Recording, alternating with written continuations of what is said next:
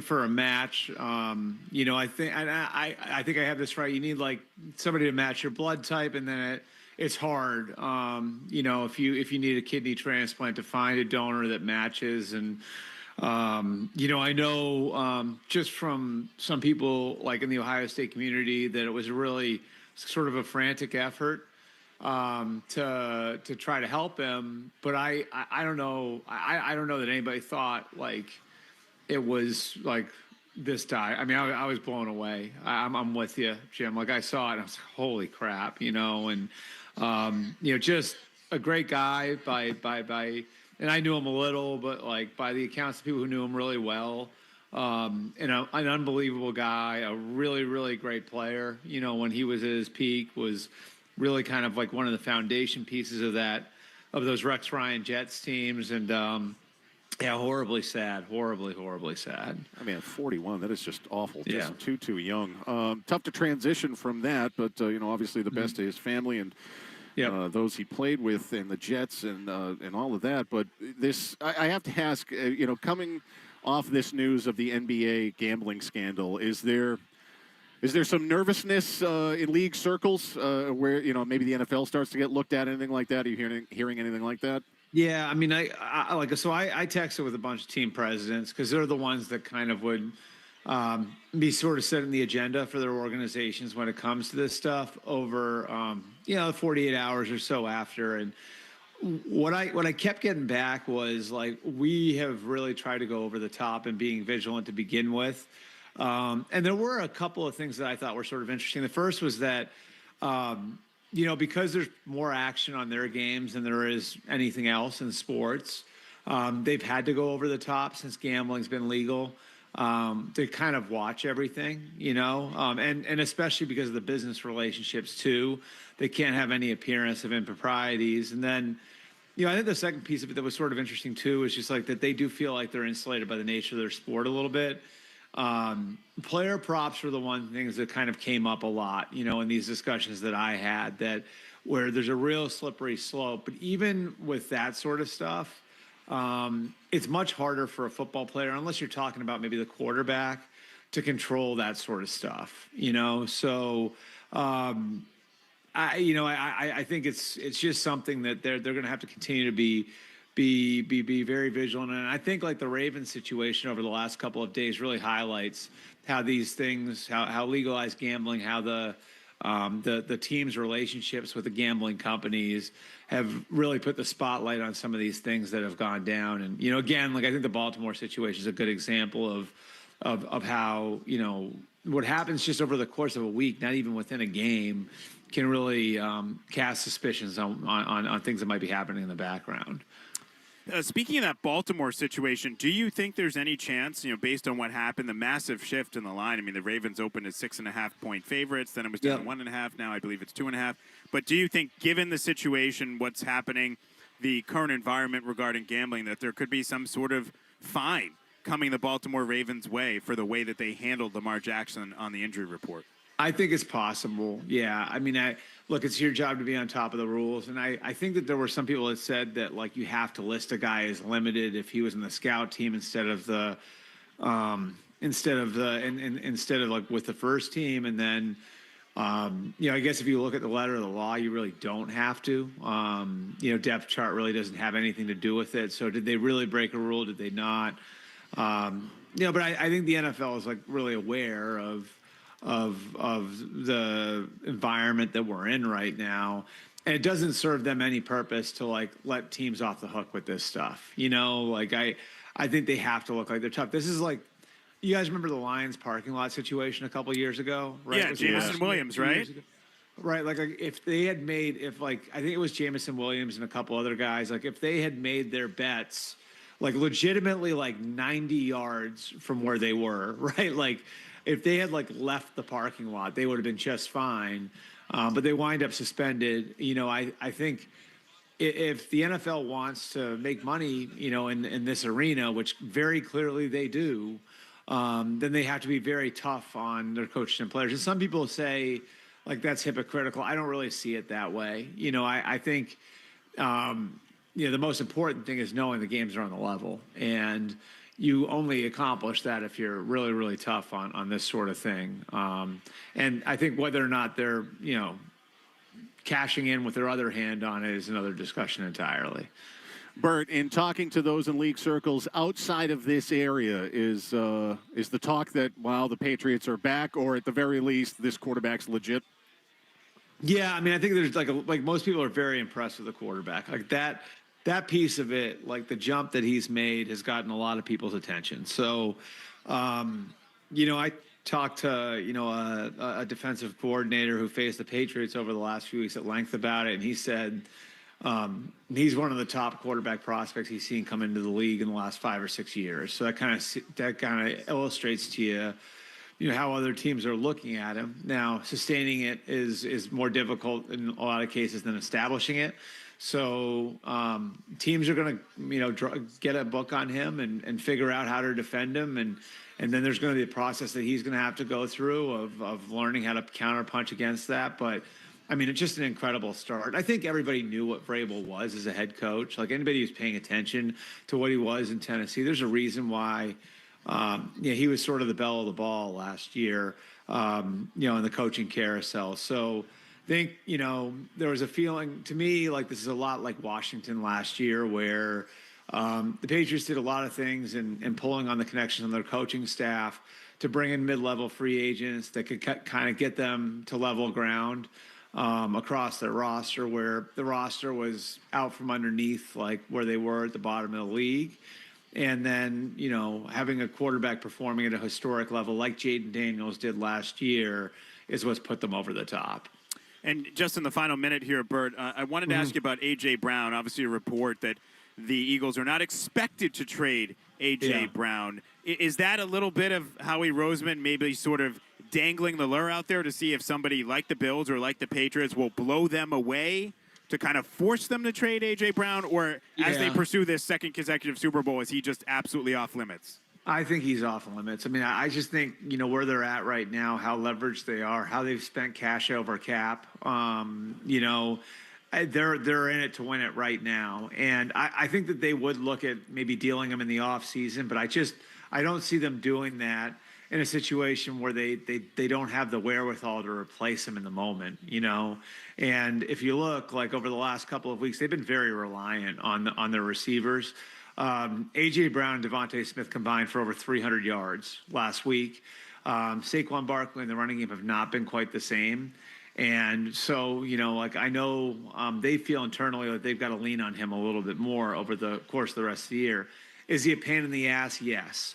Are there questions about his longevity with his knee? Yes. That's why the Titans traded him in the first place. I mean, that was something that Mike Vrabel signed off on, believe it or not, a couple of years ago. So those pieces of it, I think the Eagles confront those in the offseason when they would have the wherewithal to replace him on the roster. I just don't see them doing it in such a win-now position when they wouldn't be able to replace him in the moment.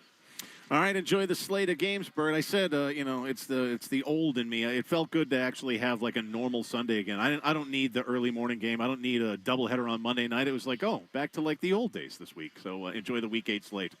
Yeah, well, trust me. When you have to pay attention and work all of those games, it's not so bad having the traditional slate. I'm okay with it too. Bert Breer, Bert, be good. Senior NFL reporter, lead content strategist for the MMQB. If you're not following it, it's at Albert Breer on Twitter X. All right, coming up, we're going to have Zoe's weekly sit-down with head coach Mike Vrabel, as we do that each and every week ahead of kickoff. That's going to be coming up next as we get closer to kickoff between the Patriots and Browns here in the Safety Insurance 98.5 Sports Hub Patriots Radio Network. Clinton Savings Bank is here to help power up your business. With our new partner services, you can process payments on any device, saving you time, and manage payroll with flexible, affordable options. Plus, with online banking, mobile deposit, ACH, and wire services, managing your business finances just got a whole lot easier. Enjoy no minimum balance requirement and no minimum deposit to open your business checking account. Visit clintonsavings.com to get started today. Member FDIC, member DIF. Hey, it's Zoe, and I'm pumped to get our football team back to their winning ways, and our coach knows it starts with being prepared and a winning playbook. And when it comes to technology, nobody prepares your company for the future better than my friends at Oakers Technologies. Because for over 100 years, the Oakers playbook has been unstoppable, and I'm talking about full IT, infrastructure rebuilds, to your everyday AV upgrades. That's what it means to be future ready. Be sure to tune in all season long to hear from our coach during his weekly and post-game press conferences powered by Oakers, proud partner of your New England Patriots. When you buy a Reed's Ferry shed, you're buying direct from the builder. Those sheds at the big home improvement store, they don't build them. They're the middleman. And to make room for the middleman markup, they have to take stuff out of the shed. Important stuff, like lumber. Buy factory direct at Reed's Ferry, and you'll own a better shed. Call Reed's Ferry Sheds this week and schedule your installation. Call 888-85-SHEDS. Need a shed? If it says Reed's Ferry, you got a good one. Kids eat free at the 99 restaurants every Sunday in October and on Halloween. Visit the 99 for lunch or dinner, and kids get a free meal from the kids menu with every adult entree purchased. You gotta love the Nines. Did you know that Aaron's, the snow thrower company, also makes Gravely lawnmowers? Do yourself a favor and get the job done right with the Gravely zero-turn mower designed to deliver professional results. Dial in your precise cutting height with the comfort of a plush high-back seat, powered with a dependable Kawasaki engine. Gravely is here for you and your lawn, just like the Aaron snow thrower is here for your driveway. Get the most mower for your money and get a Gravely zero-turn. Find your local dealer at gravely.com. No tricks during the Kia Fall Savings Event on now at McGovern Kia of Norwood on Route 1 Auto Mile. Get the eco-friendly choice, a new 2025 Kia Niro LX, leased for only $280 a month for 36 months, 10,000 miles per year with $1,010 due at signing. Plus, get up to $2,000 over your current vehicle's trade-in value. The Kia Fall Savings Event on now at McGovernKiaofNorwood.com. That's McGovernKiaofNorwood.com. Take delivery by 11/3/25. Tax, title, license, and dealer fees extra on approved credit. See dealer for details. Kia, movement that inspires. Hey, what's up? It's Zoe, and if you're looking for a world-class dental experience, you've got to go to Boston Dental. From world-class athletes to anyone who wants results that exceed expectations, Boston Dental's team of 17 expert dentists treat everyone like a VIP with a focus on aesthetics, sports dentistry, implants, Invisalign, and more. Same-day emergency appointments? Absolutely. Major insurance? They handle it. 3 Boston locations in downtown Government Center and the Seaport, and they have 2 in Dubai. This is a global brand committed to excellence. Book your appointment at bostondental.com or call them 617-706-5000. And check them on Instagram for the latest updates. October is Scary Goalie Month at Sports Etc. Now through Halloween only, take up to 30% off all goalie pads, masks, sticks, gloves, and more from top brands like CCM, Bauer, Bryans, Vaughn, and True. And with every goalie purchase, you can reach into the Sports Etc. treat bag to score a valuable surprise. The Sports Etc. Scary Goalie Sale comes to a dead stop on Halloween, October 31st. Don't miss these monstrous savings. Sports Etc. Boston's best hockey shop, 1303 Mass 7 Arlington, online at sportsetc.net. No purchase necessary. Map restrictions may apply. Dreaming about that backyard oasis? Plymouth Quarries can make your dream come true. You're going to do this once. Do it right. Get started at PlymouthQuarries.com. Plymouth Quarries. Excellence in stone since 1915. Hey, it's Mark the Beetle Bertrand. Quick verdict on Awaken 180. The program works, period. In order to discover it for yourself, they're offering free consultations through the end of the month. The reason? So you can see how scary easy Awaken 180 is and how scary fast you'll lose the weight. Fast? I dropped my first 40 pounds in just over 2 months, and now I'm over 100 pounds down. The weight's staying off, and it has for years. In your free consultation, you'll get a full body composition. Body fat, muscle, water, all the numbers you'll watch improve every week on program. For me, better sleep after just a week, down a pant size after 2 weeks. By week 3, over 20 pounds down thanks to Awaken 180 and feeling awesome. I still do. Call to reserve your free consultation. 844-346-1800. Again, 844-346-1800 or visit awaken180weightloss.com. Scary fast results with the solution for weight loss. Mice scurrying around in the basement, spiders crawling in the shower, stink bugs creeping on every window. Fall in New England means that pests move in, unless you call Burgess Pest, my go-to for pest control. Local, fast, almost 100 years of proven results. BurgessPest.com. Built for New England, built to stop pests. The Celtics play on the Sports Hub. All right, welcome back to Patriots Preview, driven by the rugged Honda Ridgeline. It's Jim Murray and Chris Gasper. We're coming to you from Splitsville at Patriot Place, right outside Gillette Stadium, as we get closer to kickoff. It is Week 8 matchup for your New England Patriots as they take on the visiting Cleveland Browns. And it's time for Zoe's weekly sit-down with head coach Mike Vrabel. It's Breaking Bread with Coach Vrabel, brought to you by Big Y, your family market. Take it away, Zoe. All right, thanks a lot, Big Jim. Joined now by Patriots head coach Mike Vrabel. And Coach, we call this a home game. Good to be home. Yeah, finally. I figured we had to remind the guys how to get to the hotel. And I think it'll be great. We're excited. It's going to be a hell of a day for football. A lot of success on the road for you, especially these last 3 games. What's the one thing that stands out for you, maybe not turning the football over? I would say that that's a great place to start.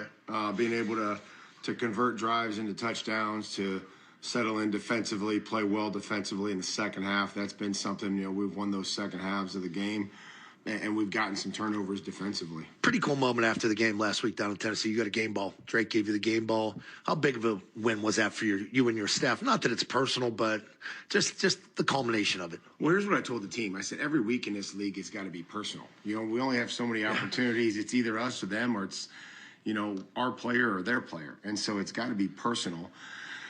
And so I appreciate the efforts of the players. I appreciate what they've been able to try to do and understand what it is that we're trying to get done and how we want to prepare and ultimately how we want to play. So I appreciate that, and we're on to another huge challenge this week. Defensively, Zach Kirk talked all week about starting fast. How do you approach that in practice? What can you do to emphasize that? Well, I think one thing that's interesting that I did last year in Cleveland is, I would say a defensive background. I worked offensively. I helped offensively. And so we had got Ben McAdoo, Slickback Mac, is working defensively with us. And he's been an offensive guy, but he does a great job helping the defense and assisting them pre-advanced and all what he sees and the vision of the other team's offense and adjustments and things like that throughout the week. And so, we had him put a script together, didn't tell the coaches so they can't walk through it. Yeah. They can't put this defense with that offense or that card. And so we've been trying to do that and work the script. So he said he was in his bag this week trying to get us prepared. All right, he's got a good collection of Hawaiian shirts. I see him all the time on the planes with him. Your quarterback's playing well, efficient football. Are you enjoying seeing that progress? A lot of work. Well, I love seeing our quarterback play well. I love seeing Drake play well. I think, that's what this league is about efficient quarterback play and being accurate, putting the ball in spots where guys can do something with it after the catch, or putting it, or where only the receiver can catch it and keeping it out of harm's way. Today will be a huge challenge. This sticky secondary, great pass rush, and this will be the fastest defense we play. Josh Dobbs gets in. Drake had to step out for a little bit. Dobbs did a heck of a job dodging the defender, stepped up, made a hell of a throw. Little hitch slide, 2 hands on the ball. I hope it brought a tear to your eye up there watching third down conversion. And, that's just being ready to go. And got a couple throws in, take a couple snaps, and, it happens pretty quickly. So you have to be ready to go. And Josh was certainly ready to go last week with coming in there in a huge spot. Deep shot, I thought Drake overthrew Booty by about 10 yards, ends up getting to the ball, catches it on the fingertips. He's really coming on for you guys with big plays. Well, playing with confidence. Yeah. And, I think as that continues to grow, he has got really strong hands. He does a nice job with his body control. And, we watched his highlight tape on Friday. He's going to be a game captain for us today. And nice. So, we watched his high school highlights. And, he was rolling. And I said, where'd that speed go? And he said, well, it hadn't been the same since I hurt my ankle. And so he's got it in him. And I think what he's done is really been able to play physical and use his body as such an advantage for him. And then when he can run by somebody, he runs by him. And, he's done that. And the contested catches have really been there. Bubba Ventrone, you and him go way back. How cool is it seeing another friend of yours coaching and doing a good job? Well, always loved the time with Bubba. He was, like I said this week, he was a Tasmanian devil, man. He was tough to block and played hard, ran fast, and hit hard. And so proud of him and have enjoyed, our relationship over a lot of years, and proud to see him coaching and doing a great job. Run defense has been really good for you. They're coming on. What challenge do you face today with the type of backs that they have, especially Judkins? They're going to commit to running it, and I think they're going to do it, with some big people. They'll come in there with some XL. You'll have some guys reporting, you could see some wildcat today. There's a lot of different things that we'll have to see. Big, veteran, physical offensive line, especially inside. Those three have played together for a lot of years. Teller and Posick and Vitonio. Cam Robinson stepped in there, has played really good left tackle, and I expect Jack Conklin back. So this is a veteran group, started a bunch of football games in this league, and it'll be a great challenge. You had 2 elevations, Richie Grant at safety. How can he help you there? You guys are getting a little bit thin back there. Well, I just a depth player that's played in this league, and he'll help us on special teams and see if we need him, defensively. But he's played in this league, and so that's one of those players we talk about on the practice squad where if you can get some of those guys that can just step in and learn your system quickly and learn what you do quickly, and then there's another group of players that you're trying to develop. So, Richie came in here quickly and understood what we were trying to do. Myles Garrett, unicorn-type defender, right? Usually on your left side. They'll move him in the middle too, correct? Yeah, he'll show up a lot of places. I mean, obviously that's game plan specific. We'll have to be ready for wherever he may be. We talked about starting fast, and part of starting fast is hopefully giving our crowd something to be excited about defensively and offensively. Gonna introduce go with the individual introductions today. Something that I think that the players will appreciate. I think that our fans will appreciate. We haven't been home in a while. We want to thank them for the send-off that they gave us last time we left here, and hopefully we can pick up where we left off. I think that's awesome. It hasn't been done in a while, and I think the players will appreciate that. Well, I hope so. And again, most importantly is how we play, but I'm excited for them to watch them play today. All right, stay healthy. Go beat the Browns. Thanks. All right, throw it back to Big Jim. Music of the game is brought to you by Live Nation. Iron Maiden returns. Run for your lives. World Tour 2026 at TD Garden, September 9th, with special guests Megadeth. Get tickets Friday at livenation.com. Coming up, Chris and I will be down on the field at Gillette Stadium, and we'll talk to Zoe as he sets the scene as we're getting closer to kickoff between the Patriots and the Cleveland Browns. That is coming up next here in the Safety Insurance 98.5 of Sports of Patriots Radio Network. Chevy trucks have you covered when the road takes you from smooth sailing to Chevy Colorado will eat up some of the toughest terrains with 5 available drive modes. And Silverado and Silverado HD have the muscle to take you out for some serious with multiple engine options and impressive towing. While Silverado EV is the perfect combo of performance and capability. Nice. Making it a snap to hitch up this electric truck and hit the road. Wherever the road leads, Chevy trucks are right there with you. Visit your New England Chevy dealers. Hurry into DQ for their sauced and tossed chicken strip baskets, layered with flavor from top to bottom and everywhere in between. Try them today. Now available in new sweet chili or honey barbecue. Only at DQ. Happy tastes good. So I'm running late for a hugely important meeting. Of course, traffic is bad. And then I got rear-ended. The timing was inconvenient. But I have to say, Safety Insurance made the claims process unbelievably convenient. I simply uploaded pics of my car. The claims adjuster sent me back an estimate. I even got the money to cover the repair digitally. Ask an independent agent about Safety Insurance. We'll help you manage life's storms conveniently. Webster Bank was founded in 1935. Banking's changed since then, and so have we. We've grown into one of the largest banks with comprehensive financial solutions that meet the needs of modern life. But in 90 years, one thing hasn't changed. We're committed to doing what's right for our clients, our colleagues, and the communities we serve. Today, tomorrow, and for the next 90 years. A legacy of purpose with a future of possibilities. Learn more at websterbank.com. Webster Bank N.A. member FDIC, equal housing lender. Hey, it's Sean Flaherty, managing partner of Catcher's Law Group. Every Sunday, the Patriots fight for New England on the field. And every day, Catcher's Law fights for New Englanders off the field. For over 40 years, we've been more than attorneys. We've been neighbors, parents, fans, and friends. We've fought for hardworking families, injured workers, and people who simply need someone in their corner. That's why the Patriots named us their official law firm. Because when it comes to standing up for our community, Catcher's Law shows up every day.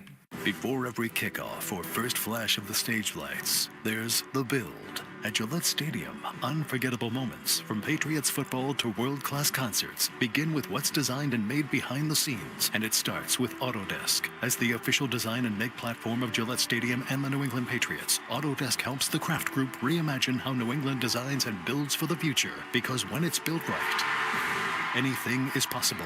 Autodesk. Make anything. Proud partner of the New England Patriots. Score a touchdown with all your fans. Get ready for the game with a trip to Shaw's or Star Market. Tackle your hungry team with Shaw's and Star Market party platters. Pick up sandwich platters, wing platters, shrimp platters, veggie and cookie platters that'll leave your fans cheering for more. Order ahead in-store, by phone, or online at shaws.com or starmarket.com. Shaw's and Star Market party platters are made fresh, so you always win. Shaw's and Star Market, perfecting the art of fresh. When you're on the go, count on Mass General Brigham Health Plan with 24/7 support, helpful digital tools, and world-class providers. We offer coverage for individuals, families, employers, and retirees, all connected to one of the world's leading healthcare systems. Whether you're playing pickleball in Boston Seaport or hiking with your dog up Mount Wachusett, you can be free to live in your moment. Learn more at massgeneralbrighamhealthplan.org. Now's the time for a great deal on a new Honda. It's time to take an adventure with rugged capability and commanding style. Check out the Honda Ridgeline, Pilot, Passport, or CRV. For a limited time, well-qualified buyers can get a 4.49% APR on a 2025 Pilot or a 3.99% APR on a 2026 Ridgeline, 2026 Passport, or 2026 CRV. See dealer for financing details. Apex Entertainment in Marlboro is 100,000 square feet of pure fun. This is New England kicker Andy Borgalis, and this season, with every field goal I kick, Apex will be donating $100 to support autism education and research at the New England Center for Children. Check out Apex on social media or go to apexentertainment.com. The Pats play on the Sports Hub. All right, welcome back to Patriots Preview, driven by the rugged Honda Ridgeline. It's Jim Murray and Chris Gasper. We are coming to you now from down on the field here at Gillette Stadium as we get closer to kickoff between your New England Patriots, winners of 4 straight, as they take on the visiting Cleveland Browns. And it's time to design today's game plan. Set the scene with Zoe, presented by Autodesk. From skyscrapers to stadiums, design and build anything with Autodesk, the official design and make platform of the New England Patriots. Good afternoon, Zoe. Pop quiz for you. You ready? When's the last time the Patriots lost to the Cleveland Browns? Patriots lost to Cleveland Browns. Oh, that'd have to be. That would have to be. Is that when Gronk's knee got taken out? No, they ended up winning that game 27-26. That was the who was the quarterback of the Browns that night? Looks like Lando Calrissian. Oh God, Jason Campbell. Jason Campbell. Thank you. Campbell. Yes, they win that game. That's the T.J. Ward injures Gronk game, 2013. No, Josh Gordon had a couple big catches, right? Yes, last time they lost to them was the hey, we need to go hurry up and figure out this Logan Mankins thing. 2010, the Peyton Hillis game, as I recall. So my point being is, this is a team they don't lose to and shouldn't today, correct? No, but they got a beautiful uniform. That all white with the orange. Man, does it pop from up here? Gorgeous on a 1 o'clock Sunday afternoon in the sun. They win the uniform battle today. They're not going to win the game, but I do think it's going to be a struggle today. Just by reading the team, Mike Vrabel in my pregame said they got some sticky hands in that secondary. Number 95, he's a bitch to deal with up front. They're going to have to find out where he is at every snap. Josh McDaniels going to have to get the tight ends in the game, chip him. You can't leave him one-on-one. Can't let him be disruptive. I think Mike really, really likes their defense, and he knows his football team. Like, I'm watching him over here, and he's at the 50, pretty much shaking hands, hugging every damn member here. And I know he had a long, long talk with Stefanski underneath in one of the back hallways, ran into him there. So a lot of appreciation for, I think, his time in Cleveland, but it's also institutional knowledge. It should help him today. What do you see from Drake May in terms of this final piece here, which is protecting himself a little bit on some of these scrambles? Josh McDaniels talked about it this week. It was a little scary last week in Tennessee. They obviously need him to run, Zoe, but you've been a quarterback back there when you have to make that decision. Do you run or do you not run? And then when you're running, when the ride is over. Hard to answer that for me, Chris, because I really couldn't run, So it's like I was running to get the hell out of the way so I didn't get killed, not to pick up yards. Just to evade a defender. It's a clock, man. I mean, you've got to have that clock in your head. It's 1,001, 1,002, go. It's once you get to 3, it's anybody's game at that point. You're getting 1,003, man. God bless you. Cross yourself and hope you survive. I think they want to go up tempo today.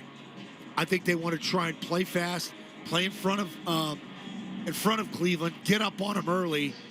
And the theme this week has been start fast, especially on defense. Now, I don't know how you do that and how you coach that during the week. I think you can do it with some blitzes or some coverages. Get the hell out of the effing zone. Let's play some man-to-man. Let's go after people. I got Dylan Gabriel. He's short, too. I'm watching. That's what I wanted to ask you, too. What was your impression of Dylan Gabriel in warm-ups? Because he's been the worst quarterback in the league so far in passes that are more than 10 yards down the field. It's like putting an 8 on Jim Louth down there and having him drop back in the pocket. It's just, it's not going to work. I know he's a 3rd rounder. Shador's a 5th. He can't even get on the damn field. He's on IR. They had to bring Bailey Zappi in. Kenny Pickett's there. They traded Joe Flacco away. Gave him to Cleveland for nothing, and he's lighting it up there. It's just it's a tough organization. It is. If they come in here and beat you, after what you've done these last 4 games, 4 straight, 3 on the road, we haven't had a home game. It feels like we've been away forever. These people are ready to go. They're out partying early, drinking. You're going to get hammered here. Should be loud today. And they're going to have individual introductions here, one by one, the players. They haven't done that in 25 years. You talk about that defense. I want to go back to this Cleveland defense for a sec because Myles Garrett just jogged by us. And there's been a few times in my life being able to do this, lucky enough to do this for a gig, being around NFL players. There's like a handful that I look at in a dude like that, and I'm like, you're not even the same species as me. No. Julio Jones was another. But so. They call him Avatar. Like, he's an avatar. Yeah. But him in this Browns defense, you don't think they're not overhyped after talking to Mike Vrabel? They're legitimate. They're legit. They just have no offense. Their defense keeps them in games, but they'll wreck if you let them go. They'll wreck you. And that's something. Like Ward's a good cover corner, so you're gonna have your hands full. I'm sure he'll be on Diggs today. But yeah, Jim, it's like one of those moments you have where like I shouldn't survive. Is when you see someone like that. For me, it was basically where you were standing. And it was the Bears here, and I've told this story a million times. It was Martellus Bennett, Brandon Marshall, and Alshon Jeffrey standing right next, all 3 together. And I'm like, that's their skill set. They're all 6'5" and bigger. It's not fair. It really isn't. Do you think the Patriots coaching staff maybe put a little more emphasis on Drake May this week in terms of his run strategically, get down, slide a little bit smarter, or get out of bounds? It's a good question. I don't know. I think he's at the point where he kind of should get it, right? And I think once you start like protect the ball, you're gonna overly protect it and not play well. I don't want him to be hesitant and stiff the way he was in week 1. Week 1, he was a different guy. Since then, he's been loosey-goosey and playing fancy free. I like that version of Drake May.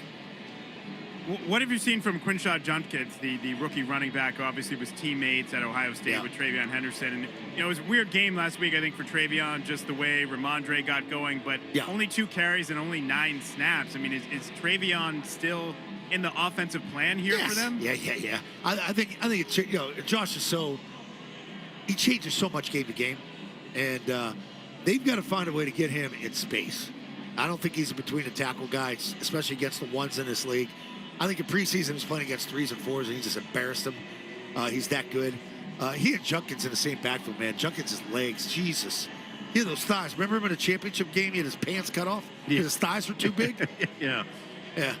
All right, so if they can get him going, great. Another guy they got to get going from this rookie class, I would think, is Kyle Williams. And for the last 4 weeks, though, Drake May obviously has a rapport with pretty much every other wide receiver except Williams. He's out there for like one play, they miss him, and it's like, get off the field. What do you think's going on there? Is the game going too fast for him? Is it a lack of a connection with Drake May? What do you see with Kyle Williams? Well, they move him in all the positions, so it's not like he's just stayed at one position and learned it. Like, they move him around. He's been in the slot. He's been outside. He's been the move guy Z. Like last week, it was zone, and he should have sat in the hole. Drake threw the ball in the hole, and an in cut, and it went right behind him, and he kept rolling in to the safety. Like, you're not reading it properly. When Drake's on, like Drake's on, and someone's like trying to have the discussion, well, was that on Kyle Williams or was that on Drake May? No, that's on Kyle Williams. I'd get him a zip code and make sure he's in the right one, because right now it ain't working. Yeah, that's a pretty good line. So when you're talking milk carton, he's on the side of a milk carton now. But That's a pretty good line when you're talking about that.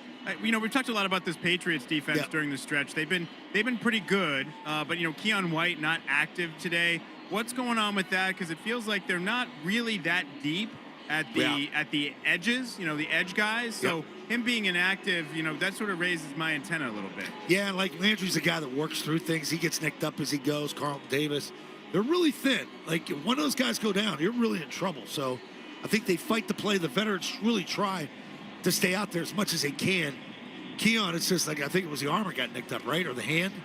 That was 2 weeks ago or so. It just, he's in and out all the time. And it's just, he can't find a way to turn a corner.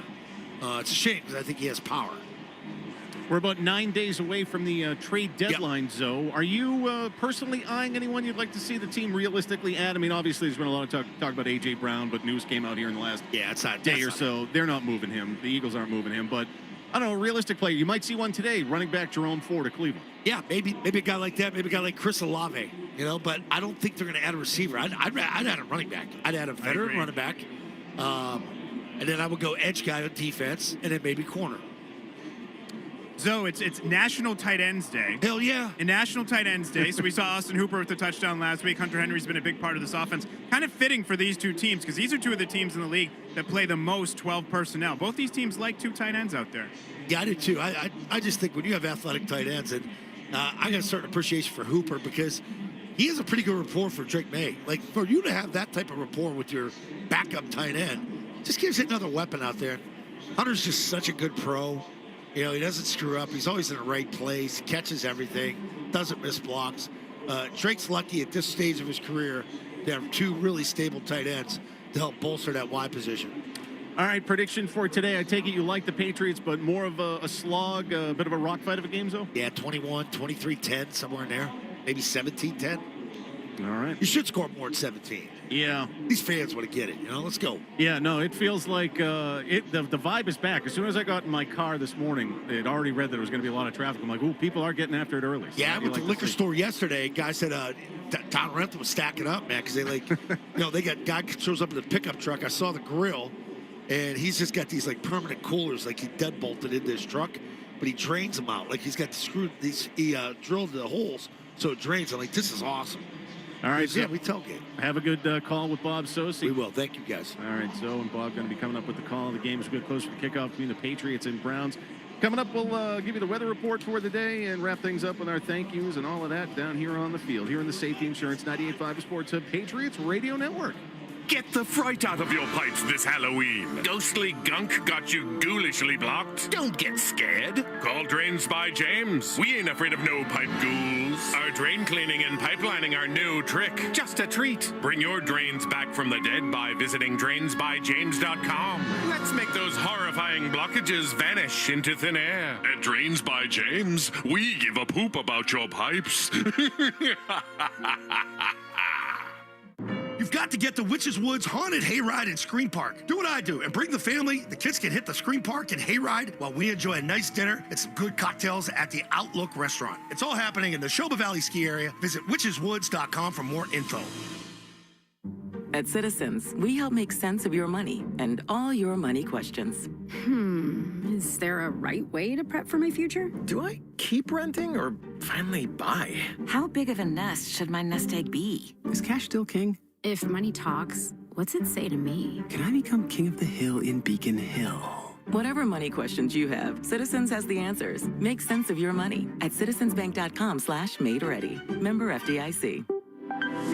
Whether I'm heading to a game, the airport, or out with friends, to get where I need to be in comfort and style, I rely on the pros at A+ Coach. Anthony and his team at A+ Coach offer world-class personal transportation services with the best fleet of luxury vehicles anywhere in Massachusetts, all at an affordable price. Next time you're heading to a game, heading to Logan like I do, or heading to Boston for a night out, leave the driving to A+ Coach. For reservations and more, visit apluscoach.com or call 781-THE-LIMO. That's apluscoach.com or 781-THE-LIMO. And to get the best rate, tell them so sent you. Colonials, Capes, and Victorians, high-rises, townhomes, and triple-deckers. No matter the kind of place you live in, it's your home. That's why at National Grid, we offer energy-saving programs and bill management solutions to help keep it more comfortable and efficient, from home energy assessments to rebates, plus guidance throughout the process. We're here for your home every step of the way. Visit ngrid.com/here4you to learn more. National Grid is a proud sponsor of Mass Save. Hey, it's Tim McCone. For over 40 years, Bellman Jewelers has been serving New England from their flagship store in Manchester, New Hampshire. And I have exciting news because Bellman's is now open in the Seaport at 268 Summer Street. I have a big decision to make, so I met with Alex Bellman, who walked me through everything, educating me about all the types of diamonds, shapes, and sizes. And I was blown away at what I learned. If you're thinking of proposing, go see Alex and his great team at Bellman's. Mention the Sports Hub to enjoy 10% off your wedding bands and engagement mountings. Visit Bellmans.com. Layer on the flavor with the DQ sauced and tossed chicken strip baskets. Now available in new sweet chili or honey barbecue. Only at DQ. Happy tastes good. The Boston Bruins, Loon Mountain, and 98.5 The Sports Hub have teamed up to offer the Skate and Ski ticket package for the 2025-26 season. Purchase a $150 ticket to a select Bees game and receive a complimentary lift ticket to Loon. Head to bostonbruins.com/skate and ski for more information and to buy your tickets today. The Revolution play on the Sports Hub.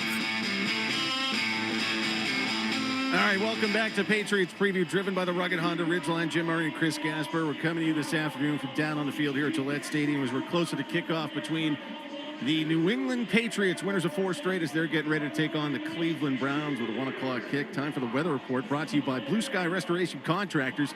If your home or business is damaged by weather or any other property disaster, Blue Sky will take care of everything from beginning to end with locations across New England. Visit GoBluSky.com, restoring your property and your life for a brighter tomorrow. A classic fall day, game temperatures upper 40s, increasing clouds, light wind, no rain, Chris. And a few stats for Patriot games with the same weather conditions, courtesy of Ken Mahan, lead meteorologist of your Boston Globe. He sent these along, wanted to pass them along to you. The Patriots 18-7 at home with similar weather conditions, cloudy skies, temps near 50, dating back to 2009. Patriots 2-1 against the Browns in similar weather conditions in either stadium since 2009. Patriots 5-0 in similar weather conditions during October at Gillette Stadium since 2009 as well. But also keep in mind, Patriots have not won back-to-back games at home in 1,300 days. So how do you think this plays out today, Chris? Yeah, I mean, I think it's the Patriots. I think they're going to win this game because I just don't think there's enough offense with the Browns. I mean, they're 30th in the league in offense, so there's not enough offense. There could be a little bit of a challenging game for the Patriots in terms of moving the ball offensively with a good Browns defense. Maybe Drake May doesn't get that 7th consecutive game with 200 passing yards and a 100 or greater passer rating to join Patrick Mahomes. Is the only one to do that under the age of 24. But at this point, what I like most from Drake May is that he's playing winning football as the quarterback. Yeah, I think today is going to look like what I kind of expected it to look like through the first 7 weeks of the season. A slog, defensive win, quarterback doing just enough to win. The quarterback not playing like at an MVP level, which has been great, but I think some of the talk will be like, well, what's this been about? Did Drake May have a good game? Doesn't matter. As long as you end up with a win, and you'll get a win today. Some thanks to send out today. Executive producer Jeremy Conley, technical producer Kevin Missouri back in Waltham. Great job as always, boys. Also, thanks to our on-field engineers Mike Perry, Tyler Knudsen, assistant program director Jim Louth for getting us on the air at Splitsville, and who is in on the top of the hour headlines. The New England Patriots pregame show has been driven by the Fun to Drive Honda HR-V. Contact your local New England Honda dealers and learn more, or shop online at newengland.hondadealers.com. Coming up next, it's the Patriots and the Browns here at Gillette Stadium for Chris Gasper. This is Jim Murray signing off. Enjoy the game, everyone. This has been Patriots Preview, driven by the Fun to Drive Honda HR-V. Contact your local New England Honda dealers to learn more, or shop online at newengland.hondadealers.com. Yeah, man, get some rhythm, dude. Get some rhythm. The Patriots are brought to you by Safety Insurance, Catches Law, Shaw's and Star Market, Oakers Technologies, your New England Honda dealers, Credit Unions, Kids at Heart, Town Fair Tire, Clinton Savings Bank, Bud Light, Witches Woods, McGovern Auto Group, and by Valvoline Instant Oil Change. Hey, listen to Cadence now. Listen in. Listen in. Also brought to you by your New England Ford dealers, Eastern Propane and Oil, Comcast Business, Massachusetts Energy Marketers Association, Drains by James, Live Nation, UMass Lowell, your Boston area Chevrolet dealers, Big Y, your family market, John Dye Credit Union, Devlin Energy, FindMassMoney.com, and by Bigelow Tea. Listen to me. More urgency. More urgency. And by Reed's Ferry Storage Sheds, Miller Lite, Peerless Boilers, Wendy's, The Peterson School, Dig Safe, Dairy Queen, Autodesk, Blue Sky Restoration Contractors, Eagle Leasing, Webster Bank, AZEC Exteriors, Heading Home, and by Apex Entertainment Center. What a beautiful day, man. The kickoff is next on the Safety Insurance 98.5 The Sports Hub, Patriots Radio Network. Now's the time for a great deal on a new Honda. It's time to drive smarter with high-tech features and excellent reliability. Check out the Honda Civic, Accord, or HR-V. For a limited time, well-qualified buyers can get a 4.99% APR on a 2026 Civic or a 3.99% APR on a 2025 Accord or 2026 HR-V. See dealer for financing details. Exclude Civic Si and Type R. Safety Insurance is committed to working with independent agents that will listen, ask smart questions, and make sure you have the coverage that truly protects you. Ask an independent agent about safety insurance. We'll help you manage life's storms. Need space in a hurry? Order your storage container at eagleleasing.com or call 1-800-GET-EAGLE and we'll have it delivered on site like that. I'm Mike Eagle, and just remember, don't get stressed, get Eagle. You see us everywhere. We're Eagle Leasing. Nobody knows New England like a true New Englander. We bang Hueys, gun through rotaries, and nurse wicked beaters through one more winter. We shovel snow in shorts and drink large iced coffees in January. And yeah, sometimes it sounds like we're speaking our own language. At McGovern Auto Group, we get it, because we live it. We know the roads and how New Englanders buy cars. With 35 locations, 25 top brands, and over 9,000 new and pre-owned vehicles in stock, we can make car buying wicked easy. Oh, and we're also the automotive partner of the New England Patriots. McGovern Auto Group, New England born and driven. Visit McGovernAuto.com today. When it comes down to finding the lowest price on Michelin winter tires, nobody beats Town Fair Tires' guaranteed lowest price. And when it comes to free services, nobody gives you more free services on your Michelin winter tires than Town Fair Tire. So why look for Michelin winter tires anywhere but Town Fair Tire, where you always get the guaranteed best deals? Nobody beats a Town Fair Tire deal. Nobody. Name brands at discount prices. Town Fair Tire. Hey, it's Brian Davis, Executive Vice President for Blue Sky Restoration Contractors. I'm so proud of all our impressive growth and would like to thank all of our clients for trusting Blue Sky to get you back on your feet after property disaster. Visit goblusky.com. Blue Sky Restoration, restoring your property and your life for a brighter tomorrow. Everyone has a fave Wendy's Frosty flavor, but try picking your fave from all new Frosty Swirls and Frosty Fusions. Not so easy now, huh? For a fresh way to Frosty, gotta be Wendy's. Open till midnight or later. At participating U.S. Wendy's, hours may vary by location. Live only happens once. For concert tickets, tour information, and all things live music, visit livenation.com. Here's Will Campbell, football player and Ford truck owner. There's only one truck that can keep up with my game, the Ford F-150. From heavy lifts, long hauls, and hard plays, the F-150 never hesitates. So I didn't either. When it came to choosing my New England ready ride, I chose the F-150, no hesitation. Visit your New England Ford dealers. Ford trucks, built Ford tough. This is Boston's home for sports. Shotgun snap to May. Throws it back corner for Hooper. Reaches up and makes the catch. What an outstanding play by Austin Hooper. He loads up. He throws a long ball. Open man Booty. And he reaches out. He snaps it. He tumbles into the end zone. Touchdown, Patriots. What a throw. What a throw. Last week at Tennessee, wielding the hot hand of quarterback Drake May, the Patriots won their fourth straight. This week, they and he seek their fifth in a row against one of the NFL's top defenses and best players, Cleveland's Myles Garrett. Yeah, they're really good. They got one of the best players in football. Great tough challenge. Another game at home, so it's going to be good getting back at home, but we got a tough challenge. Meanwhile, as the Browns seek an upset after last Sunday's rout of Miami in a breakout game for rookie running back Quinshon Judkins, Milton Williams, leader of New England's run-stopping front, looks to lay down the gauntlet. Do the same thing we've been doing all season. I tell the guys every week, we win or lose, it depends on what we do up front on the defensive line. We had that much control over the game, being able to penetrate, cause havoc. Coming up from Foxboro, it's the Patriots and the Cleveland Browns. This is Patriots football. Set to go, snap ball down, kick up, kick is on the way, and it is good! It's good! It's good! And the Patriots are Super Bowl champions! The Patriots are brought to you by Safety Insurance, Catches Law, Shaw's and Star Market, Oakers Technologies, your New England Honda dealers, Credit Union's Kids at Heart, Town Fair Tire, Clinton Savings Bank, Bud Light, Witches Woods, McGovern Auto Group, and by Valvoline Instant Oil Change. Throws a quick throw. Intercepted by Malcolm Butler with 20 seconds to go in Super Bowl 49. Also brought to you by your New England Ford dealers, Eastern Propane and Oil, Comcast Business, Massachusetts Energy Marketers Association, Drains by James, Live Nation, UMass Lowell, your Boston area Chevrolet dealers, Devlin Energy, Hub International New England, Leaguewide, your family market, John Dark Credit Union, FindMassMoney.gov, and by Bigelow Tea. Driving forward. It's diving to the goal line. It's still a touchdown.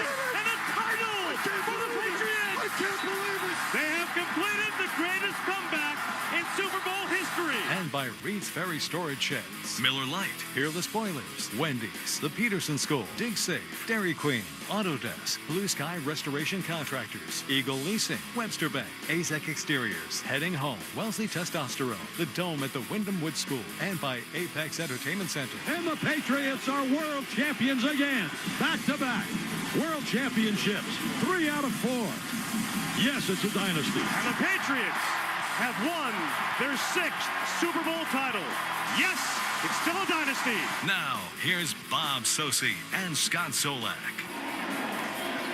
And hello again, everyone. A very pleasant good afternoon, and welcome to Foxboro's Gillette Stadium for a Week 8 encounter of the 5-2 New England Patriots and the 2-5 Cleveland Browns. Bob Sosi along with Scott Solak. And as always, it is great to have you with us. And so, as always, but I think never more so, it's been great to come back home for this game after 3 straight weeks on the road. But what a road swing it's been for the Patriots. When they left Gillette after beating Carolina convincingly in Week 4, they had to go to Buffalo Sunday night prime time. Yep. 500 team opportunity ahead of them. They took advantage of it. Now they come home, hottest team in the NFL, the hottest quarterback in the NFL, taking on a team that's iconic but has gone through so many hard times over the last 2 decades in the Cleveland Browns. Be careful. Be careful here today. They got a great defense. Oh, it's not great. Like, the Ravens defense was great when they went to the Super Bowl with Ed Reed. Okay? So this is a very, very good defense with Myles Garrett and Denzel Ward. Like, those guys can cover in the back end. They can create problems for you. That's why I say be careful. Because you keep a team like that hanging around, all of a sudden, you being back home, the fans are jacked. They're ready for you. Like, I didn't mind being on the road because we took care of business on the road. So it wasn't that bad. Like, we've been on road trips, 3 straight losses. So we don't want that anymore. But this is a good football team now. You're 5-2. You put yourself in a position. But all you have to do is just go win 500, play 500 the rest of the way out. And you're at 10-17, which is crazy to think about starting this year.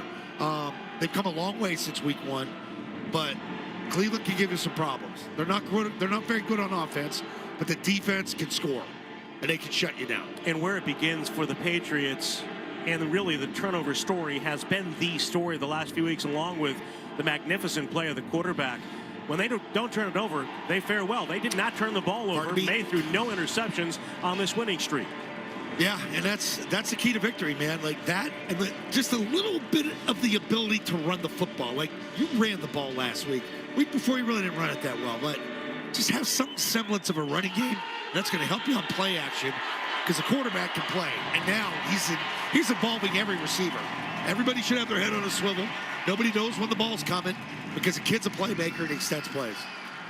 The Browns came charging out as a team. The Patriots are collecting as they run through the corridor of cheerleaders, flanking them on both sides, coming out of the locker room to our left across the way. Mike Vrabel talked about the importance of getting some juice at the outset. They've been prone to slow starts defensively overall. They haven't had good starts, and in fact, for far too long, they haven't had good outcomes here at Gillette Stadium. They're trying to set a different tone today, right from the player introductions. And here we go. Morgan Moses first one out, and I guarantee the last guy will be Drake May, and that's going to get this place jumping. Because this kid went on the road, carried this football team, elevates others around him. So they're just trying to create a different atmosphere here. I do like this. I always used to love the individual introductions because I think, hey, you get a big start. You know, you play your whole life for it. You worked your tail off. It's pretty cool. I'll never forget, like, okay, I didn't play that much. I got introduced down in Jacksonville for a playoff game. And it's kind of a cool moment for me. Like, even though we didn't win, but you don't forget that. You don't forget that stuff as players. You get to appear in a playoff game, let alone to be introduced as a starting quarterback in a playoff game. Hey, by default, but okay, it's all right. I'll take it. It wasn't default. You earned the team's right to be there. Oh, I got our ass in that year. That's right. Right? All right. You set me up beautifully. Yeah, I'm sorry. Your ego. I'm trying to be humble here. Trying to be humble here. I beat San Francisco. Yep, me. Hey, a couple of years ago, the Browns started 5 different quarterbacks and made the playoffs with Joe Flacco. This season, they went into training camp with about a half dozen quarterbacks. They wound up with Flacco starting the season. Now he's a Cincinnati Bengal. They've gone to Dylan Gabriel. You mentioned the offense has been struggling. They found a formula last week in poor weather against a poor defensive team, Miami. They ran the ball with Quinshon Judkins. The old backfield mate of Travion Henderson at Ohio State. 3-touchdown game for him. You want to think that Kevin Stefanski, you have to think that he's going to want to keep the ball primarily on the ground today and not expose Gabriel, a short quarterback, to the Patriots defense. And here you go. He gets the big Drake May announcement. Gets the crowd going. Fans are starting to fill in now. You can see the whole concourse is full. People making their way to their seats now. Gorgeous day for football. Absolutely gorgeous day for football. And you have really the 2 youngest teams in the NFL. Nobody's played more rookies this season thus far through the first 7 games than the Cleveland Browns and the New England Patriots. Coming up from Gillette, we've got the starting lineups and the kickoff on the Safety Insurance 98.5, the Sports Hub Patriots Radio Network. Hi, I'm offensive lineman Caden Wallace. When I got drafted, I worked hard to find my place, learning the playbook, building trust, and finding a home in New England. But not everyone has that chance. That's why I'm proud to partner with Heading Home. Heading Home is working to end homelessness in Massachusetts by helping families find stability and a future. Because a real win is when everyone has a place to call home. Learn more at headinghomeinc.org. That's headinghomeinc.org. Head to the bar at the 99 restaurant this Sunday for game day. Score a 6-pack of bone-in wings for just $5.99 and full-size apps for $6.99. And you've got a chance to win prizes weekly. You gotta love the nines. John Sewer's Boston's home team when it comes to defending against clogged drains. With locations in Woburn and Norwood and a fleet of over 100 trucks on the road, means that they get to you fast, offering same-day service and 24-hour emergency service. John Sewer and Drain Cleaning, celebrating 50 years servicing the area's most complex drain problems. John Sewer and Drain Cleaning is the play to call for all of your drain issues. Go to johnsewer.com. That's johnsewer.com. John Sewer, we get the job done. When you own your own business, you own every decision.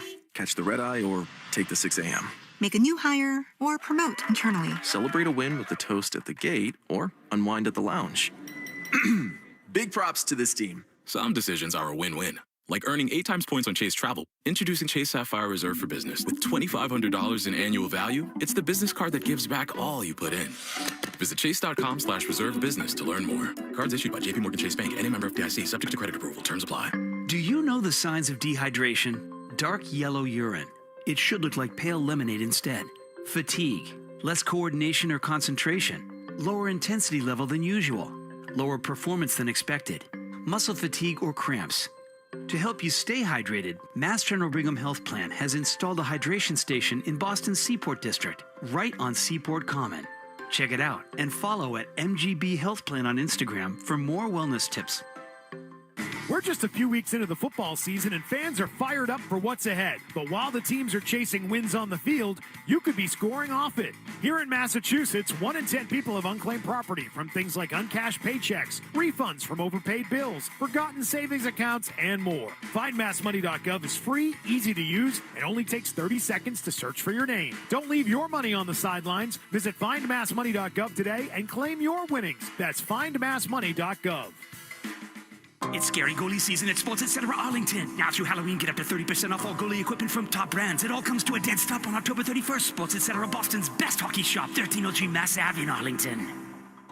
When life throws you a curveball, trust Catches Law, New England's hometown law firm. With over 4 decades of success and a local team that truly cares, let Catches Law fight for you. Remember, there's no fee unless you win. Visit catcheslaw.com to schedule your free consultation today. The game is on the Sports Hub. Try to celebrate the success that we've had, but then clearly move on and focus on the next challenge, and we'll have to do that this week.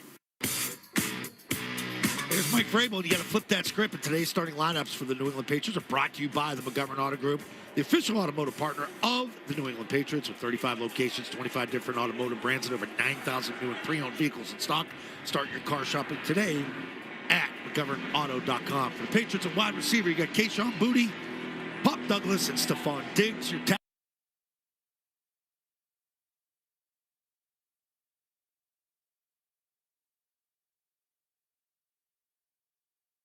Hi, this is Andrew Peak.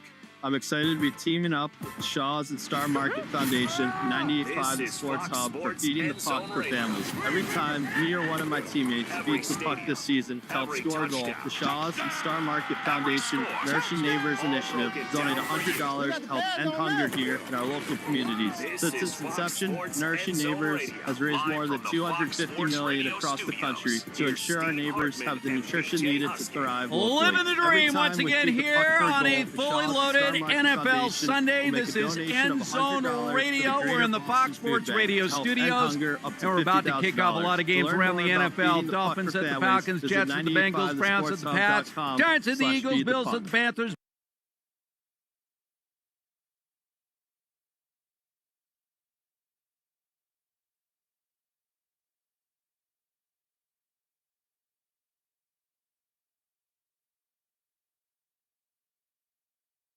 Miller Time started in 1975, and the clock's still ticking. A light beer that tastes like a beer. Now that's legendary. Here's to another 50 years of Miller Time. Still waiting for a real identity to this NFL season. I can't really put a finger on it, where we are right now, which teams to take seriously.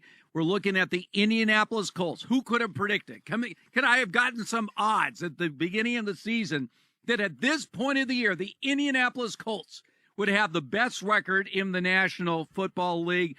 No way, no how. Everyone, well, actually, Monty Bolaños actually predicted this. I was about to say, you got to give Monty her props. She was the only one I heard. She was the only one. She was a believer in Daniel Jones, who leads this league at QBR. But, I mean, it's, every single year we say this, VJ, you're going to have 4 or 5 teams that are going to far exceed expectations. Right. You're going to have 4 or 5 teams, like your Dolphins, that fall way short of expectations. It happens every single week in the NFL. Look at the Chargers. As bad as they were against the Colts, they blow the doors off the Vikings just a few days later. So this is where we are right now, 2025 in the National Football League. Yeah, man, this is awesome. And this is, I have a theme. Last week, remember, my theme was defenses, right? Because the beginning of the year, offenses are ahead, defenses got to catch up. But I always feel like between weeks 7 to 10, we're going to find out who everybody's made of. That's why I don't like early season proclamations and, oh, they're done and they're this. No. By this time, though, we're going to see what's good. Eagles are a team I got my eyes on. Of course, my Dolphins. I'm still interested in what the Niners are. I know we know what the Colts were, and they showed that last Sunday. That was a woodshed, boots-to-ass whooping that they put on the Chargers that I love, and Harbaugh and all of that. You guys know how I feel about Herbert and a bunch of guys on the team that I personally know. That's kind of like my little baby, my little crush squad. But the Colts came out here, which I picked last week on the show.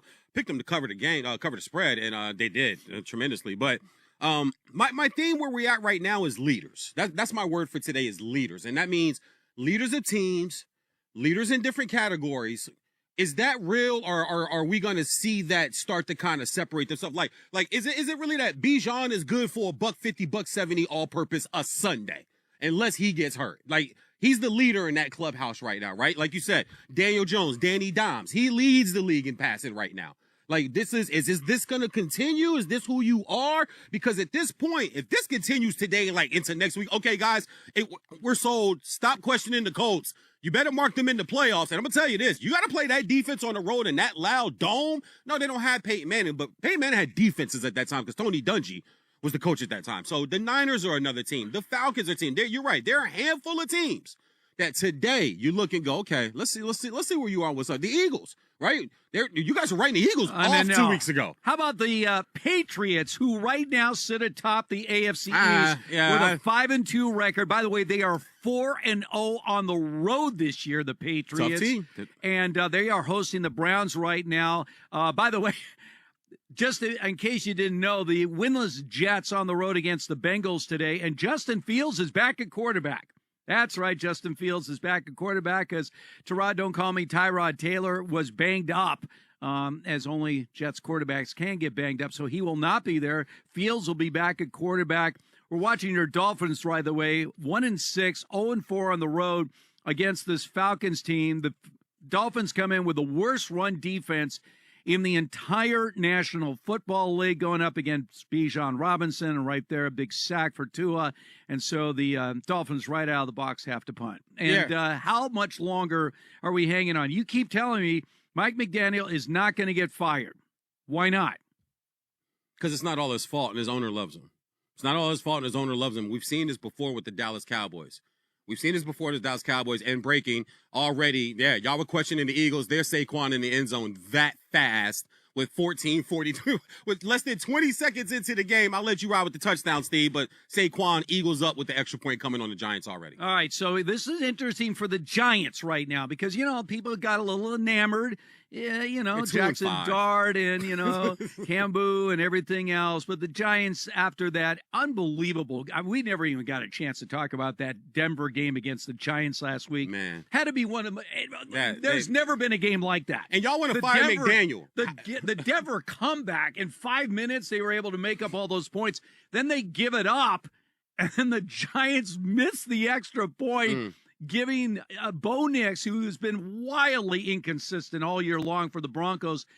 But in moments like that, he made a couple of big pass plays to get in for the game-winning field goal, so the Broncos survived that game. But this is the game where, by the way, that was one carry, 65-yard touchdown from Saquon Barkley. He looks fine. Who has had really no success in terms of big plays all season long.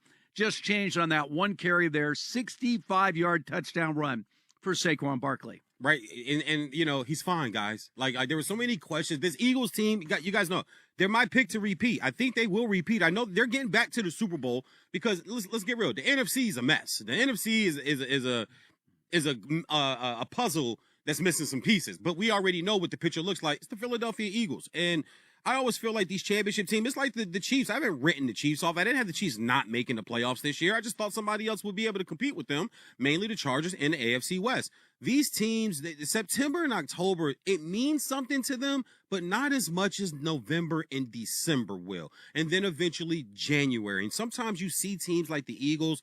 I don't want to use the word coast because sometimes players and other analysts could take that as an offense. But, you're on cruise control.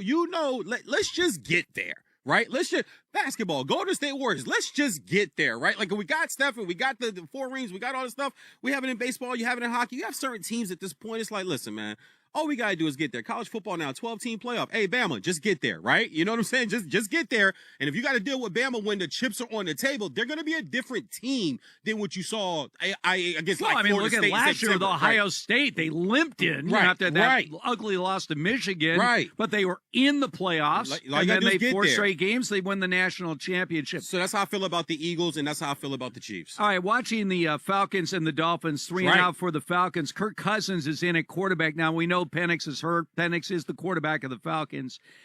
Any interest from the Vikings as far as Kirk Cousins is concerned? Because right now, look, he was there. Good, he's the former Viking. Kirk Cousins had a lot of good years with the Vikings. But after the Carson Wentz debacle the other night, and everyone's like, what's going on with J.J. McCarthy? Why isn't he out on the field? If he's suited up for the game, why is he not? They had him third emergency. They had him. He has to get cleared by the doctors even to be a third emergency quarterback. So he's been cleared, and yet he's a third emergency quarterback. What is going on with the quarterback position? Kevin O'Connell is watching a season just absolutely unraveling on him right now. A team that won 14 games. They've already lost more games this year than they did all of last year in the regular season.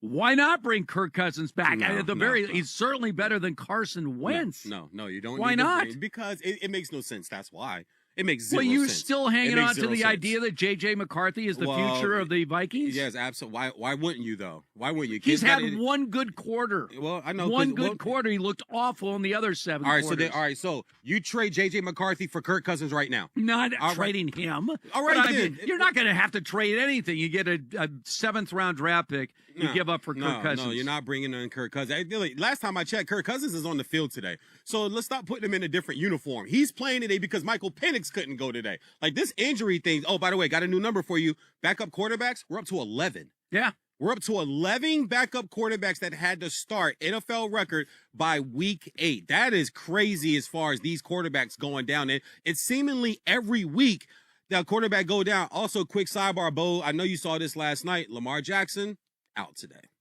Yeah, Lamar Jackson out, and guess what? The Bears are driving on their first drive. Caleb Williams, 4 of 4, 54 yards. He's got him first and goal at the Ravens' 6-yard line. So the 1-5 Ravens at home against the Bears. Don't bet on the Ravens today. What I tell you, man, remember, we expect him back. The terminology that Harbaugh used was perfect because I told you guys, he's not playing after that bye. It's a way to kind of prolong this thing. They dropped the 1-6 today. Mark my words. They will systematically shut Lamar Jackson down, which they should do. Hey, have you seen that red ostrich logo on professional baseball's postseason helmets? That's Strauss, family-owned since 1948 and trusted by pros worldwide. Pants built like tools, durable, comfortable, and engineered to perform. From grit to glory, gear up now at Strauss.com. That's STRAUSS.com. Speaking of the postseason, World Series tied up at 1, heading back to L.A., Yoshinobu Yamamoto, old school, man. Back-to-back postseason complete games has not happened since Kurt Schilling with the Arizona Diamondbacks back in 2001. First Dodger to do that since Orel Hershiser back in 1988. Dave Roberts is no fool. After watching his bullpen implode in Game 1, Yamamoto, I don't care how many pitches, you are staying till the end. He retired the last 20 in a row, but that's money, man. That's a money pitcher. You're on the road. Toronto has all this momentum after a big Game 1, and he just shut them down. I don't know how many times I yelled out, "Are you bleeping kidding me?" Watching him pitch like I'm making homemade tacos for the family. We chilling, we hanging out, we're watching the game, and I'm looking at this. I'm like, are Mom Yamamoto, dude, what are you on? Like, what are you on, bro? He was like throwing some filthy stuff. My! And you know what? Once again, I can't be the only person who feels like they get smarter about pitching when you listen to Smoltz commentate a baseball game, and he's calling it like, okay, because this one you want is such and such, and he needs to put this pitch right. And when he does it, it's like, dude, how about this him? Is beautiful. How about him striking out the side in the 8th inning? Come on. Striking out the side and showing in the a little, and showing a little, and he's normally a mild mannered guy, but showing a little, a grit, little fist pump. Like last night, man, it's 1-1, baby, game on in the World Series. All right, once we get to that, in the meantime, of course, we got a big NFL Sunday. 7 games going on right now for the scores, the stats, the analysis. Keep it right here. This is End Zone Radio. NFL Sundays live here. Hurts to Barkley, off left tackle. He's across the 45, 50, 45, 40. He's gonna go. Saquon Barkley finally explodes. 65 yards. It's your NFL Sunday. We're Fox Sports Radio. At DraftKings, we're all about responsible gaming. Sometimes you got to know when to hold up. There are no locks or sure things, so know when to fold up. It's more fun when it's for fun. So play responsibly. DraftKings, the crown is yours. Gambling problem? Call 1-800-GAMBLER. In New York, call 877-8-HOPE-NY or text HOPE-NY 467-369. In Connecticut, help is available for problem gambling. Call 888-789-7777 or visit ccpg.org. On behalf of Boot Hill Casino and Resort, Kansas, 21 plus, Asian eligibility varies by jurisdiction. Remember when they used to ask, what do you want to be when you grow up? At Bank of America, we ask every day, what would you like the power to do? When you work here, you help build businesses, inspire communities, and forge legacies. And now we've raised our U.S. minimum wage to $25 an hour. So the opportunity to do more also comes with competitive pay. Learn more at bankofamerica.com/25. Bank of America, proud to be an equal opportunity employer. Texting enrolls you in a recurring automated marketing text messages. Consent not required to purchase. Message and data rates may apply. The team's looking good this season. I think so. Man, I miss playing football. Ever since I turned 40, I just can't find that fire I used to have. Think it could be lower testosterone? What do you mean? I was feeling the same way. After 40, the body has less testosterone, and men lose their edge. That's why I take Nugenix Total T2. That's the testosterone booster, right? Yes, but Total T2 is their brand new formula that skyrockets nitric oxide levels in as little as 3 hours. Since I started taking it, I've been lifting like when we played for Coach Carter. My energy is way up, and it even spiced up things things between me and the missus. Are they still giving out complimentary bottles? Yep, just send a text. Text METER to 321321 for your complimentary bottle of Nugenix Total T2, the next generation testosterone booster. Text now and we'll include a bottle of Nugenix Thermo X, our newest, most powerful fat burner ever, absolutely free. Text METER to 321321. That's METER to 321321. These statements have not been evaluated by the FDA. This product is not intended to diagnose, treat, cure, or prevent any disease. When it comes to great meat, quality, freshness, and care make all the difference. That's the Heartland difference. At Heartland Steak Co., you're getting premium Midwestern meats, hand-cut, hand-picked, and delivered straight to your door. From juicy USDA prime and choice beef to all-natural pork and tender chicken, Heartland Steak Co. brings that true Midwest flavor right to your table. Perfect for backyard barbecues, weeknight dinners, or sending gifts of great taste, they've got you covered. Ordering is easy at heartlandsteakco.com. Choose from Grill Master packages, freezer filler bundles, or holiday gift boxes. Everything's flash frozen at peak freshness, so it's ready when you are. And here's the deal. When you spend $199.99 or more, you'll get free shipping and $25 off your order with promo code SAVE25. That's heartlandsteakco.com, your one-stop shop for premium Midwest meats delivered straight to your door. Taste the Heartland difference. Visit heartlandsteakco.com and use code SAVE25 today. The one and only. When Dan Patrick speaks, you better stop and listen. I must have missed this. This is the Dan Patrick Show. This is the perception. Let's say 6 months from now, Terry Rozier, Chauncey Billups, totally exonerated. Damon Jones, totally exonerated. It feels like this is going to be lasting. Because it felt like, if you're a fan, you probably already have suspicions. Most fans are like, oh, it's fixed. Oh, they fix it. This is where it kind of is a stamp that stays on you. It's like when you go to the nightclub and you still have the stamp on you the next day and you can't get it off. That's what this feels like. It's just perception and reality. Now, it could turn out to be just plain reality, and that would be devastating for the NBA. You got all these new TV partners, NBC, Peacock, spent billions of dollars on this. ESPN brought in the TNT guys. I mean, this was a big rollout. Everything's going great until the FBI stepped in. But tried to recap this, and I mean, it felt like it was out of Goodfellas and a James Bond movie. Or, you know, Law and Order or Rounders. I mean, there was so much involved in this, and then the mafia is involved in this. And then are you giving information?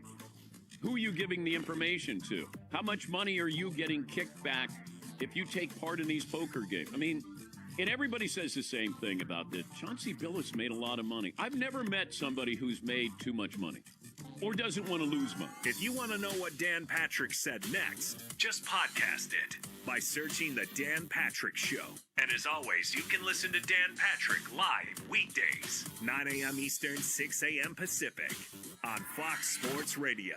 Here we go. Ben Maller. Look out. The late night wordsmith. We speak fluent emoji. Ben Maller, holding the sports world accountable. They went out there like a toy poodle with fleas, is how they played in that game. And when he's right, you'll know about it. And you know what? I was absolutely right. It's the Ben Maller Show. So I've got NASCAR, IHOP, and opera. Listen on the overnight, 2 a.m. Eastern, 11 p.m. Pacific on Fox Sports Radio. Dan Patrick. You ready?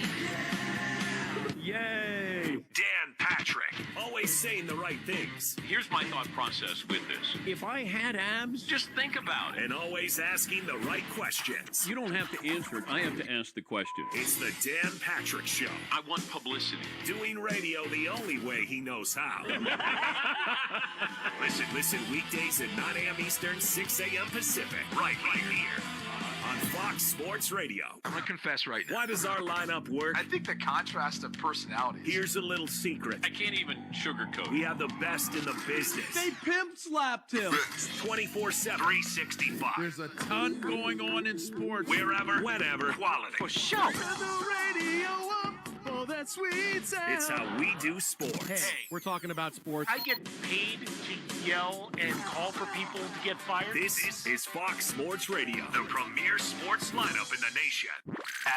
FS1. Looking for the one, what you looking at the one? To find FS1 on your television, go to foxsports.com for details. FS1. Looking for the one, what you looking at? Left tackle, he's across the 45-50, 45-40, he's gonna go! Saquon Barkley finally explodes! 65 yards! That's 94 WIP Eagles Radio Network, and yes, by far, his longest run of the year. Saquon Barkley and the Eagles lead the Giants by a score of 7-0. Once again, End Zone Radio here. Hartman and Husky with you. We're in the Fox Sports Radio studios. Hey, be sure to subscribe to Fox Sports Radio's YouTube channel. Just search Fox Sports Radio on YouTube. You see our best videos from all of our shows. And don't stop there. Hit that thumbs up icon and comment away. Let us know whose takes you like, even whose takes you don't like. Just search Fox Sports Radio on the YouTube and subscribe. All right, quick update here on the scores, VJ. Falcons, Dolphins, no score. The Dolphins, though, have a 1st and goal at the Atlanta 7-yard line. 10-0 Bengals already against the Jets.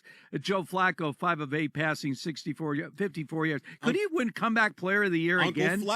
Uncle Flax. I don't know. Is he eligible for comeback player of the year? Yes, you can do it twice. It actually has happened. Chad Pennington of the Jets won it twice. I know he won it 1 year in my Dolphins. Yeah, and won the division at 10-6. So you got the Browns leading early against the Patriots 7-3. Wow, Dylan Gabriel looking good, throwing a touchdown pass there to Harold Fanning, the rookie tight end. Panthers trailing the Bills 3-0, but the Panthers are in the red zone right now, and the Bears with that early 3-0 lead against the Ravens. So right now, the Jets. Where are we going with the Jets? What is the future of the Jets? Aaron Glenn. I mean, I don't leave even him know what alone. to say. Leave him alone. Leave him alone. It's silly for anybody to suggest that they fire Aaron Glenn. Why? There's been a lot of coaches that don't cut it. Is anyone questioning, like, I don't know, Bill Belichick should be fired in North Carolina? Do you think that there's going to be a better future for the Jets moving forward with Aaron Glenn? For the sake of our listeners, I think we should talk about paint drying rather than talk about the New York Jets. Right. Wow. Right. Like, I'm with you. There's nothing to talk about. There's nothing to talk about. Well, I'm sorry, is 0-17 something to talk about? Well, yeah, but it's kind of like that's kind of I think we would all today say it's more likely the Jets go winless than win a game. Right. But it's just not. It's not even entertaining bad. Like you don't have Orlovsky running out of the back of the end zone to like at least laugh about. Like, there's not going to be a butt fumble. By the way, bad. You know, I mentioned it's the failure to control anything there too. Like we're just going to watch for 2 months now as he just repeatedly beefs with like random people from the New York Post and like can't figure out who his quarterback is. Like it's just He doesn't have a quarterback. But it's more than just like dysfunctional. It's just it's the worst thing you can be, which is publicly embarrassing on top of it. Well, I agree with you. That's why I'm saying, this is not a personality thing.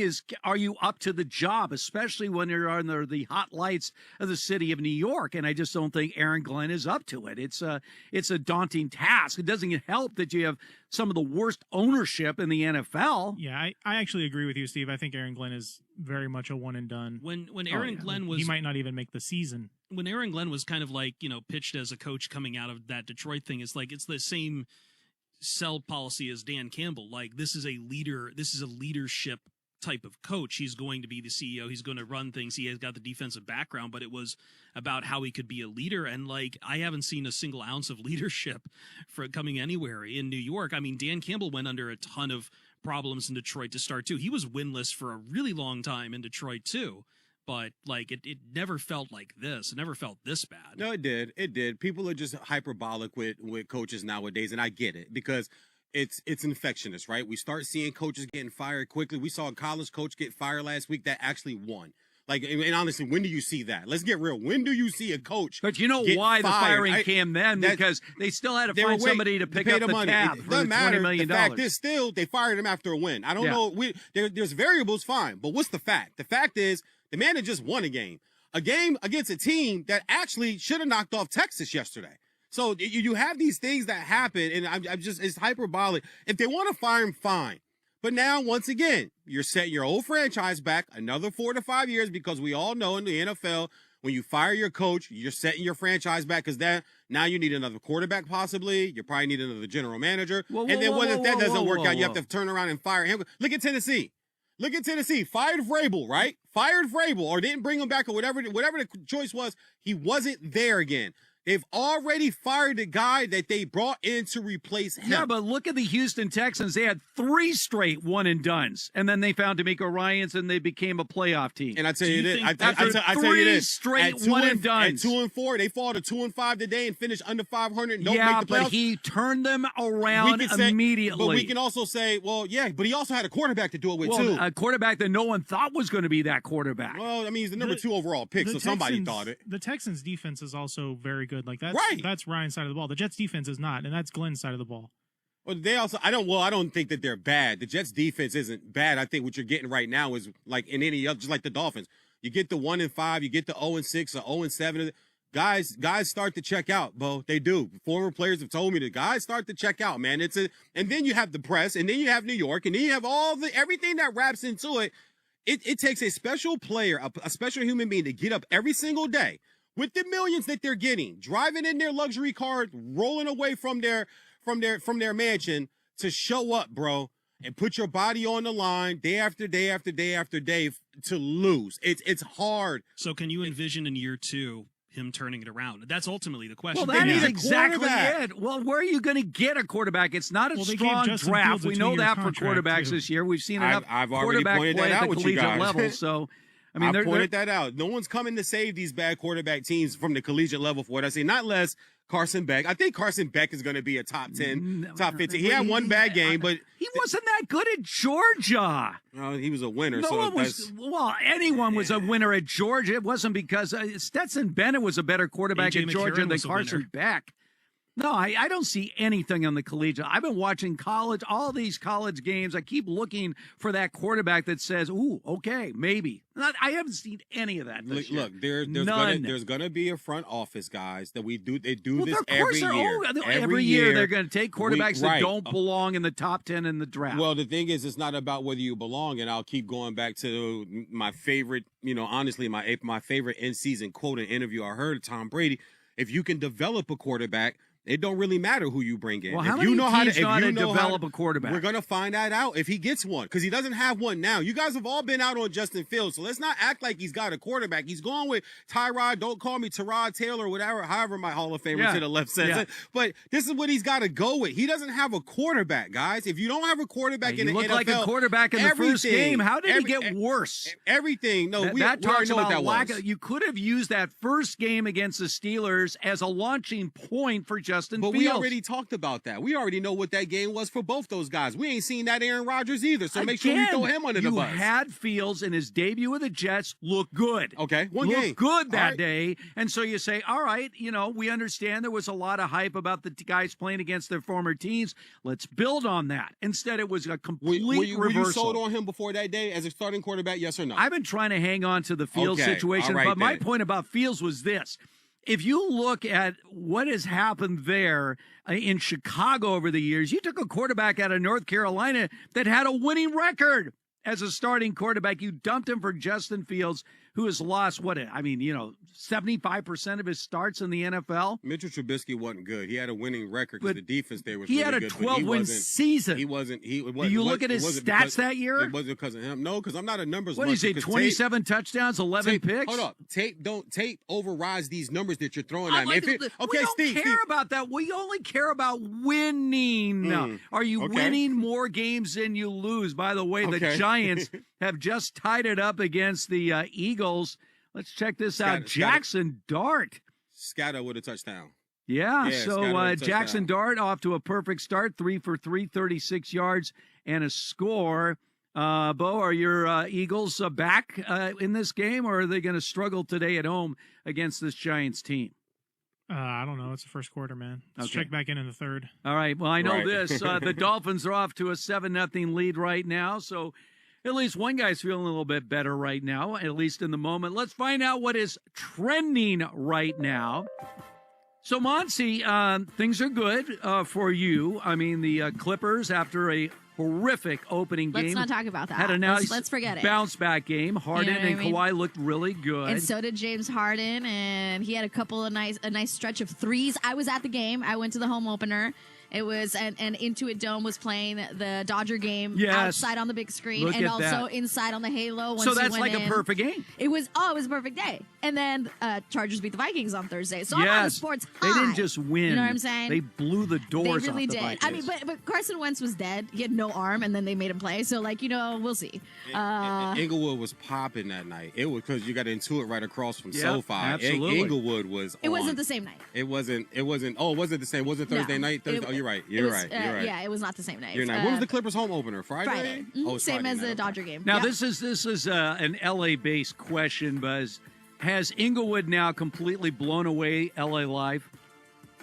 I'm going to say no. Yeah. I'm going to say no. There's too many other things going on at LA Live. Yeah, but between SoFi and Intuit Dome, and by the way, this Intuit Dome is insane. LA Live has that small theater for more one-on-one shows and smaller events. Peacock, the Peacock Zone. But it's not the place it used to be, not even close. But there's also a lot of more restaurants and stuff that there isn't yet. That are empty.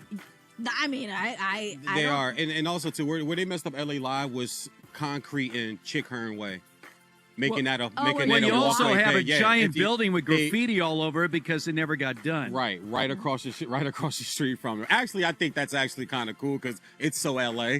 It's so LA. I don't look at that as a bad thing. I look at that as that was supposed to happen.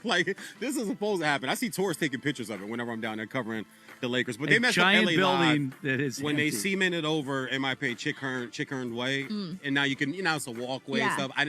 I didn't get that. When they did that, I'm like, why would you do that? It was so all the people could just walk across to get to the game from the restaurants. We were doing that when it was Chick Hearn Way anyway. They would just put the barricades up. I'm sure somebody got hurt. But you know what I'm saying? People just don't listen. People just don't listen. I hear, maybe you guys are right. I just don't think it's completely dead the way you guys are making it out to be. It's not dead, but to answer this question, I would put that Inglewood area covering the teams now down in that. I would put that Inglewood area over LA Live right now. All right. Well, I don't know if the Dolphins are dead. Not yet, because they did score first against the Falcons as Tua Tagovailoa connected with Devon Achane. So Dolphins are up on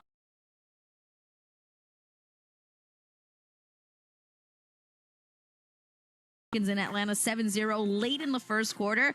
Joe Flacco with the rushing tackles there up on the Jets 10-0. Also late in the first quarter, Browns over the Patriots 7-3 late in the first. You guys just talked about the Giants tying the game against the Eagles as, Jackson Dart connected with Cam Scatterbo for a touchdown pass. So it's 7-7 late in the first quarter. Bills over the Panthers 3-0. The Panthers were in the red zone, and then Andy Dalton fumbled. It was recovered by the Bills, so they are driving. They're approaching the red zone now, but Bills are up 3-0 late in the first. Bears have added another field goal over the Ravens. It's 6-0. They're going to start the second quarter in Baltimore. And the Texans up on the 49ers 3-0 late in the first quarter. And sad news out of the NFL in case you missed it, but former Jets 7-time Pro Bowl center Nick Mangold passed away Saturday night due to complications from kidney disease. He was 41 years old.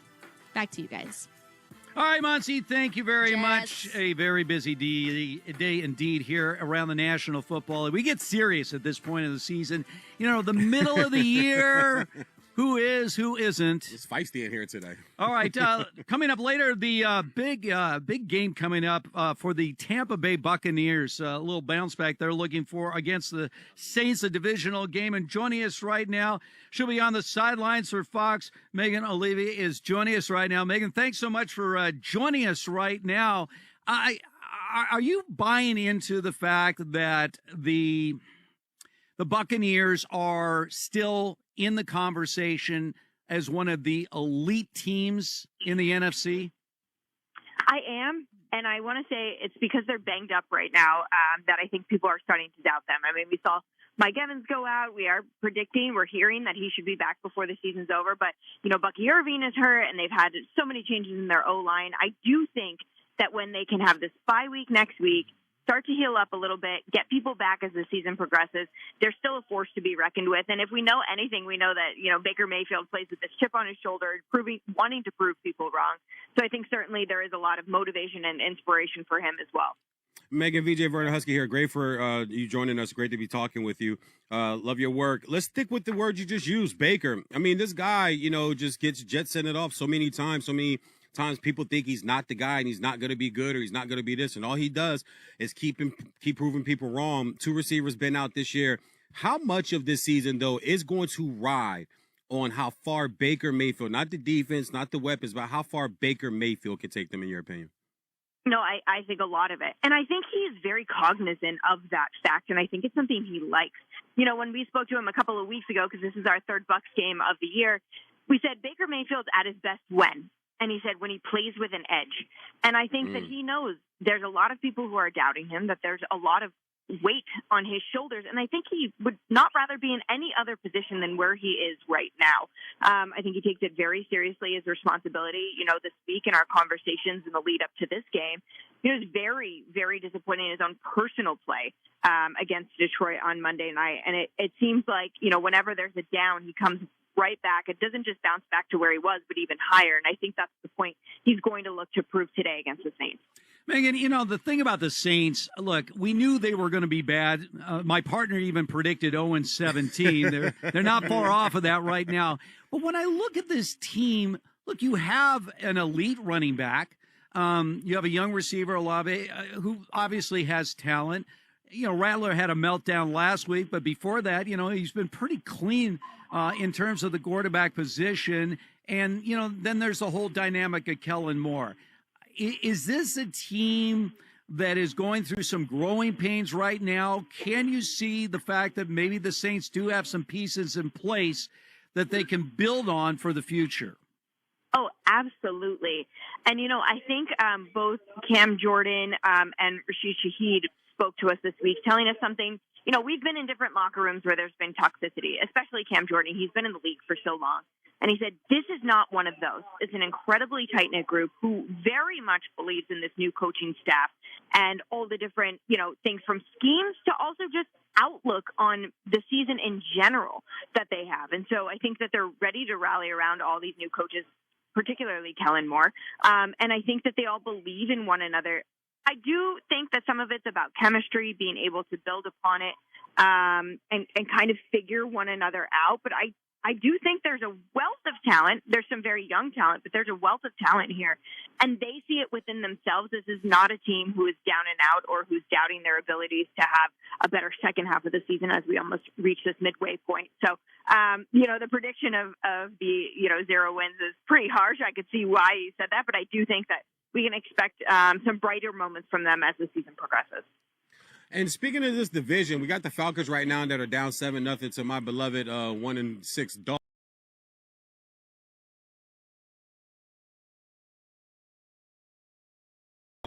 And then you have the Carolina Panthers with no BY. My God, BY sitting at 4-3 with Andy Dalton in today. 11 backup quarterbacks, NFL record by week 8 that have started so far this year.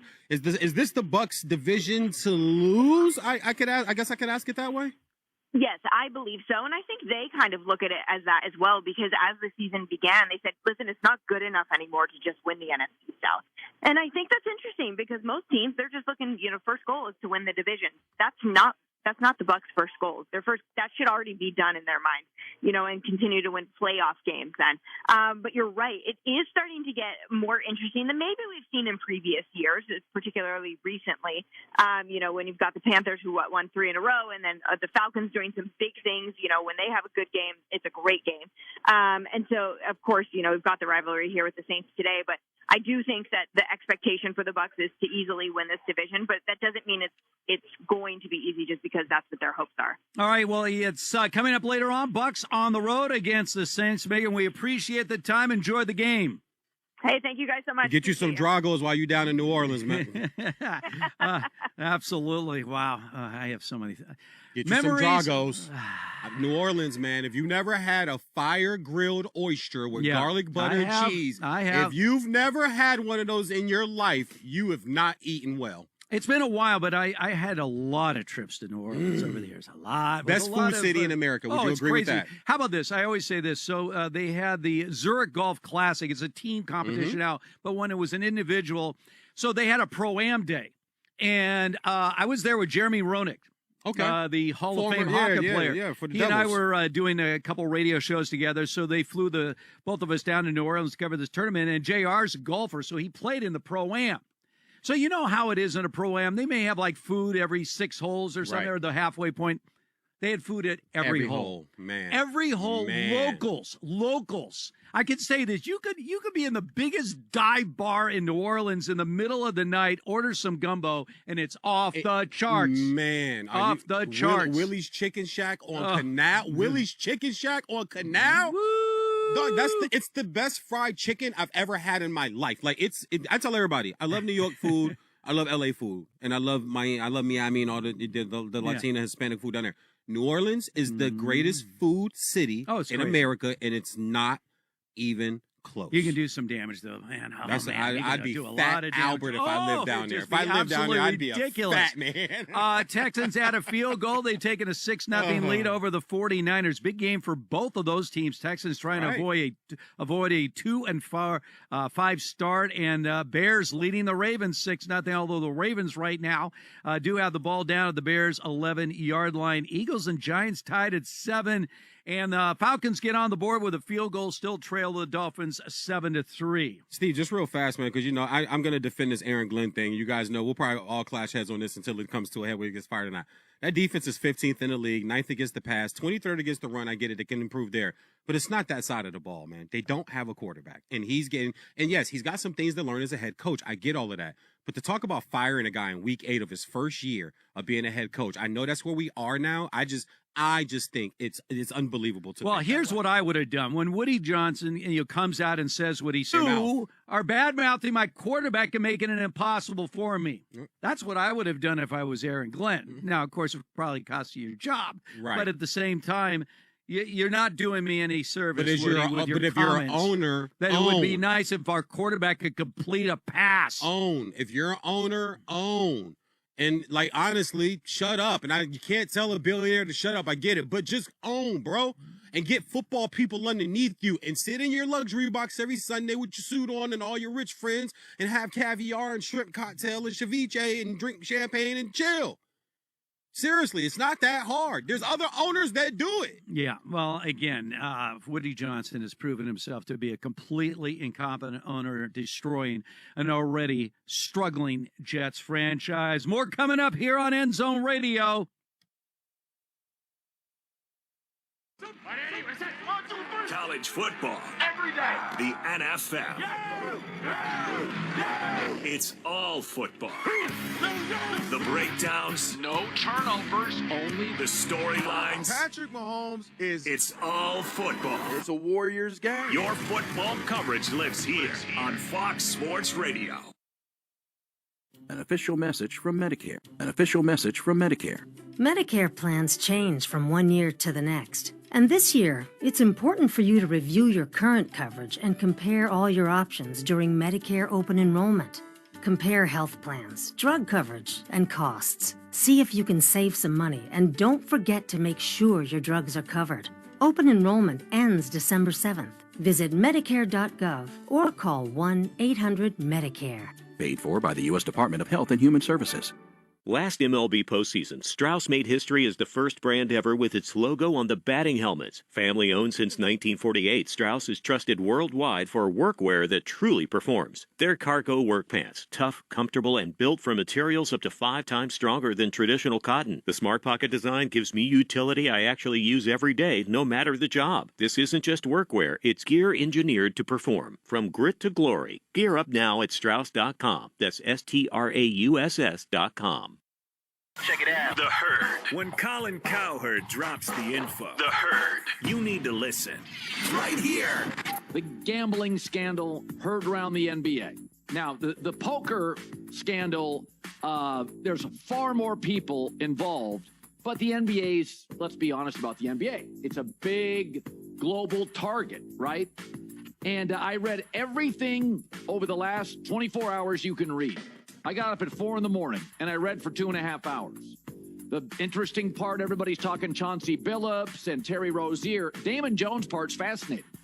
He was an unpaid member of the Lakers staff under Darvin Ham, no longer is. Friends with LeBron James. I don't believe LeBron knew anything, I'm sure of it. But he was found to be texting accusations, right? That he is saying, bet Milwaukee big tonight because LeBron James had a bad ankle and was going to miss games. And part of that text was, and enough so D. Jones can eat too. Keep your eye on Damon Jones in all of this. But I want to remind people of this, not to be a wet blanket for all you fatalists, but if you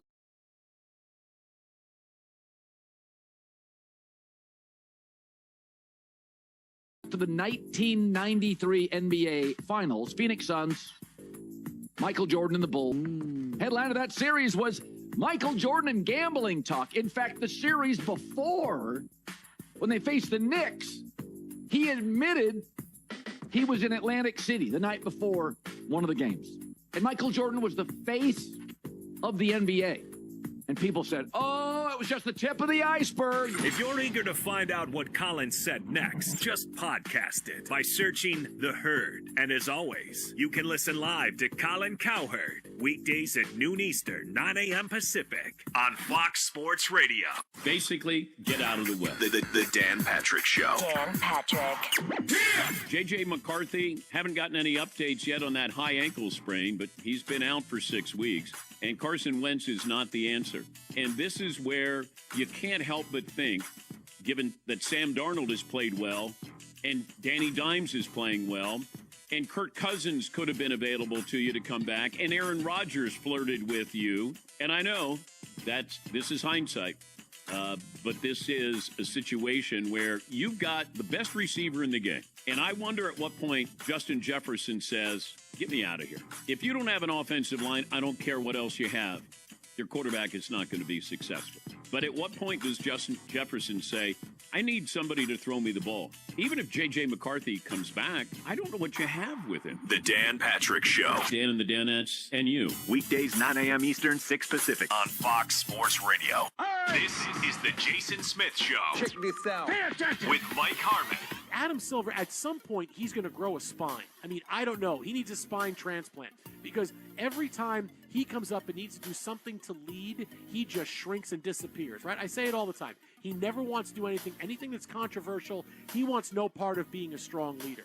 What he should have done, what David Stern would have done, is stand up in front of a podium and said, this is never going to happen again. These guys are going to get banned from the league, and we are never going to go through this again. You will never be involved in the NBA again if something like this happens. Again, these guys have been indicted federally, so yes, this is not work here. I got a feeling they're okay and they have the evidence. This is where, David, our game is safe, like he did with Tim Donaghy. Our game is safe. You're listening to Jason Smith with Mike Harmon. Weeknights at 10 p.m. Eastern, 7 p.m. Pacific on Fox Sports Radio. We're for you. We're here for you. I can't let this audience down. That's why we're giving back. Which makes Fox Sports Radio really fun.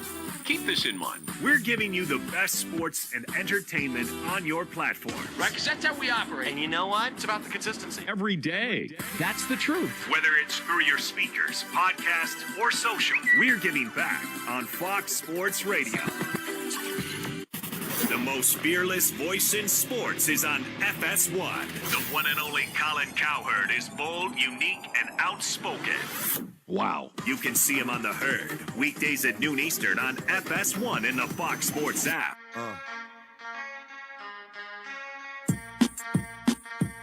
Fannin at Judkins and a play fake, and Gabriel back to throw. Lofting. Fannin has it. He has a touchdown. Harold Fannin untouched in to the end zone. And the Browns get their first score of the day. And on National Tight End Day, Harold Fannin take a bow. That's Browns Radio Network. Browns with the early 7-3 lead against the Patriots. About 9:45 to go in the second quarter in that game. This is End Zone Radio. We're in the Fox Sports Radio studios. By the way, the Bengals have just increased their lead to 17-3 over the hapless Jets. Joe Flacco, 9 of 13, 129 yards in the score. This is what I asked you earlier, VJ, about the Vikings before the season gets away from them. Get Kirk Cousins, someone that knows your offense, someone that has a relationship with your receivers right now. Look what the Bengals have been able to do. They got somebody that can hold down the fort until Joe Burrow comes back. Joe Flacco's the same guy. That would be the Vikings situation. I'm not saying Kirk Cousins is your long-term, unless, of course, he's just absolutely lights out. But considering his relationship with the players on that team, knowing that offense, why would you not bring him back? No. Listen, the Vikings are they know they have their quarterback, okay? I don't think they do know they have that quarterback. They know, but they're also banged up in a lot of places on that team, okay? And I think coming off of last year, this is just going to be a year. We know, guys, that teams take step back and teams leap forward. There's first to worst every year in pro sports. It happens in every single pro sports league. As we have another touchdown, I believe this is Saquon Barkley again. Yes. Another touchdown for the Eagles, 13-7 with the extra point coming up. And I believe this is Saquon, my man Kayvon Thibodeau. Love that kid, man. Met him when he's 17 years old. Oh, yeah, nice pass. There you go, Jalen Hurts. I just beat somebody with the arm. I love it. Anyway, when you look at some of these teams, man, and we'll stick with the Vikings, being that you brought them up, this just could be their step back year, right? This could be the step back year. They have a lot of injuries up front.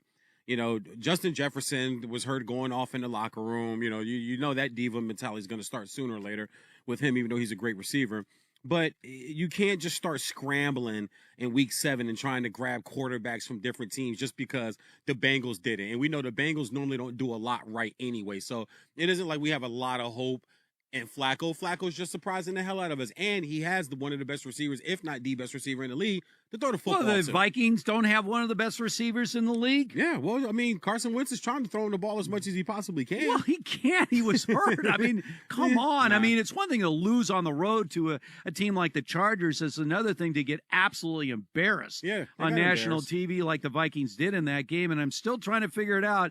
If J.J. McCarthy is there as an emergency quarterback, that means he got cleared by doctors. But he was the third. So then who was the backup? Why didn't the backup play? Why are we trying to put this on J.J. McCarthy? It was noted and told us he's the third emergency. Are you sure they're 100% sold on J.J. McCarthy? Yeah, I don't think they are. Yeah. I don't think they are either. If McCarthy comes back and stinks it up, are we going to finally chastise the Vikings for not at least tagging Darnold?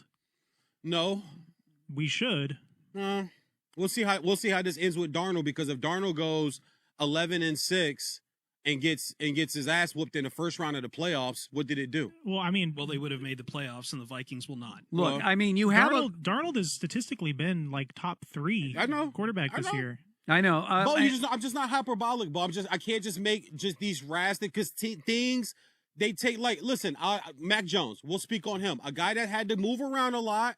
A guy that had to go to a lot of different places. I'm still not a Mac Jones guy, but when you put the tape on this year, the man is performing. Well, yeah. Sometimes you got to get it. But the Vikings had that guy that was performing, and they let him leave. Exactly. I mean, if you're Kevin O'Connell, and think about it, you somehow resurrected the career of Sam Darnold. You put all this effort to create a guy that, until that last, blowout loss to the Lions and then the disappointment in the playoffs, was in the MVP conversation. And then you're telling me we're not going to keep this guy? I put all this effort in to resurrect Sam Darnold? No. We're going to go with J.J. McCarthy. And you could see the frustration from Kevin O'Connell. It's not that he's given up on J.J. McCarthy. It's just like, oh, man, I got to start all over again in getting a quarterback to understand my offense and how this thing works. I had it working with Sam Darnold a year ago, and it's not working with J.J. McCarthy. Welcome to pro coaching. Now, I have a question for you guys. I just want to make sure that I get the context. Are we saying 1 year for a quarterback now rewrites his career now? Or is that? I just want to know where we're going with this, because sometimes it does. Okay, most of the time make it sure doesn't. Make sure we stay consistent with that. Then 1 year. That's not. Sam Darnold had a good year. He's got some weapons. He's got some weapons in Seattle, but he's playing well too. All right, Darnold's we playing got well too. 7 games going on around the National Football League, heading to halftime. Keep it here. This is End Zone Radio. We are Fox Sports. Hi, I'm Michael from the War and Treaty. You know the jingle. Now discover the facts about Ozempic, a GLP-1. Only Novo Nordisk makes FDA-approved Ozempic. Learn about the real thing. Talk to your healthcare professional today. Call 1-833-OZEMPIC or visit Ozempic.com to view the medication guide and to learn more about Ozempic. Semaglutide injection 0.5 milligram, 1 milligram, and 2 milligrams.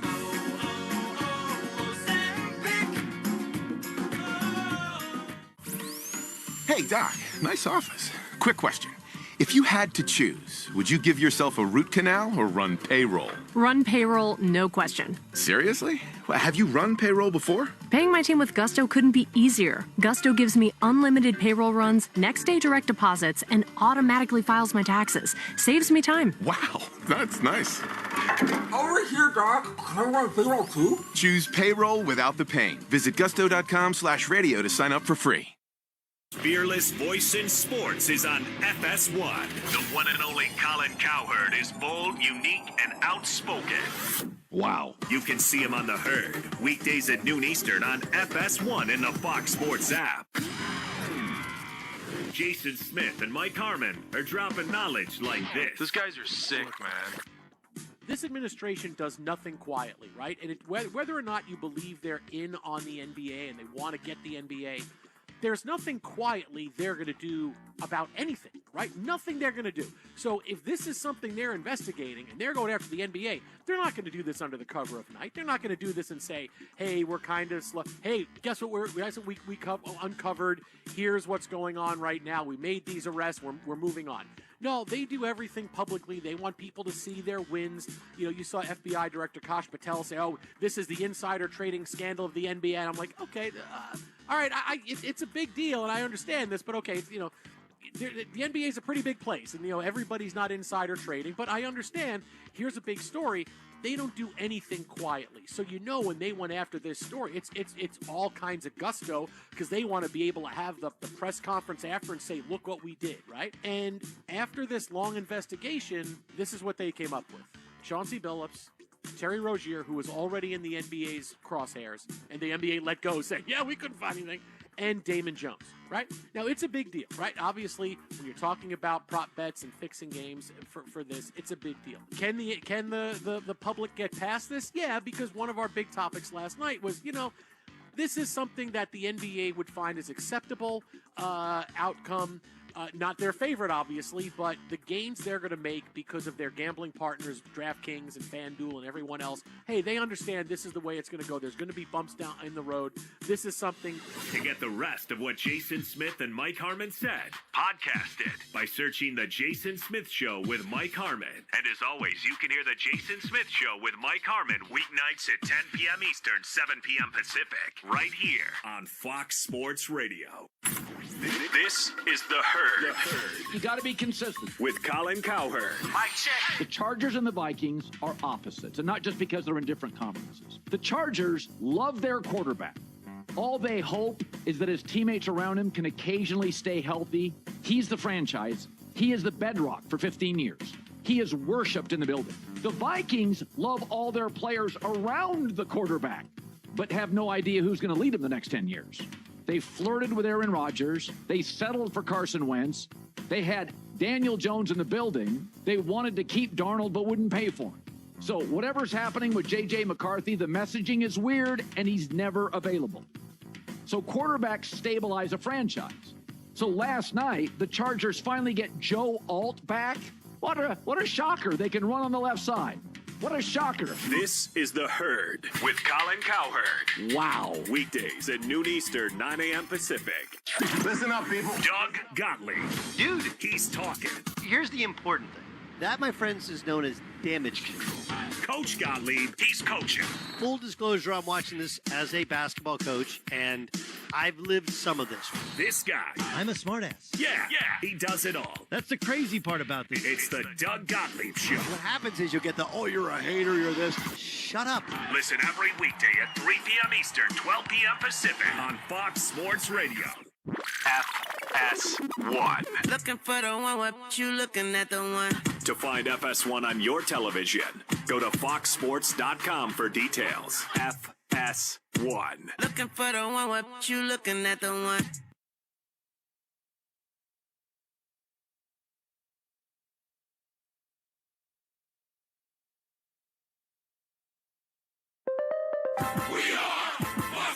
And here's what you need to know. James Cook is literally out there cooking. Hand off to Cook through a hole and darts into the open, and he is Gone gone. 20, 10, 5, touchdown, James Cook, as the cook is in the kitchen for the first time in 3 games.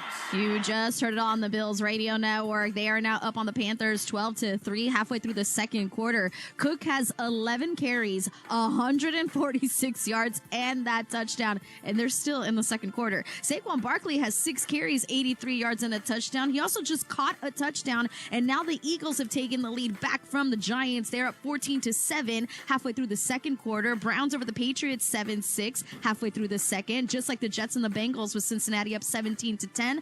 Dolphins are beating the Falcons 10-3 halfway through the second. I'm Monty Bolaños. This is Fox Sports End Zone Radio. Every stadium, every touchdown, every score, all broken down for you. We got the pads on there. This is Fox Sports End Zone Radio, live from the Fox Sports Radio studios. Here's Steve Hartman and VJ Husky. Rolling along, Week 8, big Sunday around the National Football League. This is End Zone Radio. We're in the Fox Sports Radio studios.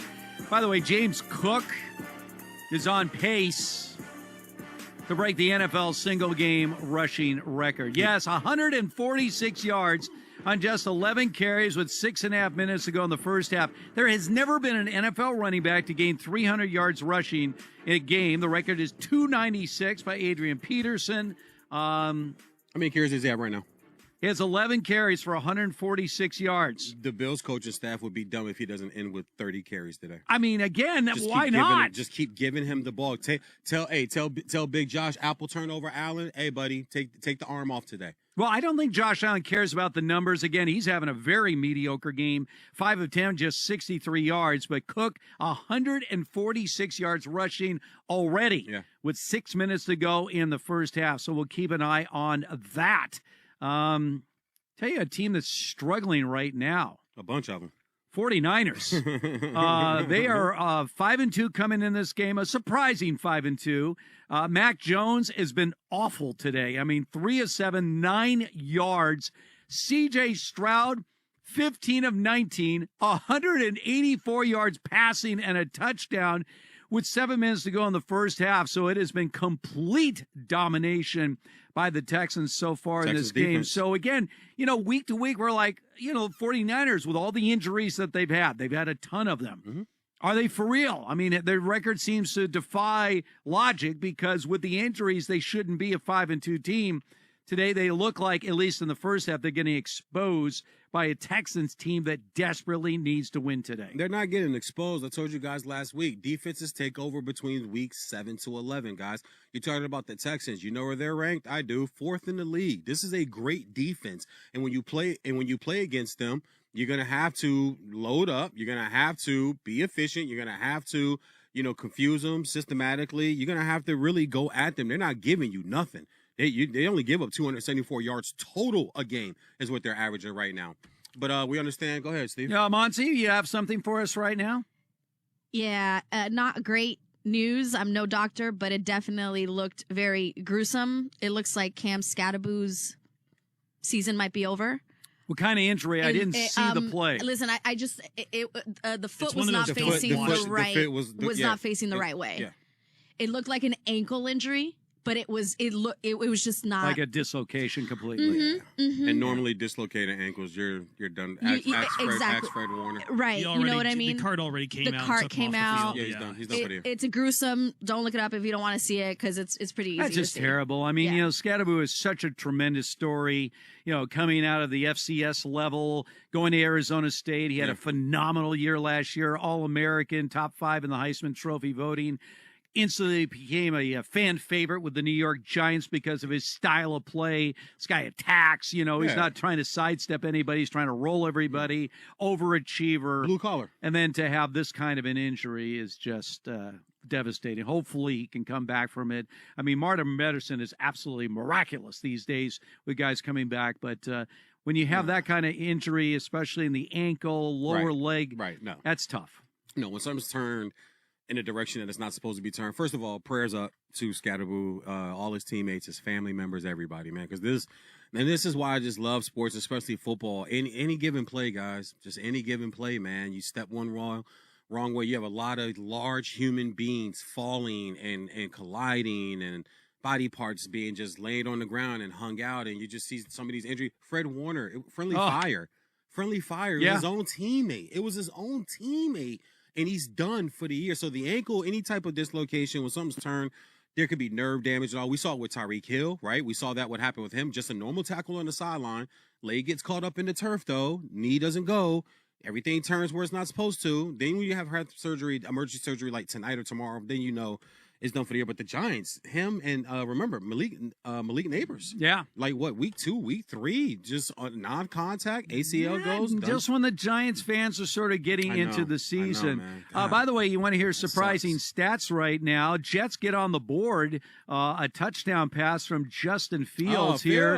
Okay, yeah, he threw a touchdown to Tyler Johnson. Justin Fields in this game, 6 for 6, 72 yards in the score. That's a near perfect passer there you rating go, Jay. for Justin Fields. There you go, Still Jay trailing Fields. the Bengals by a score of They 17 heard y'all to talking 10. about it. There you go, Jay Fields. But, I mean, the owner calling him out says, can we at least complete a pass? Well, he hasn't had an incomplete pass with less than 3 minutes to go in the first half. So the Jets hanging in there, trailing the Bengals by a score of 17 to 10. Look, Steve, week to week, you and I, we use this all the time, man. Yeah. Week to week, you just don't know. You don't know. I'm not saying, guys, Justin Fields is great and this is going to be a turnaround. You guys know me. If we're going to talk like that about him, let's just make sure we do the same thing across the board. Because once again, I'm looking up at a CJ Stroud-led team, and everyone loves, they're 2-4. Like, they're not, and their defense is why they've been able to hang in some of these games and shutting out the Niners right now. But once again, some of these reclamation projects, you're talking about Mac Jones, who looks terrible today, but he has looked good in Shanahan's system with the weapons around him that they have there. So good to see JJ. Good to see my man just having a pretty good first half. I don't know how it's going to turn out for them, but 6 for 6 for a touch to 72 yards. I'll take it from my guy. All right, I've been all over John Harbaugh being overrated as the coach of the Ravens. You don't like him. I do not. It's not a personal thing. He seems like a great guy, but as a coach, I think he's vastly overrated. Why would he start Cooper Rush a couple weeks ago? Because you guys all got enamored about Cooper Rush and his 5 starts Huntley for Dak and Dallas, and now they should trade Dak. Well, you see what Cooper Rush did? Didn't Tyler Huntley get into the Pro Bowl as a 15th alternate the other year? I know. Well, today Tyler Huntley's 11 of 12 for 110 yards, and the Ravens are actually beating the Bears right now, 10-6 with a minute to go in the first half. Sunday, man. Sunday to Sunday, Hall of Famer. You've been doing this longer than me, man. You know what's up. I know, I do. Sunday to Sunday, brother. They get paid too. Well, that's what I tell everybody gets paid. The classic example this week was the Chargers. I mean, they were so bad against the Colts. They couldn't literally stop a different team. They could not stop the Colts for the life of them. By the way, here, if you're wondering about the Colts, here's one thing you have to keep in mind: they don't have a secondary. I mean, in the second half, Justin Herbert went crazy ballistic on him in that second half, and there are guys open all over the place. So, yes, the Colts do have a big Achilles heel, and that is their secondary is subpar. That's not even mediocre. They are subpar. That offense, though, Daniel Jones, number 1 QBR in the league. Also, number 1 QBR. Another team I want to jump on too, because we keep talking about the Patriots. They're down right now at home to the Browns. They're down right now at home to Dylan Gabriel and the Browns right now. Now, game's not over, I get it, but you don't expect to have a home game against an undermanned team. You're in first place. Everybody's kissing up to you and loving what you're doing there. Yeah, I need to see you show. I need to see the Patriots because you guys. with you. I need You to know see the what? Patriots show up better than that. Not saying they're going to lose this game. What do but we they know should about not the Browns? have 6 points on the board against the. What do we know about the Browns? They have a good great defense. And Drake May's already been sacked 3 times in the first half. Yeah, so 3 sacks So they're already. getting to him. They're getting to Drake So they'll May get to him in this 6 game. times today. By the way, keep in mind the Patriots are 4-0 on the road. They're 1-2 at home this year. I'm not 100% on the Patriots by any stretch of the imagination. All right. Okay. No. I'm with you. I mean, this is a team. If they get 8 or 9 wins, that's a major step up from where they were. Even a if they year get to 10 to 11, I don't care who they play in the playoffs. I won't pick them. And that's not being a Dolphin fan or hater. That's being a football analyst. If the Patriots somehow can get to 10 or 11 wins, because right now they're already at 5. All right, so they're halfway to 10, and you could think they can get to 10. But whoever plays them in the playoffs, I guarantee is going to be a better football team and is going to beat them. And people will say, well, they got to the playoffs. Yeah, and they lost the wild card game at home. They have a very solid coach, Mike Vrabel. No, he they do. understands how to coach. They do. He does. And he has gotten He's this a good team. football guy. They're maxing out what they got so far, but they have a lot of deficiencies. It's still a very, to me, limited roster. Drake May, because we don't want to go. We don't It's throw too this early quarter. to tell. Okay. Is he moving forward? The answer is yes. Yes. All right, I'm with you. He's Yeah, making moving, steps yeah. forward. He looks better. But they don't have a lot of dynamic playmakers in that offense. So he's got some work to do. Hey, by the way, have you seen that red ostrich logo on professional baseball's postseason helmets? That's Strauss, family owned since 1948 and trusted by pros worldwide. Pants built like tools, durable, comfortable, and engineered to perform. From grit to glory, gear up now at Strauss.com. That's STRAUSS.com. Game 3 matchup tomorrow in the World Series. You got Tyler Glasnow for the Dodgers, who pitched well in his last outing, going against 41-year-old future first ballot Hall of Famer Uncle Max Scherzer. So when you look at the Blue Jays, this is an absolute must game because Shohei will go in Game 4. You don't want to be down 2-1 going into that game. Right. And if it gets to 3-1, the Dodgers probably close it out. Do you believe that Max Scherzer, Hall of Famer, 3-time Cy Young Award winner, has got one more game in him? Can he come into Dodgers Stadium and shut down the Dodgers? During the last commercial break, I went into one of the editing rooms, and Monty and Shay and all them were in there, and I told him, Uncle Max, man, I think he's got one more old man game. I do. He's got one more old man game in him. These old guys, we're watching it with Flacco, people.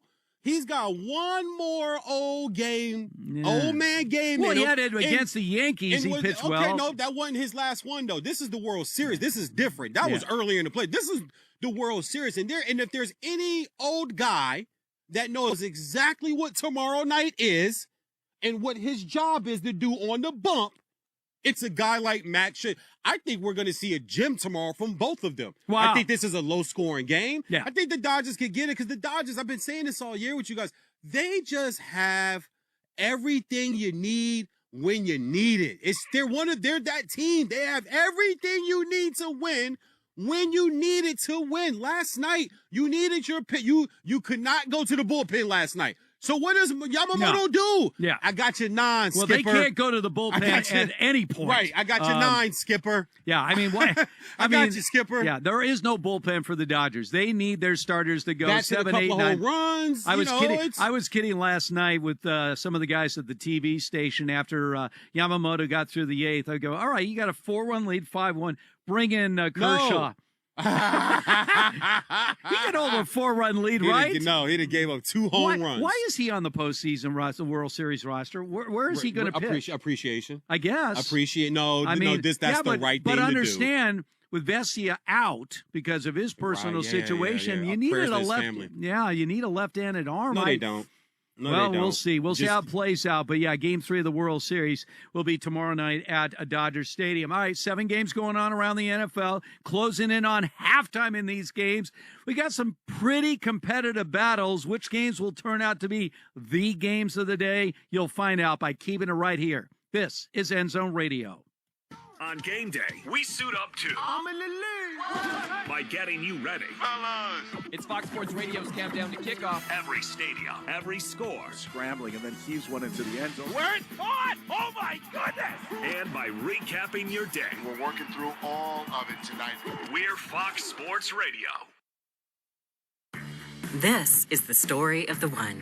As a custodial supervisor at a high school, he knows that during cold and flu season, germs spread fast. It's why he partners with Grainger to stay fully stocked on the products and supplies he needs, from tissues to disinfectants to floor scrubbers. Also that he can help students, staff, and teachers stay healthy and focused. Call 1-800-GRAINGER, click Grainger.com, or just stop by. Grainger, for the ones who get it done. This is a real good story about Bronx and his dad, Ryan, real United Airlines customers. We were returning home, and one of the flight attendants asked Bronx if he wanted to see the flight deck and meet Captain Andrew. I got to sit in the driver's seat. I grew up in an aviation family, and seeing Bronx kind of reminded me of myself when I was that age. That's Andrew, a real United pilot. These small interactions can shape a kid's future. It felt like I was the captain. Allowing my son to see the flight deck will stick with us forever. That's how good leads the way. You know the feeling when you're about to cut into a juicy steak and hope it tastes as perfect as it looks? Worry no more. With Chef IQ Sense, it's possible to get it right every time. How? It's a modern, completely wireless cooking thermometer that eliminates under or overcooking your food, no matter how you cook it. Chef IQ Sense was designed to withstand extreme heat and can even survive in your deep fryer. From grilling to roasting or baking, Chef IQ Sense guarantees that your chicken, meat, or fish will come out exactly to your preferred outcome. Using Chef IQ Sense is so simple. Insert the wireless probe into your food, choose your desired doneness on the Chef IQ app, and it'll alert you when it's ready. Stay connected and monitor your food from anywhere over Wi-Fi and Bluetooth. So stop the confusion, eliminate the risk, and serve every meal with confidence. Chef IQ Sense works out of the box and with your favorite appliances. You can find the IQ Sense at chefiq.com and save 15% at checkout with code USA. That's chefiq.com. Thinking about buying a new car? You might want to pump the brakes. With prices climbing across the board, that new car smell is coming with a bigger price tag than ever. It's no wonder more people are choosing to keep the cars they already own, and Maaco is here to help make those cars feel brand new again. Whether your vehicle's rocking a faded finish, carrying around a few dents from daily life, or your bumper's seen better days, we've got you covered. Maaco specializes in high-quality, affordable paint jobs and light collision repairs that bring your car back to life. Without the sticker shock, you'll be surprised how far a fresh coat of paint and a little bodywork can go. It's fast, affordable, and makes your car look great without blowing your budget. Don't wait. Book your free estimate online or visit your nearest Maaco today. Appointments fill up fast, and your car deserves a fresh start because now, more than ever, it just makes sense to invest in what you already have. Uh-oh, better get Maaco. Jason Smith. Oh, you're that bloke on the radio. It's Mike Harmon. Ta-da! I'm kind of a big deal. And they talk sports. The one person that this playoff is not fun for is my wife. Amongst other things. I had an incredibly long dream about Jerry Jones last night. Really? Did I mention they're best friends? You're hateful, and I'm positive. It's the Jason Smith Show with Mike Harmon. Bang. Weeknights at 10 p.m. Eastern, 7 p.m. Pacific on Fox Sports Radio. Yeah! Ladies and gentlemen. Here they are! Their morning show is funny. Kind of set the tone for my day. This is the show that has two pros and a cup of Joe. Who is Joe? LeVar Arrington, Brady Quinn, and Jonas Knox. Hey, man, do y'all think it's Gilbert Arenas that snitched on everybody? That's what everybody's putting out there. I don't know. I mean, it does seem strange that the dude got popped for gambling, came home like literally the same day. Which that never happens. Comes home the same day, goes about his business like everything is all good. I mean, well, here's where this doesn't hold up, and this is where, unfortunately, like many others who have opinions on this whole matter, they're really inaccurate with what's going on here. There's been an investigation going on by the FBI for years. I mean, if you look into this, it's wild. And I know, Jonas, you've got a ton of stuff on this, but Terry Rozier individually, like this dates back to 2022, 2023, that season. And do you remember when there was the whole speculation that he was tipping off someone about his individual prop bet unders? Is that, am I have this right, Jonas? Yeah, March 2023. And he ended up missing the entire rest of the season because the NBA did their investigation and then the FBI was still doing theirs, and they never finished. And the other part that I think is kind of laughable, called Blandino. When they started listing off the crime families, I'm like, Dean's got to know somebody. But when they were when they were, I see people going out there, saying stuff like, well, I mean, what do you expect? I mean, you take money from gambling, and ESPN's got a gambling logo on the screen on the Chiron. They've got to take it off when they start talking about this scam. Dude. To get the rest of LeVar Arrington, Brady Quinn, and Jonas Knox, podcast by searching Two Pros and a Cup of Joe. Listen to Two Pros and a Cup of Joe weekdays from 6 a.m. Eastern, 3 a.m. Pacific on Fox Sports Radio. Give it up. When you're a couple, you're a team. I give you. It's Rob Parker. Let's just deal with the facts. Not the feeling. It's Calvin Washington. Man, let's ride. Put your hands together. And they're the odd couple, teaming up and making plays. Dude, you can be the guy Most nights. I'm the poo-poo king. Oh, boy. I want to hear what they have to say. I'm not gonna lie, the Chiefs were clinched. Listen to The Odd Couple every weekday, 7 p.m. Eastern, 4 p.m. Pacific on Fox Sports Radio. Are you using the TalkBack feature on the iHeartRadio app? It's the button that looks like a microphone which allows you to talk to us. Press it, record your message, and fire it off. Rose Bowl game. It's simple and intuitive. Broadcast on radio. On second thought, perhaps some people are confusing it with a smart speaker prompt. Texas and Arizona. Pretty sure that's what's happening. Texas and Arizona football game. Fox Sports Radio is at your fingertips on the iHeartRadio app. The most fearless voice in sports is on FS1. The one and only Colin Cowherd is bold, unique, and outspoken. Wow. You can see him on The Herd, weekdays at noon Eastern on FS1 in the Fox Sports app. Handoff to Cook through a hole and darts into the open, and he is Gone. Gone. 20, 10, 5, touchdown, James Cook, as the cook is in the kitchen for the first time in 3 games. That's WGR 550 Bills Radio Network. James Cook having a day. 12 carries, 153 yards. The Bills just scored again on a Josh Allen run, 19-3.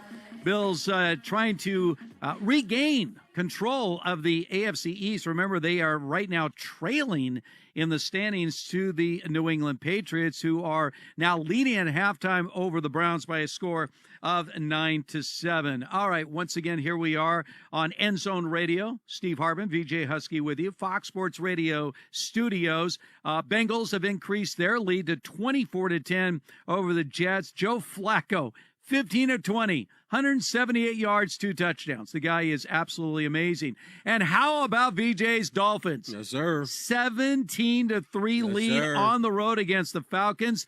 The Dolphins came into this game with 0 wins on the road. Tua Tagovailoa, who's getting a lot of heat the last couple of weeks, on fire today. 13-17, 111 yards passing and 2 touchdowns. But the big story of this game has been the Dolphins' defense. Right. Last. Right. Dead last. Right. 32 out of 32 in rushing defense. They have given up just 11 yards rushing on the ground to the Falcons. And this is a team with Bijan Robinson, who has 5 carries for only 12 yards, 2.4 yards a carry. Kirk Cousins has been a disaster at quarterback for the Falcons. They only have 59 total yards in the first half. And we are at halftime right now. 59 total yards for the Atlanta Falcons. So I was talking earlier, maybe the Vikings would want Kirk Cousins back. Cousins, I'm sorry, is not getting the job done. And the Falcons are in a deep hole in a game that they probably figured, hey, we're home. We got a team, the Dolphins, that's all over the place. They have no run defense. Bijan's going to have a big half. Well, we'll see. But the first half, a disaster. Dolphins lead at 17-3. And that's also the second lead defense in the league, too, that Tua is moving the ball up and down the field on. He's had a couple of receivers drop a few balls also, too. But early in the game, it's just halftime, 17-3. But the Falcons can't get anything going is because Kirk Cousins is their quarterback. That's why I think it's silly to even put him on any other team right now. Kyle Pitts, 3 catches, 35 yards. But one of those for 35 yards was a 24-yarder. So the other 2 catches totaled 9 yards. He's targeted 3 times, so 3 targets, 3 receptions for him on that side of the ball. But also on the Dolphins side of the ball, my man spreading it around to 3 guys with 3 catches, A-Chain with 3 catches, Washington 3 catches, Waddle with 3 catches. So Steve, you know me. I just listen, when you get to 1-5 or 0 and whatever, 1-7, just show up, man. Just show up and be professional. Show up and do your damn job. You don't get it. You don't get to quit. Like, I hate that. And we know it's a real thing. We know it's a real thing across the board in all pro sports. Guys give up and guys mail it in. All I say is, listen, man, just keep showing up. You're still getting a paycheck. Like, show up for some pride. Like, just even self-pride. You going to quit? Nah, man, I'm going to show up and still bust my ass and play as hard as I can. You're a professional. You're paid to do a job. Do your job. If you don't want this job, find another job. It's the same thing I tell people that get mad at the grocery store. If you don't want to deal with customers all day long, get out of the customer business then. Don't be in sales or be in retail or things of that nature. You ever go to a retail store, somebody's got an attitude? It's like, listen. Here's the problem, and I'm not saying this for all athletes, but there are some athletes that feel a level of entitlement. Yep. And they've felt this because they were usually high school stars, college stars. They've been catered to their entire life, and they get to the professional ranks, and they don't understand how expendable you are. Every single player is replaceable. Yep. Every single player is replaceable. Joe Montana was traded. Shaq was traded. They're all replaceable. Okay, there's legendary players that get traded, man. You can be replaced. Feel fortunate if you are gifted enough to be a professional athlete at the highest level and milk every last second of it. By the way, Saquon Barkley, as we're closing in on halftime here in that Eagles Giants game, 9 carries, 102 yards. He had a 65-yard touchdown run in that game. Big story here. Cam Scatterbo, a devastating injury. Yeah. He was down on the field. His foot was in the wrong direction. He had to be carted off. But you know what? The Giants, Jackson Dart was obviously absolutely devastated, and yet he led them on a field goal drive to get back in this game. 14-10 Eagles over the Giants. Inside a minute to go right there. So he was able to rally the troops. A real test for a young quarterback who obviously has grown very fond of his fellow rookie Cam Scatterbo, who probably is gone for the season, hopefully not beyond that. And I told you guys during commercial break, I kind of feel for Dart. Rookie quarterback, New York City, New York media, loses his WR1, now loses his RB1, coach on the hot seat. Like, it's like for a rookie at 21, 22, I don't like the fans just don't get it. That's a lot. That's a lot you're asking out of that young man to be able to harness and to take on and to hold as a rookie. That's going to be real tough for him. But I find myself kind of pulling for the kid now because I don't have anything against Jackson Dart. I don't not like Jackson Dart. It's just I'm a 50-50 guy when it comes to him. But I'm kind of pulling for him now, man, because that's got to be a lot that's on his shoulders now. He doesn't have his ball carrier. He doesn't have his bell count. Well, you could tell he was absolutely devastated to see Scatterbo go off the field. Slammed his helmet down. Big score for the 49ers right before half. They had done nothing in this game. We're down 16-0, and they came back and scored a touchdown pass from Mac Jones to George Kittle. So 16-7 now.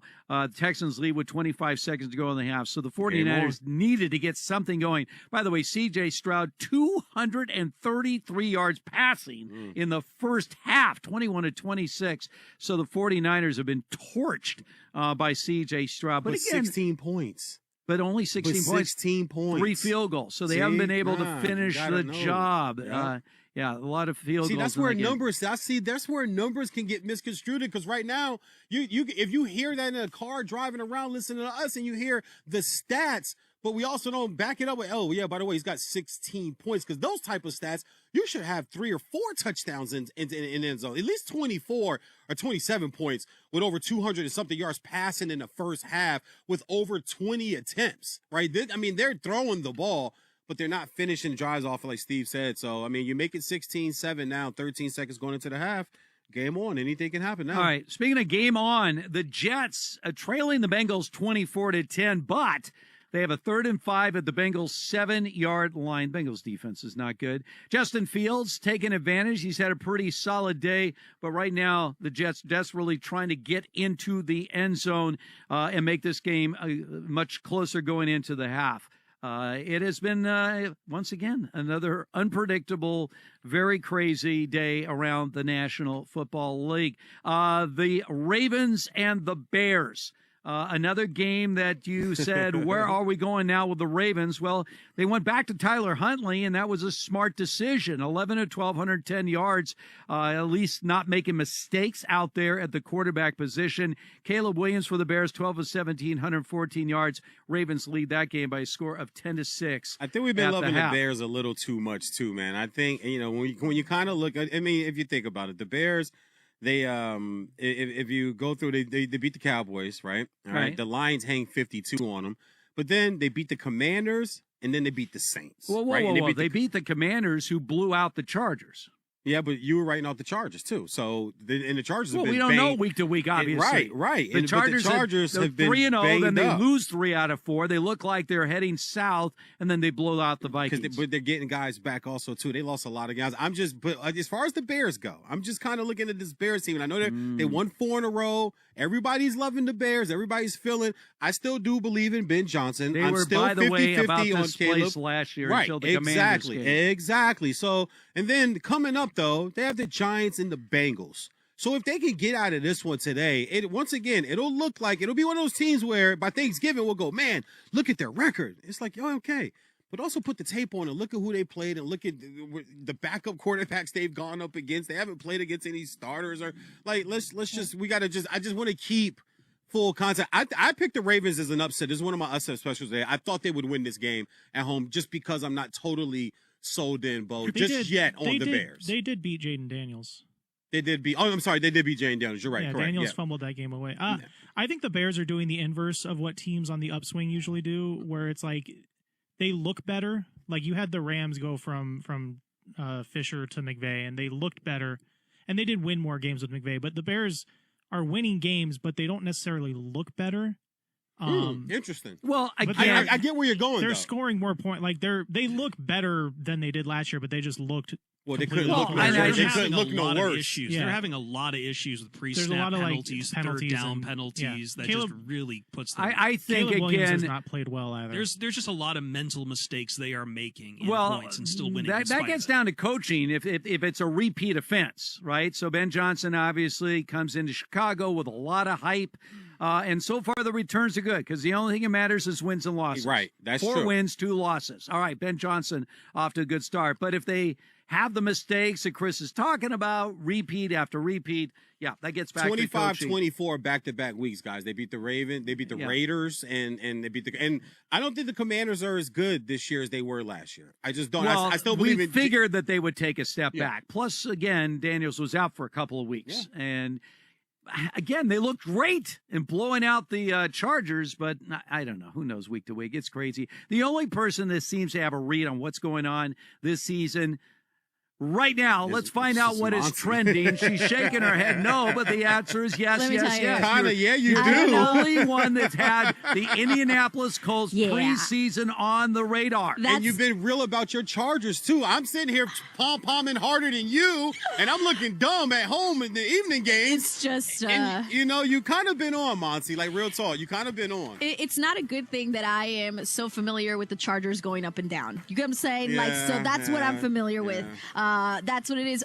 Aside from the Colts, guys, I don't know anything. Nobody knows anything. That's okay. You can and do anyone that. who claims that Look, they do, you don't know anything when it comes to this season. Last year, I rode that Broncos thing all year long. Yeah, all year did. long. Yeah, the Cowboys winning the Super Bowl. Picking the yeah, I did. But I ignored that. I just said I had the Broncos with a rookie quarterback in the playoffs, and I just ignored every other bad pick. You did. Every bad I agree. pick. You did ride that all season. So ride the Colts all season I will. long. That's literally the only thing, because everything else, none of this makes sense. Even though I will tell you, like yesterday, I was like, I think the Browns can upset the Patriots. I don't know if Drake May has encountered a defense like this. So most of these games are at the half. This is to continue week 8 of the NFL. Most of them are at the half, if not starting the third quarter. Browns, Patriots at the half. Patriots are up 9-7 in that one. Bengals are all over the Jets so far, but the Jets are trying to do something. Cincinnati is up 24-13. Joe Flacco has thrown for 178 yards and 2 touchdowns. One of them went to Chase Brown, the other one to T. Higgins. Dolphins over the Falcons 17-3 at the half. Tua Tagovailoa has thrown for 111 yards and 2 touchdowns as well. And then the Eagles and Giants, guys. The Eagles just got in the end zone, another one as Jalen Hurts this time connected with Dallas Goedert for his second touchdown pass of the day. They're up on the Giants 21-10, but Giants rookie running back Cam Scatteraboo suffered a very gruesome leg injury in the second quarter, was carted off the field. No update, but again, it did not look good. The Panthers were in the red zone, looking to score before the half. Andy Dalton takes a sack with not a lot of time. Carolina runs out there to try and get a field goal. There was not enough time. The kicker missed it anyway, but it was a hot mess. How is Andy Dalton still in the league? Hot mess. How is that even a possibility? But you want someone to trade for Kirk Cousins right now? You got to be kidding me. Hall of Famer. Come on. Kirk Cousins is better than Andy Dalton. I agree with that 100%. Right now? Yes. Right now. Oh, wow. Okay. I don't know either way. It's shocking to hear you guys say that. To me, there's like a very big gap, like between Andy Dalton and right now and Kirk Cousins. Andy Dalton catches strays on the end zone. Yeah, the Bills' defense is not anything spectacular, and he's out here struggling, BJ. Struggling. Speaking of Bills' defense, their defensive tackle, Ed Oliver, out for the rest of the game with a biceps injury. Texans over the 49ers 16-7. That drive, by the way, that you guys were talking about with George Kittle on National Tight Ends Day, catches a touchdown pass from Mac Jones. That was their first drive with the first down. They had zero first downs up until that drive right before the half. Texas defense. And San Francisco had the ball for about 5 minutes before that in the entire first half. So they finally get in the end zone there. Ravens and the Bears just got going in the third quarter in Baltimore, and the Ravens are up 10-6, and they are already in the red zone. There is one NBA game going on, and it features the one and only Victor Wembanyama. The Spurs are up on the Nets right now, 23-21, late in the first quarter. And that's all I got for you. Back to you. Every time we talk about Andy Dalton, I always want to go back to his playoff stats with the Bengals. Okay.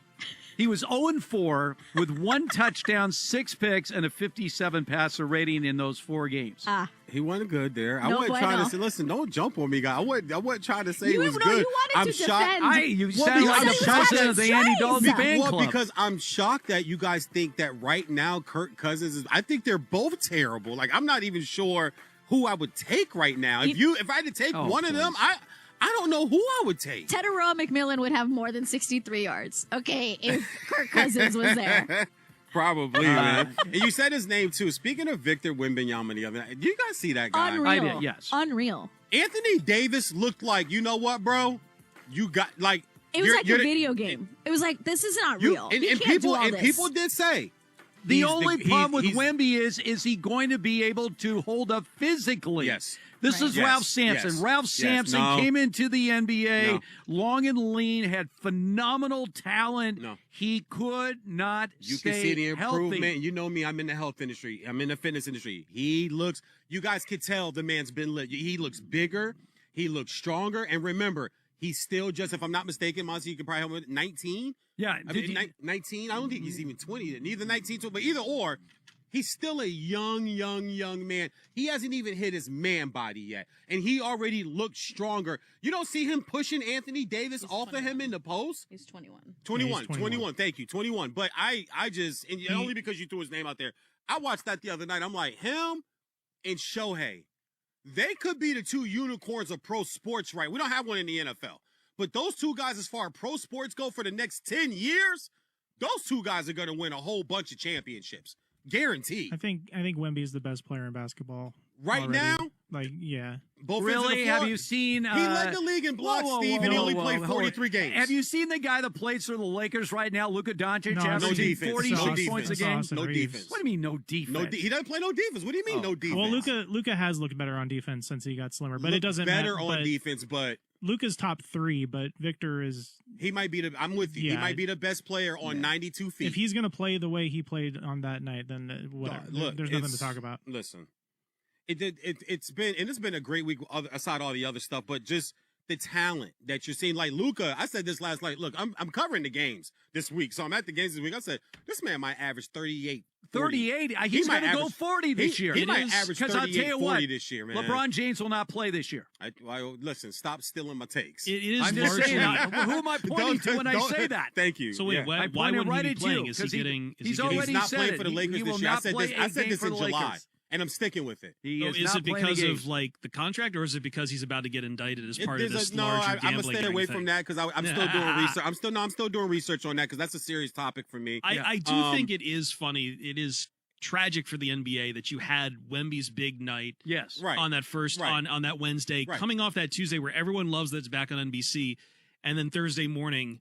We're not talking about any of it because Chris, of what not happened only that morning. all the games that have been televised have been great. Opening night, think, OKC and Houston, double OT, takes it all the way down to Durant not playing defense and fouling SGA for him to get the free throws. Then you move on to seeing Golden State. This is the game I covered, Golden State opening night for the Lakers. Then we move on to the Knickerbockers and the Celtics. Like, it's been the Pacers and the Knicks game the other night. It's the presentation of all of it, too. Like, it really felt the NBA needed fresh blood, getting a partner like Amazon who likes a lot of the tech stuff. Well, with NBC, not only with all that, the nostalgia when you have and Mike Tirico. Your Star Power show moved to the 4-letter. All the lights are there.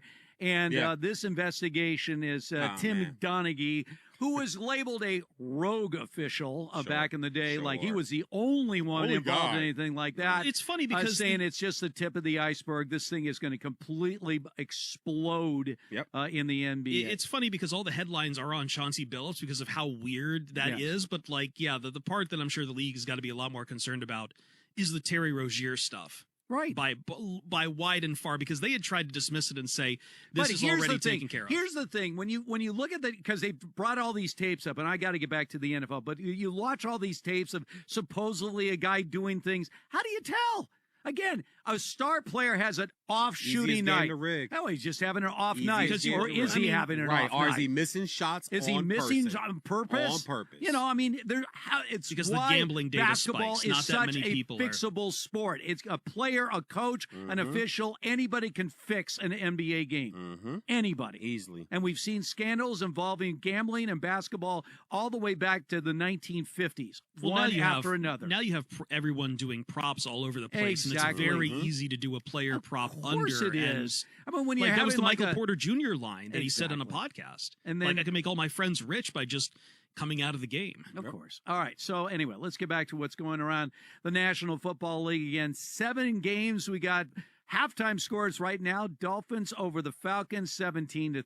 Bengals lead the Jets 24-13. Patriots over the Browns 9-7. We're going into the half right now. Ravens up 13-6. Ravens up 13-6. Get that touchdown? Yes. All right, 21-10. Yep, got her. Bills over the Panthers 19-3. Ravens over the Bears 10-6. And the Texans lead the 49ers by a score of 16-7. Got an update for you on the Baltimore game. They just got a field goal 13-6 now. Bears now have the ball. 13-6 Ravens over the Bears. Well, Ravens trying to get a desperate win at home against the Bears team on a roll. All right, we can continue on with all of our coverage of everything around the NFL and give you some previews of the games to come. This is End Zone Radio. Here we go. Have you asked yourself, why do we do what we do? Here's the thing. I think there's something different. Well, we do it all for you. I love it. I love it, love it, love it. We give you the sports and entertainment you need to get you through your day. You got to be consistent. We do what we do for you. For you. We are here for you. For you. On Fox Sports Radio. Introducing your new Dell PC with the Intel Core Ultra processor. It helps you handle a lot, even when your holiday to-do list gets to be a lot. Like organizing your holiday shopping and searching for great holiday deals and customer questions and customers requesting custom things, plus planning the perfect holiday dinner for vegans, vegetarians, pescatarians, and Uncle Mike's carnivore diet. Luckily, you can get a PC with all-day battery life to help you get it all done. That's the power of a Dell PC with Intel inside, backed by Dell's price match guarantee. Get yours today at Dell.com/deals. Terms and conditions apply. See Dell.com for details. Hi, I'm Chef Franklin Becker. You know the jingle. Now discover the facts about Ozempic, a GLP-1. There's only one FDA-approved Ozempic made by Novo Nordisk. Learn about the real thing. Talk to your healthcare professional today. Call 1-833-OZEMPIC or visit Ozempic.com to view the medication guide and to learn more about Ozempic. Semaglutide injection 0.5, 1, and 2 milligrams.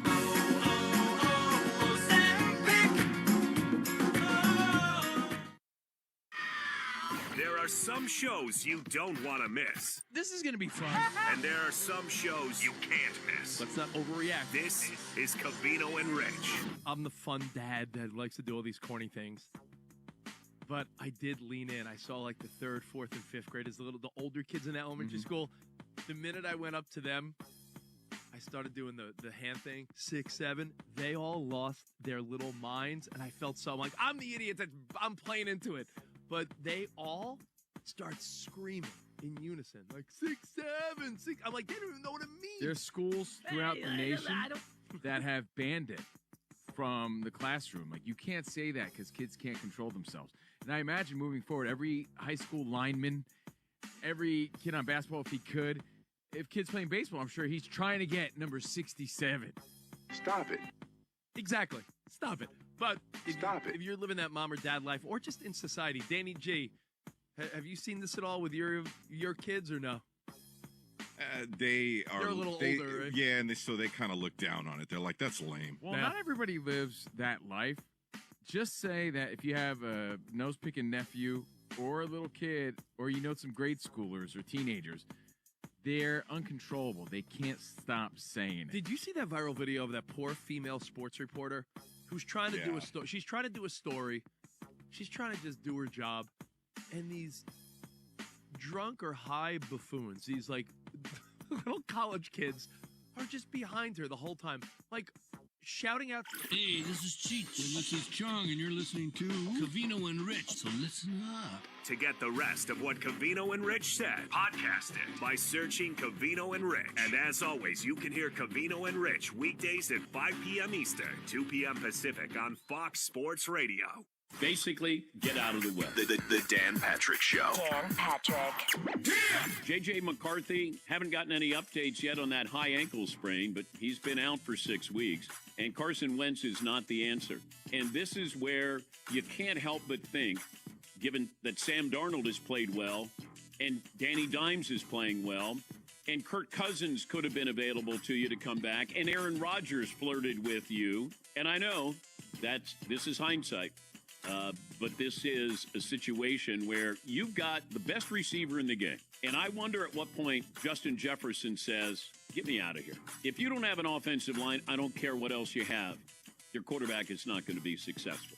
But at what point does Justin Jefferson say, I need somebody to throw me the ball? Even if J.J. McCarthy comes back, I don't know what you have with him. The Dan Patrick Show. Dan and the Danettes and you. Weekdays, 9 a.m. Eastern, 6 Pacific on Fox Sports Radio. This is the Jason Smith Show. Check this out. Pay attention. With Mike Harmon. Adam Silver, at some point, he's going to grow a spine. I mean, I don't know. He needs a spine transplant because every time he comes up and needs to do something to lead, he just shrinks and disappears, right? I say it all the time. He never wants to do anything that's controversial. He wants no part of being a strong leader. What he should have done, what David Stern would have done, is stand up in front of a podium and said, this is never going to happen again. These guys are going to get banned from the league, and we are never going to go through this again. You will never be involved in the NBA again if something like this happens. Again, these guys have been indicted federally, so yes, this is not work here. I got a feeling they're okay and they have the evidence. This is where, David, our game is safe, like he did with Tim Donaghy. Our game is safe. You're listening to Jason Smith with Mike Harmon. Weeknights at 10 p.m. Eastern, 7 p.m. Pacific on Fox Sports Radio. One more Dan Patrick. That sounds like he might be touchable. One more Colin Cowherd. Be honest about it. How about some more Doug Gottlieb? I want to be your guy who's here every single stinking day. More Fox Sports Radio? Any way you want this, I can make it happen. Then it's yours. All of it. We love it! Download the iHeartRadio app and indulge while you do things. Do it. That's a good thing. This is Fox Sports Radio. To find FS1 on your television, go to foxsports.com for details. Check them out. FS1. Check them out. FS1.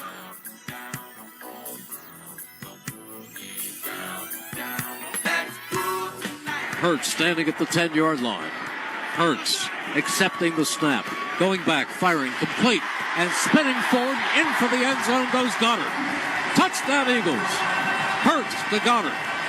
94 WIP Eagles Radio Network, the Super Bowl chance with the 21-10 lead over the New York Football Giants. Once again, End Zone Radio here. We're in the Fox Sports Radio studios. If you miss any of today's show, you want to catch the podcast, just search Fox Sports Radio wherever you get your podcasts. Right after the show, today's podcast will be posted. Be sure to follow the podcast, rated 5 stars. You can even provide a review. Again, just search Fox Sports Radio wherever you get your podcasts, and you'll find today's full show posted right after we get off the air. All right, second half's going on right now around the National Football League. Wow, so the Bills are trying to get something going right now, build on that 19-3 lead. Again, we talked about this. James Cook, with 6 minutes ago in the first half, had 11 carries for 146 yards. Since then, 1 carry, 7 yards. Yeah, man, they need to get this Come man. on! Yeah, right, exactly. Like, they can't stop the run. Obviously, you've been running the ball down their throat all game long. Why not do it again right now? As Bijan Robinson just fumbles, the Dolphins get a turnover here, and they recover it, but, of course, a flag comes out. I'm starting to think that some of this scandal's going all over the place. There was just a pass interference call that was a phantom call out of nowhere. Oh.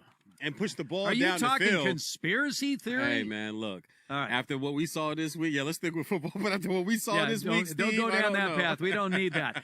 Patriots, by the way, have increased their lead 16-7 now over the Browns. So the Patriots trying to. By the way, this is a great story with the Patriots, right? I mean, if they win today, they go to 6-2.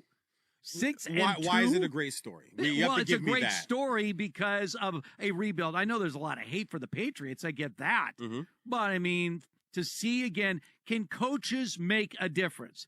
They can make a difference, both good and bad. Yes, absolutely. If you get the right guy, Vrabel should have been hired initially. They made a mistake, and they rectified that mistake. They got, a coach that was not the right guy. Mm-hmm. They bring in the right guy. They have a young quarterback that they're trying to develop. Drake May in this game is 12 of 18, 194 yards and a score. So you're getting your young quarterback on the right track. That's why coaches are still a huge X factor in the haves and have-nots around any sport, especially the National Football League. And also, he'd done it. He had proven he'd done it. He had shown he can do it. He had a team.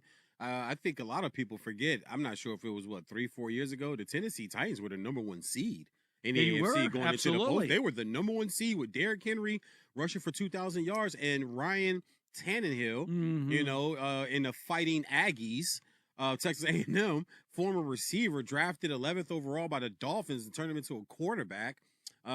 With the number 1 seed, and Vrabel was the head coach of that team, so he's done it before. He knows what it takes. Yeah, I see Shakir running down all over.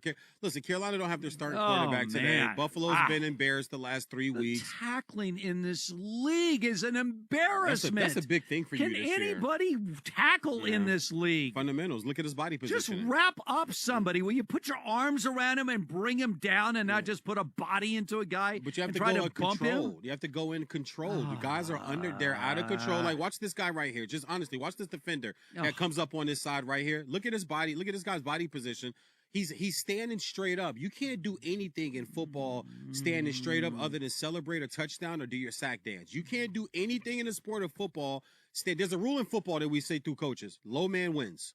Low man wins. Okay. On almost every instance in football, low man wins. So if you're not going to get low and get your body down where it's supposed to be, you're going to lose. By the way, here is one fallacy. We always talk about the non-truths.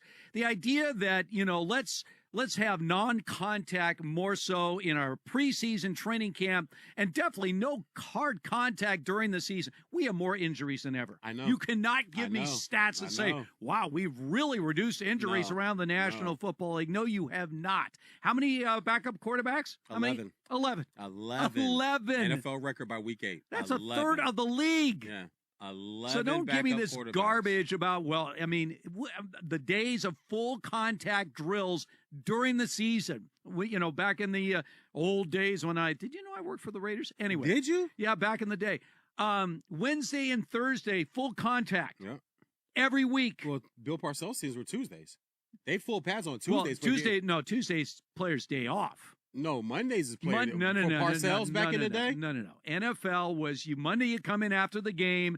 Everybody gets looked at. You got film work. Tuesday, day off. Wednesday, Thursday, full contact. Friday, walkthrough. And then you get ready for the game. Those Parcells teams? No. Okay. There's no way. Because players, it was in their contract that Tuesdays were playoffs. I was about to say, But Wednesdays and I could be Thursdays mistaken. No were problem. full contact. And by the way, those guys, they got hurt. Oh, that's right. They played hurt. Yeah.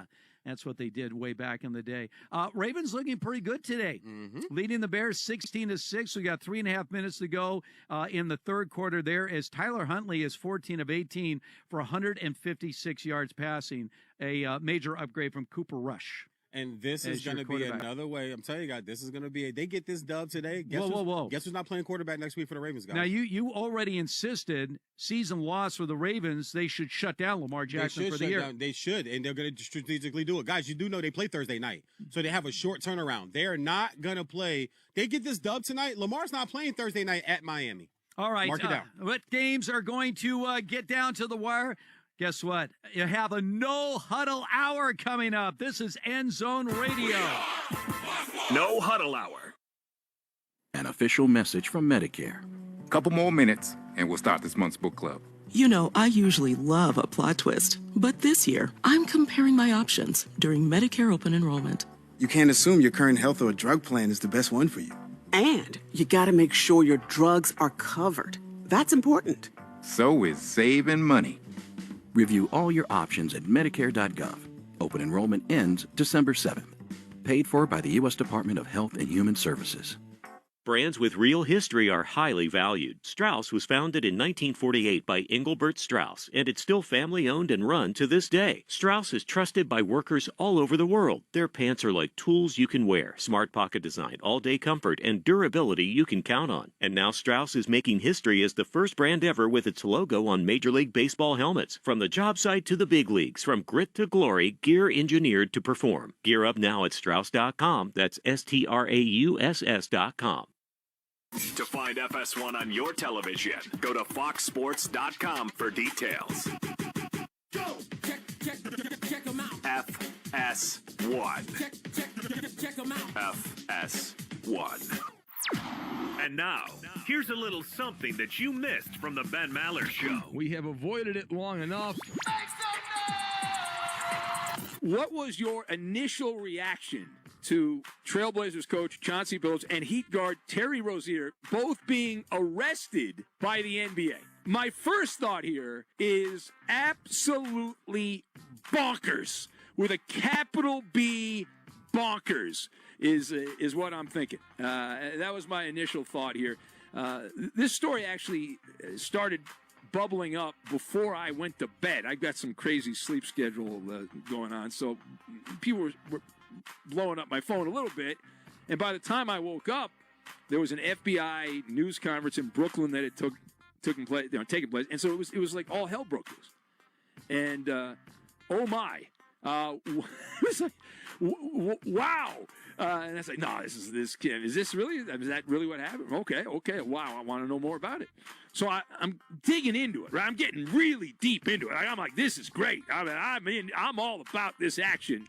And this story is like going to Einstein Brothers, the bagel shop, and ordering the everything bagel. It's got something for everyone. It's got a Hall of Famer, a man that hit some massive baskets, if you're of the age to remember the Pistons, that no-name, no Hall of Fame type team, no all-time great player, the Pistons team that ended up winning the championship. Of course, he is a Hall of Fame level ball player, Chauncey Billups, but the team, when they beat the Lakers, of course, that was more with the Laker injuries and whatnot in the NBA Finals. But to get the rest of what Big Ben said, podcast it by searching The Ben Maller Show. And as always, you can hear The Ben Maller Show weekdays from 2 a.m. Eastern, 11 p.m. Pacific, right here on Fox Sports Radio. This is The Herd. You got to be consistent. With Colin Cowherd. Mike check. The Chargers and the Vikings are opposites, and not just because they're in different conferences. The Chargers love their quarterback. All they hope is that his teammates around him can occasionally stay healthy. He's the franchise. He is the bedrock for 15 years. He is worshipped in the building. The Vikings love all their players around the quarterback, but have no idea who's going to lead him the next 10 years. They flirted with Aaron Rodgers. They settled for Carson Wentz. They had Daniel Jones in the building. They wanted to keep Darnold but wouldn't pay for him. So whatever's happening with J.J. McCarthy, the messaging is weird and he's never available. So quarterbacks stabilize a franchise. So last night, the Chargers finally get Joe Alt back. What a shocker. They can run on the left side. What a shocker. This is The Herd with Colin Cowherd. Wow. Weekdays at noon Eastern, 9 a.m. Pacific. The Herd. It's Colin Cowherd. Here we go. Weird sometimes works in sports and in life. The Herd. The Herd. Yeah. It's poetry. Outline your life in pencil, not pen. Yeah. Things change. It's sports. College football fans are freaking out. Oh my God. Need I say more? Total class, understated, just does his job. Yeah. It's The Herd with Colin Cowherd. The public is always right. Listen every weekday at 12 p.m. Eastern, 9 a.m. Pacific. Right here on Fox Sports Radio. FS1. Call your friends and ask how they doing. To find FS1 on your television, go to foxsports.com for details. Boom. Trust your eyes. FS1.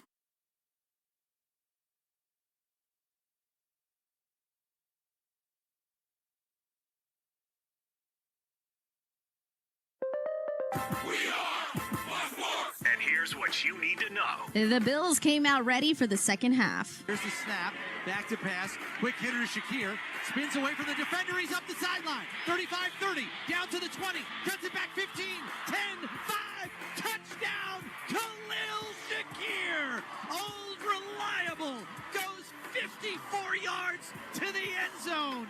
Touchdown, Buffalo!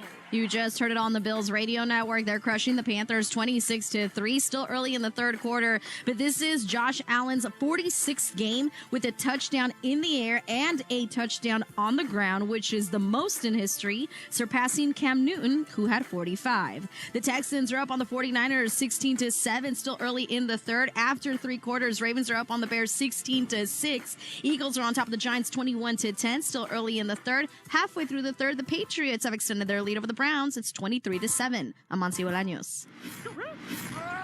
This is Fox Sports End Zone Radio. Every stadium, every touchdown, every score, all broken down for you. We got the pads on this. This is Fox Sports End Zone Radio, live from the Fox Sports Radio studios. Here's Steve Hartman and VJ Husky. All right, rolling along here. Week 8, full Sunday around the National Football League. 7 games in progress right now. We are all over these games for you out there. Once again, we're in the Fox Sports Radio studios. And, as we watch the games going on right now, the Dolphins, by the way, in a big bounce-back game, are blowing out the Atlanta Falcons in Atlanta. So apparently the Dolphins, rallying around their beleaguered coach, Mike McDaniel, have come up huge today. And they just scored again to take a 23-3 lead, pending the extra point. Watch the speed by Waddle. Pulls and away from him. Jalen Waddle gets into the end zone. That's the third touchdown pass of the day for Tua Tagovailoa. 43 yards on that pass play. So Tua's come up big in this game, and so have the Dolphins. And the extra point is good. 24-3 now. 4 minutes to go in the third. Let's Dolphins go. running away from the Falcons. Let's go. And that, once again, number 2 ranked defense in the league, man. Went in there. Just be professional, guys. Mm-hmm. Put all the outside noise. Sometimes it helps to get on the road. You hear that from pro athletes sometimes. Sometimes it's interesting because the Dolphins were 0-4 on the road this year. I mean, but they've also been going through a lot the last few weeks. We had a lot of press conference, a lot of talking, a lot of. Let's take the personal bias out of this for a moment here. Sure. I know it's tough, and I respect your fanship. Believe me, I respect that fanship. Let's go. There's no explanation for this game. On paper, the Dolphins were tailor-made. They had the number 32 run defense in the league, going against one of the best running backs in the league in Bijan Robinson. If not the best. And he has 8 carries for 22 yards. They have 20 yards total. Kirk Cousins has been horrific. They have 85 total yards in this game at home. Mm-hmm. So, I mean, they say, well, maybe the Dolphins can pull something out, maybe a bunch of there's been total domination for Miami in this game. Speaking of a team trying to hang in, the Jets looking for their first win of the year. They're in the red zone right now. They have a second down at the Bengals 16-yard line. 8 minutes to go in the third. Bengals lead the Jets 24-13 in this game. Joe Flacco has been efficient once again, but so is Justin Fields in this game. 13-20, 154 yards and a score there. So, and by the way, the Jets in this game have 150 yards rushing as a team. So they're running it right down the Bengals' throat. One game I want to ask you about coming up a little bit later on. Cowboys on the road against the Broncos. Right. So the Broncos pull out that miracle win against the Giants. I mean, they had no business winning that game, but they won that game to get to 5-2 and now have sole possession of first place in the AFC West. But if you look at the Cowboys right now, Dak has had a great season. 16 touchdowns, only 3 picks. I said before the season, after the Micah Parsons trade, the fate of the Cowboys will ride much more on the return of Dak Prescott than it will of the exit of Micah Parsons. But they're at the crossroads right now, 3-1 on the road against a good Broncos team. Not great, but good. This is a huge game for the Cowboys right now. It's a big game for both these teams. This is a big game for both these teams because I still don't believe in the Broncos. I just don't. Teams are giving these guys, they're giving them games, and they're doing what they're supposed to do. They're coming back. They're staying in it. They're sticking with it. And all the cliche talk, all the cliche things that people say when you're hanging in there and you get a late second win. But these teams should be canceling. These Broncos should have at least 3-4 losses by now. But they don't, and that's fine. I think Dallas is going to come in here and put up some points. All Dak does is throw for 300 yards. He is on fire right now, having an MVP type of season. You guys want to start talking about some of these other players and putting the 3 letters together with them. Make sure you add Dak as those 3 letters with MVP as we start doing that. So I'm actually taking Dallas in this one today because I don't think they're a team that'll cough up and kind of spit up on themselves the way that we've seen other teams, especially the Giants. Like the Giants they have this game. You're up 18 with 10 to go. It's unbelievable. You're up 10 with 5 to go. You can't lose this game. And then they actually come back, score the touchdown, and then they miss the extra point. And that was unbelievable. Everybody wants to fire Mike McDaniel. How does Brian Daboll still have his job after the way they've given up games and the way they've had their butts handed to them when they've lost some of these games? We know why Daboll was still there this year because they didn't want to do the, two and out. That's what we do now. Everybody wants to fire coaches after 1 year. All right, I'll tell you a team that is on fire today, the Houston Texans in a must-win. C.J. Stroud, 317 yards passing, 2 touchdowns. They have taken control of this game, leading the 49ers 23-7. 7.5 minutes to go in the third quarter there. The Bears trying to get back in this game against the Ravens. 16-6 Ravens, but the Bears have a first and goal at the Ravens' 5-yard line. Caleb Williams efficient, 17-20, 273 yards. However, the big story in this game has really been the solid play of Tyler Huntley, and at quarterback for the Ravens, 14 of 18, 156 yards. Derrick Henry has 58 yards on the ground and a score. So Bears trying to get back into this game. It's been, I don't know. Again, it's just when you feel like you want to jump on a team's bandwagon, back off. Who you got? Here's a team not to back off on. That would be the New England Patriots. They were down in this game, and now they're up 23-7. The Browns can't score, man. Drake May, 14-20, 203 yards, 2 touchdowns in this game. They got 122 yards on the ground. You know what I'm not hearing about the Browns? And we have enough film now. We have enough games on our belt. We have enough film. Where's all the Dylan Gabriel bashing? Oh, okay. Well, let me ask you this. Where's all the Dylan Gabriel bashing? They can't score points. Well, and he's thrown 2 interceptions today. Now, the word on Shedeur Sanders was he was hurt. He was inactive today. He's not even active He has today. like a back injury? How? What happened? Where was that? When did was he even taking snaps? Bro, and that's my guy. But when did that happen? They don't hit in practice. He was getting first team reps that I did hear a report and see a report. He was getting first team reps in practice. But when did he get hurt? Yeah, I'm not buying that at all. He's not even on the active I'm not roster, buying out with a back injury. Where, when? Okay, tell me when and where then. I can't just hear back injury. The guy, you're not playing him. You won't put him on the field. But he's inactive? Nah. Remember our infamous perfect picks all began with his over-under on how many snaps Shedeur Sanders would take this year. Your over-under was half of a snap. Half a snap. Half a Yes. snap. And right now it's still It wasn't under. this year. It was NFL career, is the way it was worded. I remember it. It wasn't no. It the was way this he season. worded it Well, was it originally ended in when he the said control room, maybe. and then it morphed into season, I think, when we had to do yeah, it because I remember formally. that one, because that's the one that shocked me where I just stared at all of you guys like, okay, guys, yeah, I'll take the over. Hey, the Well, first right now draft it's is still always an out of under. hand. Yeah, still an under. Perfect pick's going to come up later on in this hour. Third What and hour goal is right this? now for the Bears. This is the You know what time it is? No Huddle Hour. But remember, I said Shedeur will be playing by week 11, week 12. So we're only in week 8. I still got 3 weeks got to play time. with. Yeah, you got time. I still got weeks to play with here. Guys. Dylan Gabriel looks terrible, guys. I just want to make sure we say that like we say it about everybody else. Yes, he does look bad. I mean, like every other. So I saw an interview done with Baker Mayfield about do you follow the Browns since you left when they booted you and the fact they can't find a quarterback? And he said, well, it wasn't like I'm rooting for the. He didn't say anything remotely like that. He just said, yeah, I mean, how can you not help but follow what's going on? I mean, he played for the Browns. They kicked him out. He goes down to Carolina. Next thing you know, he's the third-string quarterback for the Rams. Apparently, everyone given up for dead, and now obviously a prime candidate for NFL MVP this year.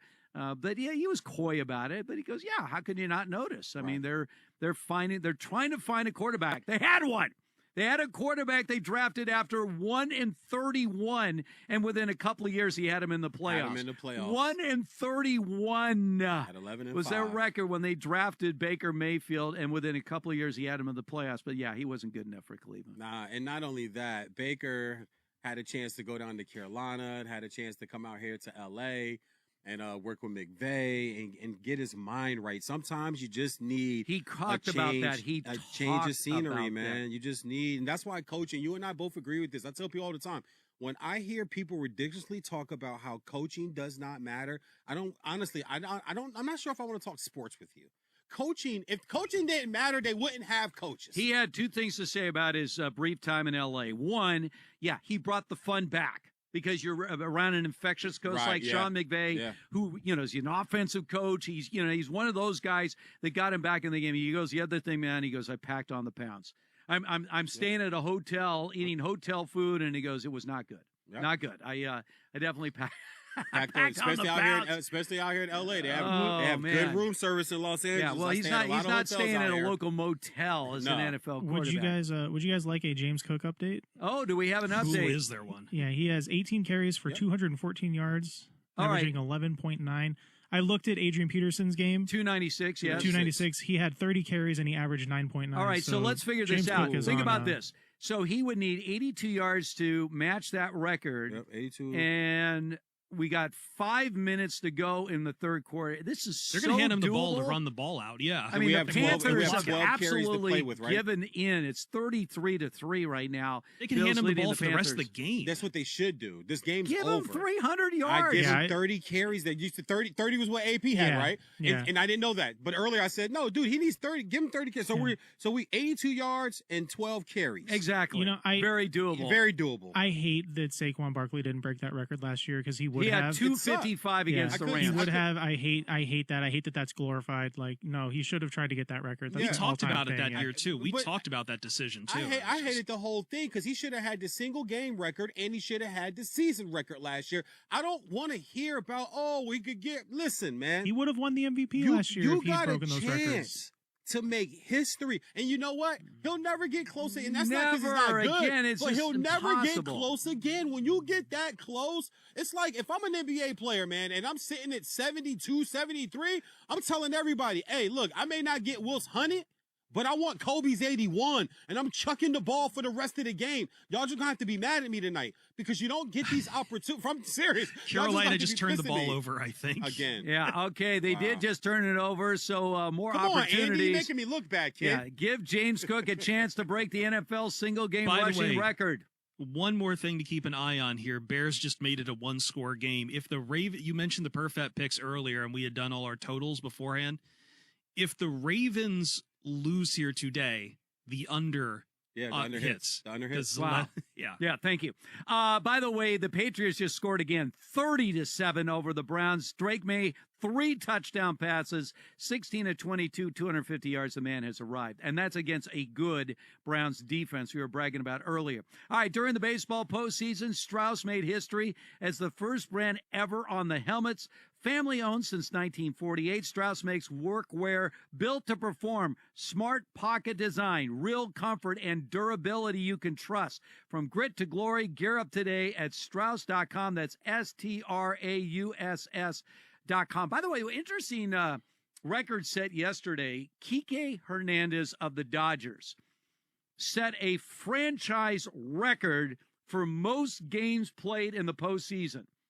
Think about that. In the history of the Dodgers, no one has played more postseason games as a Dodger than Kike Hernandez, who, by the way, had a negative WAR this year, hit .203.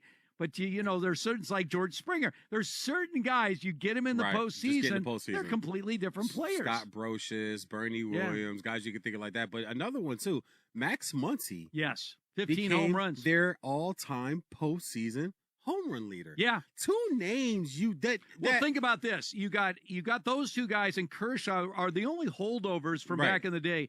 Actually, Kike Hernandez is the only one, along with Kershaw, to play in all 5 of these World Series. He was there in 17, 18, 20 last year and this year. And he left for a while, but Kike is the only one. Muncy wasn't there in 17. He came in 18. And Kike looks like, he's highlighting your receipt at Costco. Like that guy doesn't fit. Like if you take the uniform off of him, just have him walk down the street. Take the uniform off, just walk down the street. Also, quick sidebar: Blake Snell at the Laker game the other night did not had a chance to just walk by him. Did not know he was that big. Oh, he's a big guy. I didn't know that. I didn't know Blake Snell was that.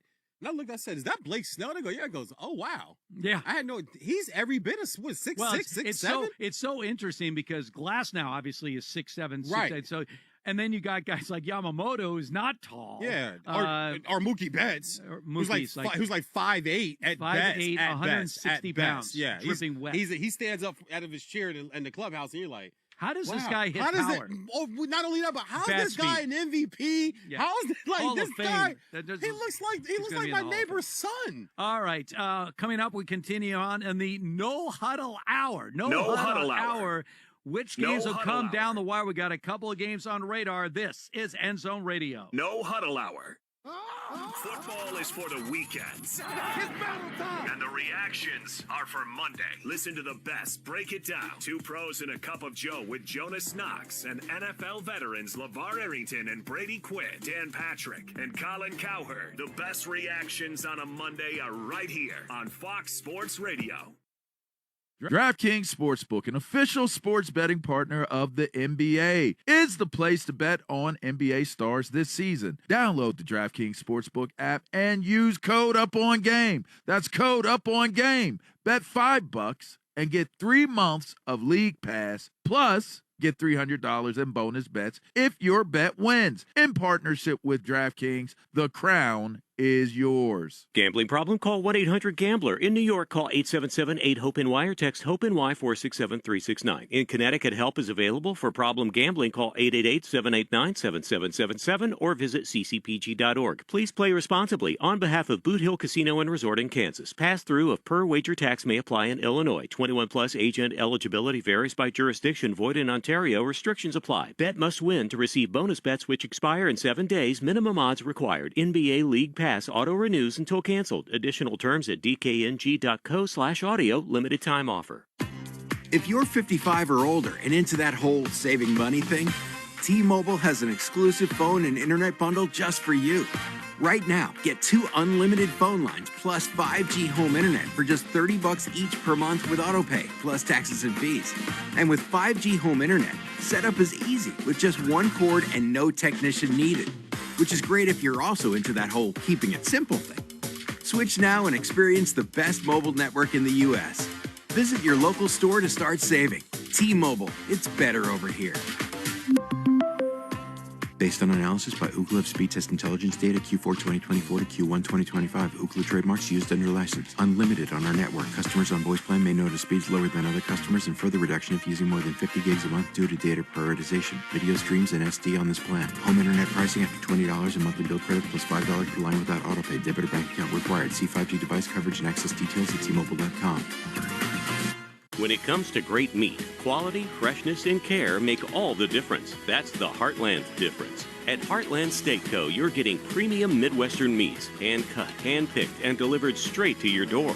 From juicy USDA prime and choice beef to all-natural pork and tender chicken, Heartland Steak Co. brings that true Midwest flavor right to your table. Perfect for backyard barbecues, weeknight dinners, or sending gifts of great taste, they've got you covered. Ordering is easy at heartlandsteakco.com. Choose from Grill Master packages, freezer filler bundles, or holiday gift boxes. Everything's flash frozen at peak freshness, so it's ready when you are. And here's the deal. When you spend $199.99 or more, you'll get free shipping and $25 off your order with promo code SAVE25. That's heartlandsteakco.com, your one-stop shop for premium Midwest meats delivered straight to your door. Taste the Heartland difference. Visit heartlandsteakco.com and use code SAVE25 today. 2 pros and a cup of Joe. They're extremely talented. Putting the more in mornings. Can you feel the power? Jonas Knox. Fired up. LeVar Arrington. Hear the roar. And Brady Quinn. Some dudes just go about their business. That's the crew. It's 2 pros and a cup of Joe. Listen every weekday at 6 a.m. Eastern, 3 a.m. Pacific. Yeah. Oh, man. Get more out of your mornings on Fox Sports Radio. Now, here's a taste of something that you missed from the Doug Gottlieb Show. Yeah, 1, 2. There was some news that came out a couple hours ago, which I think is 1, classic baseball, and 2, classic to these types of phenomenal matchups, right? The teams are separated by 1 game in terms of what they did in the regular season, right? Didn't the Blue Jays win 1 game more than the Dodgers? That's why they have home field. So these are 2 very close teams. And granted, regular season does not always translate to postseason. Both are teams that have spent a lot of money. The Dodgers more money, but you spend $500 million for Vlad Guerrero Jr., and we can't say you're one of the have-nots and the haves and have-nots.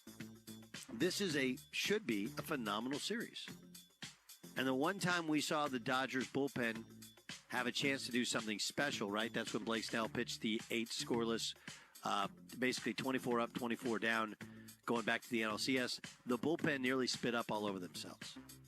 That's where this news, Alex Vesia is a left-handed reliever. He's the guy. He sweats a lot. Alex Vesia he's a big sweater. Like, he's a guy that's up there. As nervous as you are watching, he looks to be more nervous when he's pitching. But he's been, and again, I'm not going to sit here and challenge Jason Stewart. I'm not going to sit here and challenge Elias Sports Bureau. I don't know everything about the Dodgers bullpen and what's failed them and why they didn't go after some of the big-name guys that we thought were available at the trade deadline. But I can tell you that... To get the rest of what Doug said, podcast it by searching The Doug Gottlieb Show. And as always, you can hear The Doug Gottlieb Show weekdays at 3 Eastern, noon Pacific, right here on Fox Sports Radio. They do sports. He like football. They do life, but mostly they do themselves. Podcast and radio, no one's got anything to talk about, but I do. Steve Cavino. There's a spring in my step and a nickel in my pocket. Rich Davis. Fred Savage. Ben Savage. And Macho Man Randy Savage. Your afternoon pick-me-up. It's not a show, it's a lifestyle. It's Cavino and Rich. Weekdays at 5 p.m. Eastern, 2 p.m. Pacific on Fox Sports Radio. You listen at all hours of the day. We're live and local in your eardrum. Yeah. You even have your favorites. I've always listened to the show. Some of you even like to express your love through a tweet from Drew, or a call. I think you guys do an incredible job. It's a great show. You guys do a good job. Y'all are killing it on Fox Sports Radio. There are so many reasons why you listen to us. And for that, we say thank you. Thanks so much. Thank you for all the love you continue to show us. This is Fox Sports Radio. FS1. Call your friends and ask how they doing. To find FS1 on your television, go to foxsports.com for details. Boom. Trust your eyes. FS1.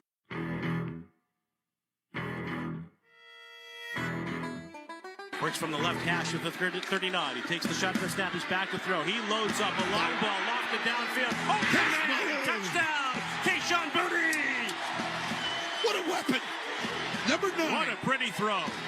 That's 98.5, the Sports Hub and the Patriots Radio Network. It was a close game early, not so much now. Patriots lead the Browns 30-7, just the start of the fourth quarter there. Drake May, 16 of 22, 250 yards and 3 touchdowns. Once again, End Zone Radio here. Hartman and Husky with you in the Fox Sports Radio studios. So we currently have 2 games that are one-score games. One, the Ravens lead the Bears 16-13 right now. No huddle hour. The Ravens have a 4th down, and they just punted, and the Bears will take over on their own 4-yard line. And the 49ers, they just got a touchdown and a 2-point conversion to make it a one-score game. So at the end of the third quarter, Texans with the ball leading the 49ers 23-15. By the way, Tua Tagovailoa just threw his 4th touchdown pass of the game, 19 of 24, 187 yards and 4 touchdowns, 31-3. The Dolphins 1-6 on the season, 0-4 on the road, winning big, demolishing the Falcons on the road. All right, so is this a big turnaround? Is this going to ignite this team? One Sunday. We don't know. We don't know. We'll find out. We'll find out. I'm not going to go there. We'll find out. I will tell you this. I'm very disappointed in you guys. Because I know good trolling when I see good trolling. I know week to week after here, man. Yeah. Every time somebody scores against the Dolphins, my man Perfet's on it. Those started week 1. You would have thought it was the End Zone Coach show. Yeah. As many touchdown videos as we our audio we heard. Dolphins got 31 points on Tua's thrown. Yeah, we haven't played a single highlight. Haven't played a single. I get it though. Well, Dolphins highlights. I get it. Dolphins highlights sound like they're from 1990. Oh wow. Yeah. Oh, see, he's the troll in here. Oh, and the James Cook one with the guy going and he's cooking in the kitchen. No, I mean was so creative. And we played that twice. No, I mean technically they sound like they're from 1990. Bro, I'm just. The Dolphins should take some of the money they spend on their roster and put it into their broadcast. Right. So that's a big part of it. We want everything to sound big here, VJ. You understand that? Right. No slight. The Dolphins are going to get plenty of recognition for their demolition of the Falcons. Would you guys like an example of how frustrating a day this has been for the New York Giants, though? On top of Cam Skadwood getting hurt, they just gave up a 2nd and 31. Really? The Eagles converted a 2nd and 31. Jalen Hurts took a sack worse than Caleb Williams has ever taken in his career, and the Eagles converted on the next play. You guys remember this time of year, too, when the Eagles were 2-2, not this time here, but like kind of right before this time last year. Eagles were 2-2 and the sky was falling. Like the sky was falling. They have 225 yards on the ground today. Oh, hang on. The Jets are getting back in this game. Okay. A walk-in touchdown run. So we right here at the start of the fourth quarter, and the Jets trying to stay in there against the Bengals. They are going to go for 1. I like that. He's putting up 2. I saw him put up 2. Why would you do that? Why? I know that makes no sense. 1 is still a one-score game. Still a one-score game. If you miss, now you're down 9. Yep. Aaron Glenn, do the math. I don't get it, but we're not going to make this Aaron Glenn do thing. The math. We keep seeing this foolishness in the NFL for it doesn't make any sense. It makes no sense. It's 14 kick an extra minutes point, left. and you were still you're making a mistake. Now, it could be a one-score game with a kick, a 2-score game if you don't make this 2-point conversion. The only thing this can't be, you need an RPO for Justin Fields right here. Let me see if I call this right. This has got to be some type of. There you go. There's the fake. But I don't like this right here. Yeah. No. Oh, he's going to get in. Let's go, Jay. He's got the speed. He gets it. Look at Justin Fields There you gets go. in for the 2-point conversion. RPO, As keep it I in his said, hands. great choice. No, I didn't say that. But I tell you what, the Jets' offense today. Now, granted, the Bengals have a horrible defense. We know that. I mean, they really do. But one guy they've gotten loose today, the Jets, Breece Hall. 15 carries, 92 yards, and a score. He's a good back, though. We know he's a good back, but back. They have 209 yards rushing as a team today. That's the Jets team. Hey. It was never going to be about Justin Fields throwing for 300 yards a game. That's not what it's about. That's not who he is, though. He's not that kid anymore. They He's been need a ruined too running much. game, and today against the Bengals, they have it over 200 yards as a team. Eagles, too, man. Eagles into the end zone again. They kind of put this game away 31-13. Well, I now. tell you This what, was really tough day for the Giants again with the Scadaboo injury. That is absolutely devastating. So many good vibes just completely erased on that. They had felt so good with Jackson Dart and Cam Scadaboo, this core. Even at 2-5, right? They felt they almost felt like they were like 3-3 or 4-3, but they're 2-5. My Giants fan was like, this is really tough because they're improving, but I can't tell if it's because of Brian Dable, who he thinks should be fired. But it's like you've got this core here. Yeah. Yes. Guys, Ravens leading the Bears 16-13, and the Bears got the ball, and guess what? Caleb Williams threw an interception. There it is. And there you go. Now it's the Ravens have the ball. The Ravens just scored a touchdown. The Ravens just scored? Yep. All right, so that's it. So that interception completely turning this game around. So instead of an opportunity for the Bears to maybe take the lead or tie the game, the Ravens increase their lead. I think it's time for a conversation about Caleb Williams. Okay, what is the conversation? They were 4-2 going into this game. He's not very good. I think it's look. He hasn't the been offense good. has improved with Ben Johnson. We knew the Ben Johnson offense. He's would not take a better time to quarterback install. than he was last year. No, I don't think so. It's the mental mistakes that just keep. Let me cropping throw up. this out there. They're 4-2, and they've given up more points than they've scored, guys. That's why record.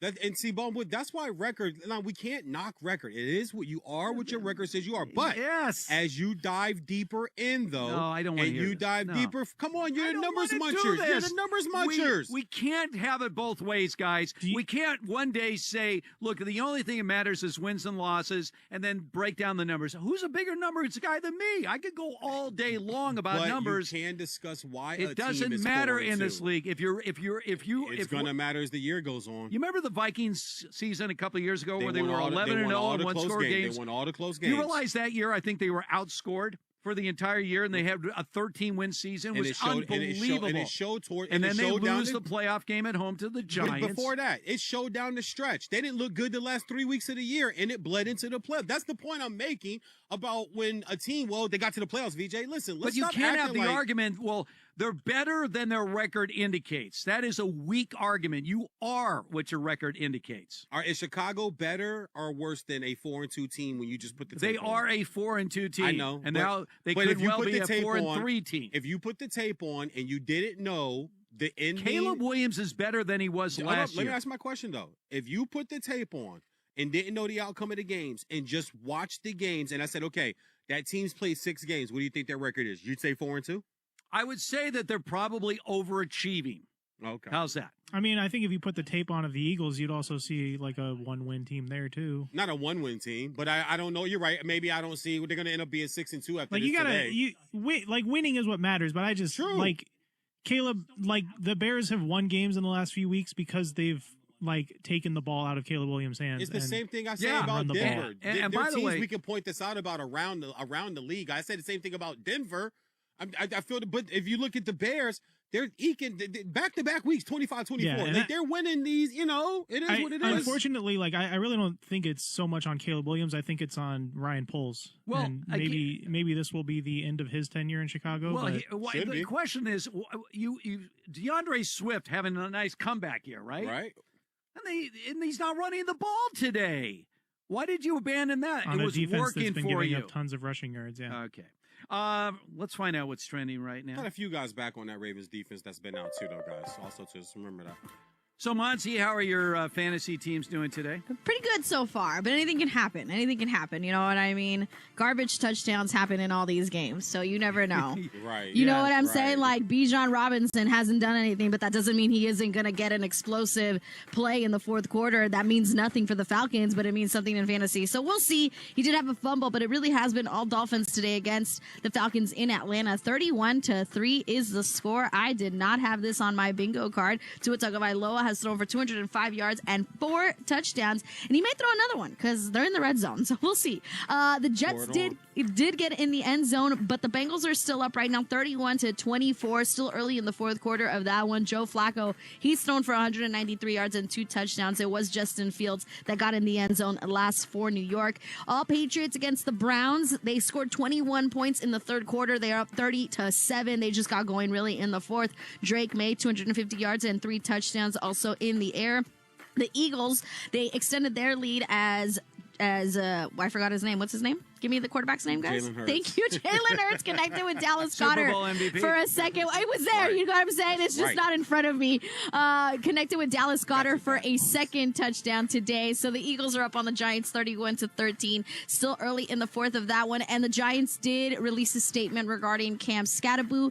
The official statement is that he dislocated his ankle and was taken to a local hospital for further evaluation. This happened in the second quarter. All Bills against the Panthers. 40-3 is the score.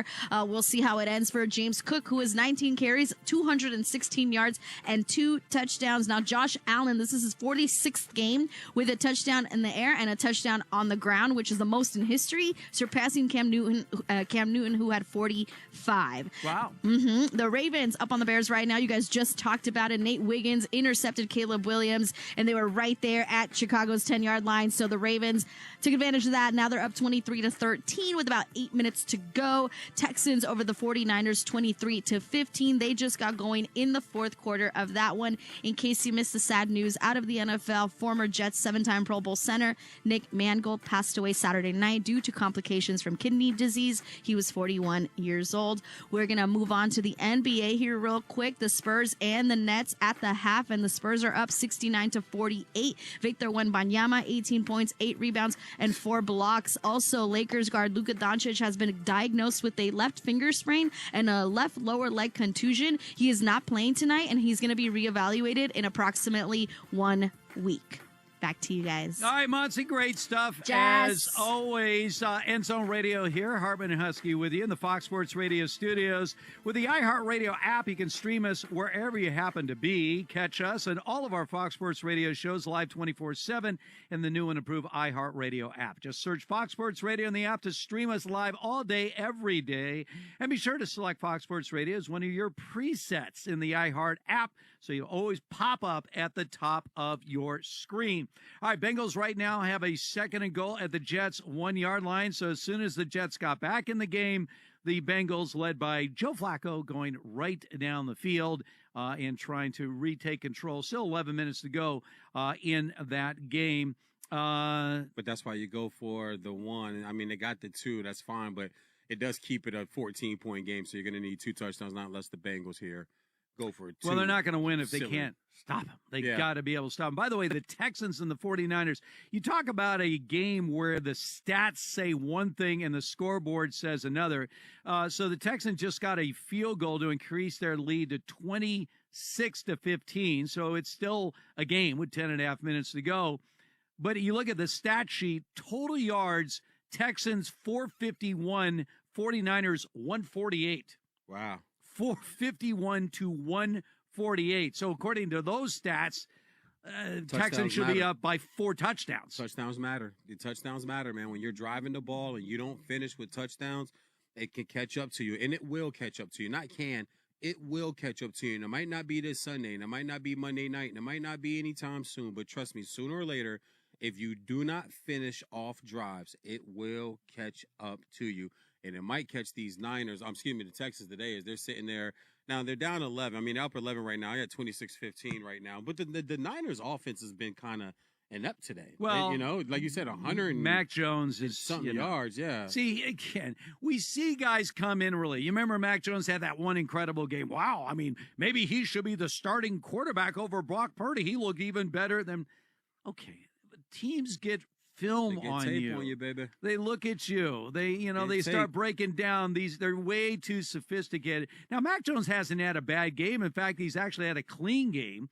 It's 11 and 19, 103 yards, 2 touchdowns, and no picks. Yeah, but see, that's just not no. We're Well, he's not doing anything. It's only 5.4 yards an attempt. 19 in the fourth quarter. Like, Yeah. like, come on, 11 and 19 in the fourth. That's not enough. But I mean, what do you 100 have there? You got yards. Kittle, you've got McCaffrey, and you got. Well, I mean, obviously they thought they had enough. They traded Debo. You know, you got the Brandon Ayuk stuff. You know, they've had Sherfield there, who's a speeder guy before. Like those are all hurt. They exactly. So you got guys there, but it's the war of attrition this year in the NFL. We've already talked about the 11 backups that have had to start by week 8, and then you got we're watching Scatterboo now today getting carted off the field. Like it's war of attrition in this NFL, and it just feels like the teams that could just stay the healthiest with the most main guys, mainly right now.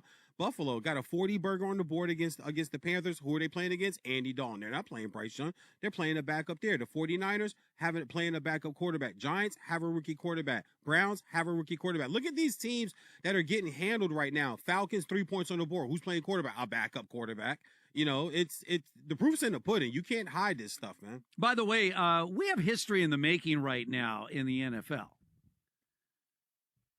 So it's been 21 years since we had a repeat champion in the NFC East.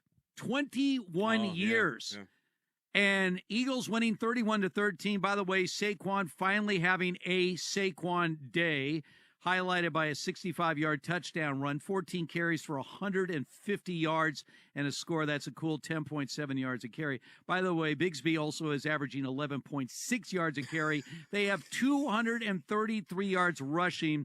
Jalen Hurts, his usual, not overwhelming, but 13 of 18, 134, 3 touchdowns and no picks. Right. But guys, if the Cowboys lose on the road in Denver today, all of a sudden you've got a 2.5 game separation between the Eagles and the rest of the NFC East. I don't think that's going to happen, though. I got Dallas winning that game today, but I still think the Eagles end up winning this division because I just believe in this team.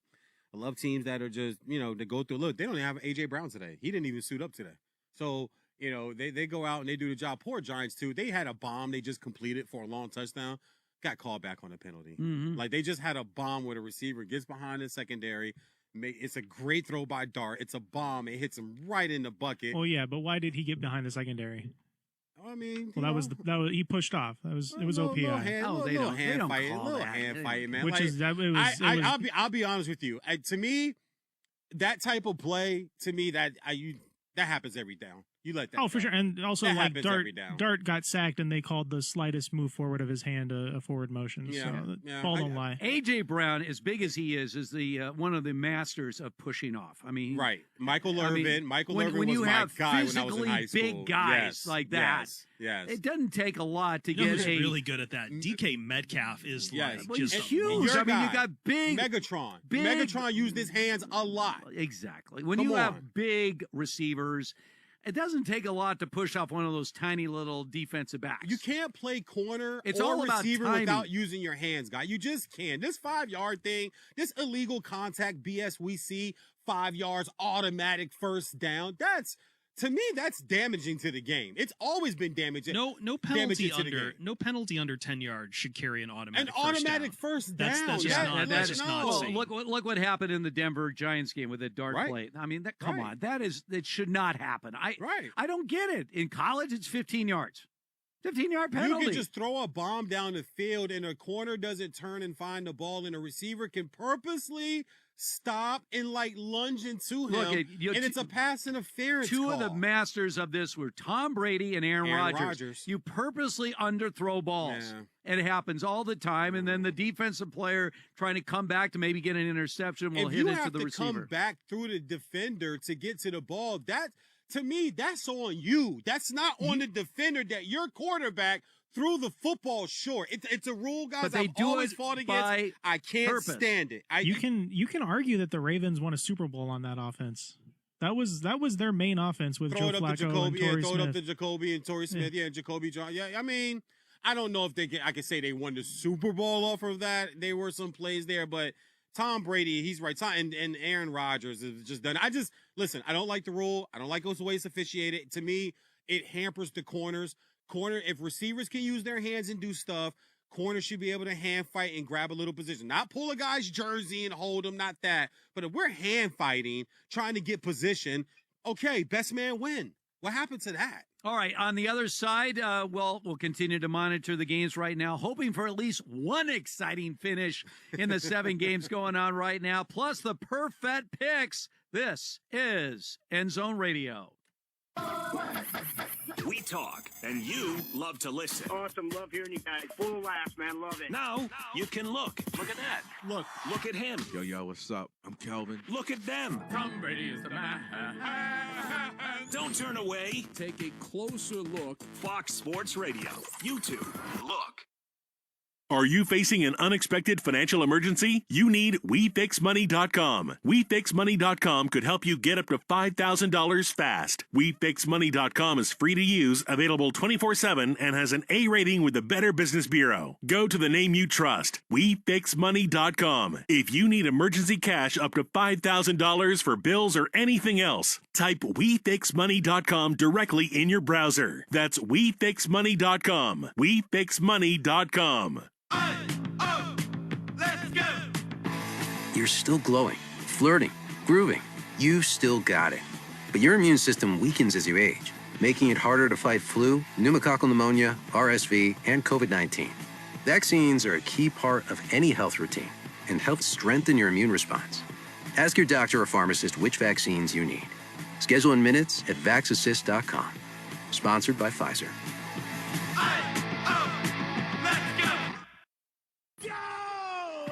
Must have been busy, but The Odd Couple with Rob Parker and Calvin Washington. We're breaking this down. Every day I'm shuffling. It is kumbaya in Pittsburgh.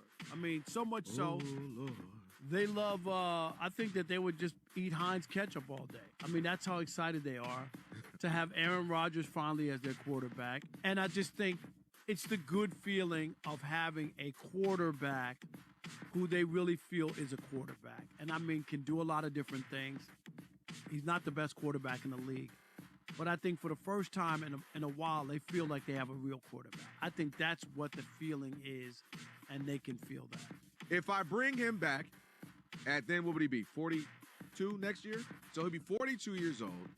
Okay. So they get the division. But let's say they win. My point is they lose in their first game of the playoffs.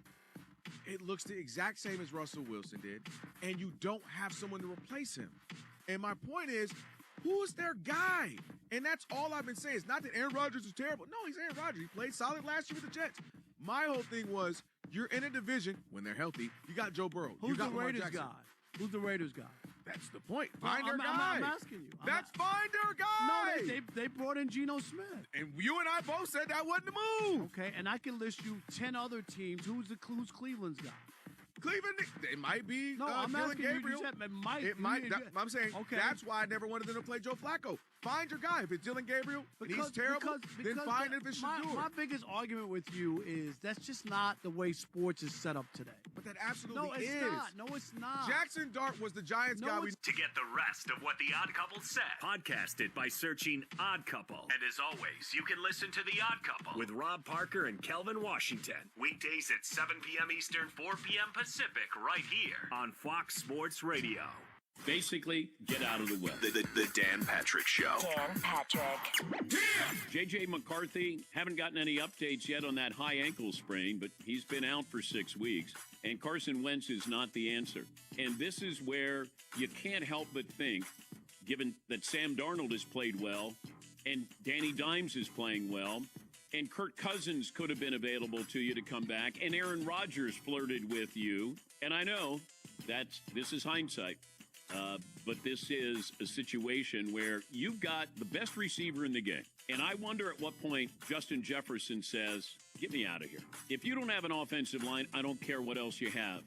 Your quarterback is not going to be successful. But at what point does Justin Jefferson say, I need somebody to throw me the ball? Even if J.J. McCarthy comes back, I don't know what you have with him. The Dan Patrick Show. Dan and the Danettes and you. Weekdays, 9 a.m. Eastern, 6 Pacific on Fox Sports Radio. Hey! This is the Jason Smith Show. Check this out.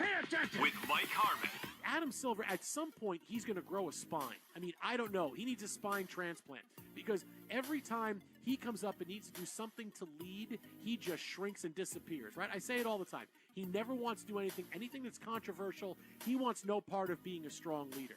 What he should have done, what David Stern would have done, is stand up in front of a podium and said, this is never going to happen again. These guys are going to get banned from the league, and we are never going to go through this again. You will never be involved in the NBA again if something like this happens. Again, these guys have been indicted federally, so yes, this is not work here. I got a feeling they're okay and they have the evidence. This is where, David, our game is safe, like he did with Tim Donaghy. Our game is safe. You're listening to Jason Smith with Mike Harmon. Weeknights at 10 p.m. Eastern, 7 p.m. Pacific on Fox Sports Radio. Did you know that we have original podcasts too? Check out Overpromised with Cavino and Rich. We'll see you in the overpromised land. Or Inside the Parker with Rob Parker for you threadheads. Baseball. The I Want Your Flex podcast with Dan Beyer and Mike Harmon for fantasy junkies. And what about everything Up on Game presents offers? Want more Ben Maller? How about the Fifth Hour podcast? We have a podcast for everyone, and it's all on the iHeartRadio app or wherever you get your podcasts. FS1. Looking for the one, what you looking at the one? To find FS1 on your television, go to foxsports.com for details. FS1. Looking for the one, what you looking at the one?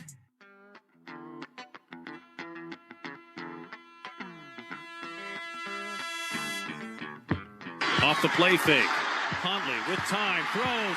Touchdown! Charlie Kohler! Charlie Kohler slipped open on the left flat, and he waltzes in for the touchdown. That's 98 Rock Ravens Radio Network. Ravens lead the Bears 23-16. 3.5 minutes to go in the fourth quarter. Ravens with the ball. By the way, the Jets got a touchdown and once again inexplicably went for two. It was no good, but reversed by review, so the Jets get the two. So instead of being down 7, they're down 6, I guess. Roll the dice. But still 8 minutes to go in the fourth quarter. Plenty of time for the Jets trying to get their first win of the season. Once again, we are here on End Zone Radio. We're in the Fox Sports Radio studios, and yes, it is that time. Here we go. Precise, profitable picks. That's for suckers. Over under a half a flagrant. Gentlemen, these are your perfect picks. All right, guys, we got a split finally. Wow. 1-1. VJ, you pick up the point on Matthew Golden touchdowns. I can speak. Matthew Golden touchdowns. And then we have the question of who would have more rushing yards, Christian McCaffrey or Bijan Robinson. That answer was decisively Christian McCaffrey, so point to Steve there. So I believe we're at 12 and 7, but I'll double check that again here. I'm not good with math. How could it be 12 and 7? It has to be an even number. Look, my Excel. Are you in charge of the perfect picks? I am, but like my Excel spreadsheet keeps getting jacked up for some reason. I'm not good at Excel. I've never liked the score system, but it's not my thing. It's his, so I'll let him do it. I'll fix it up. I think the score system should be different, but let's go. Yeah, okay. Well, let's get to it's your Hall of Fame year, man. If you beat me, you beat me. Just unbelievable. I never win anything. It's your year. Okay. Yeah. Anyway, I think you're showing mercy on me. Maybe. I might have to introduce a multi-ball in here, too, just to really mess it up. It is National Tight Ends Day. By the way, I'm not sure why we don't have more national days for more positions, but I'm going to put this together in a big prop for you guys. All tight ends, the afternoon and primetime games, I'm setting their touchdown total over under 3.5. Bear in mind, some of the tight ends playing tonight, Tyler Warren, Zach Ertz, and Travis Kelce. All right, so we're talking about every game this afternoon, tonight. That's 5 games. Ferguson for the Cowboys, too. Cowboys got a couple of tight ends. So are we including the Monday game? Yes. Okay, so 3 afternoon games, Sunday game, Monday game. That's 5 games. What's the line? 3.5. Over. Yeah. No. Over. No way. Over. No, under. Okay, let's go. I'll take the under on that one. Wow, going against tight end tight touchdowns? ends. What tight ends get touchdowns today, man? Tight end day. Tight end day. Tight end day. All right. And of course, the big matchup coming up here for Sunday Night Football. We're getting Packers, Steelers, Aaron Rodgers not going back to Green Bay, but saying hello to his former team in Pittsburgh.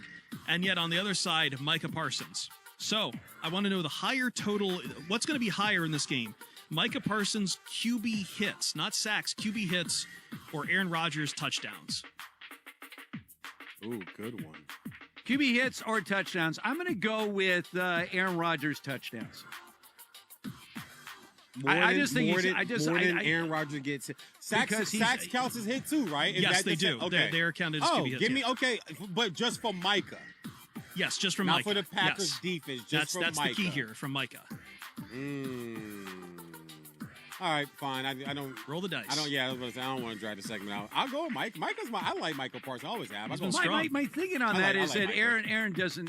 He's at the point he doesn't want to get hit. Right, true, but just get rid of the ball. Because you don't want to get hit, don't mean that you can't get hit. Well, he can get hit. But, all right. Yeah. Mike Tyson said everybody's got a plan until they get punched in the mouth. Guys, we got a good stuff with the perfect picks. All right, let's keep our eye right now on the Jets. The Jets are the play right now. 38-32, Bengals lead the Jets. Again, the reasoning behind the last two-point conversions doesn't make any sense other than the fact the Jets simply have nothing to lose. You guys did this. And so here we go. You guys did this, talking trash about Justin Fields, talking about what he did in was week that a one. turnover? They got the ball back? Yeah, Or they got what the happened? ball. They got the ball back. And They're they're about to score again. All right, so there's still a lot of time, inside 6 minutes to go, but for the Jets looking for their first win of the season. Inside the red zone. They are now down to the 20-yard line, right at the 20-yard line right now. And so the Jets, at least offensively, showing some life. Aaron Glenn was going so bonkers on the sidelines on the review of the previous 2-point conversion. The official was just staring at him like, please calm down before I do something really bad to you. And he did. And then he's high-fiving his players. So he's into it, obviously, and Justin Fields. I mean, are we seeing some justification? Let's not overlook the fact that Breece Hall in this game has 119 yards rushing and 2 touchdowns. What he's supposed to do when you hand him the ball. Run for yards and touchdowns. I'm not going to knock a quarterback because his running back is doing his damn job. I'm going to give Justin Fields credit for putting 32 points on the board for his team, being in the red zone on the 3rd and 1 on the road, and trying to get their first win of the year. I'm going to lean on the quarterback because if they were getting their ass kicked today, we'd be blaming Justin Fields for it. All right, they are doing a quarterback sneak from 3 yards out. That was interesting. He might have come up short. He did come up short. He got it. What a ref. No, they're marking it short. No, the ref is telling him move the chains. He's got it, Steve. Put your glasses But now on. we're there. All right, we'll continue on with maybe an exciting finish coming up here on End Zone Radio. Remember when they used to ask, what do you want to be when you grow up? At Bank of America, we ask every day, what would you like the power to do? When you work here, you help build businesses, inspire communities, and forge legacies. And now we've raised our U.S. minimum wage to $25 an hour. So the opportunity to do more also comes with competitive pay. Learn more at bankofamerica.com/25. Bank of America, proud to be an equal opportunity employer. Hey, I'm Mike Slater. My dad passed away at the age of 63. It's out of nowhere.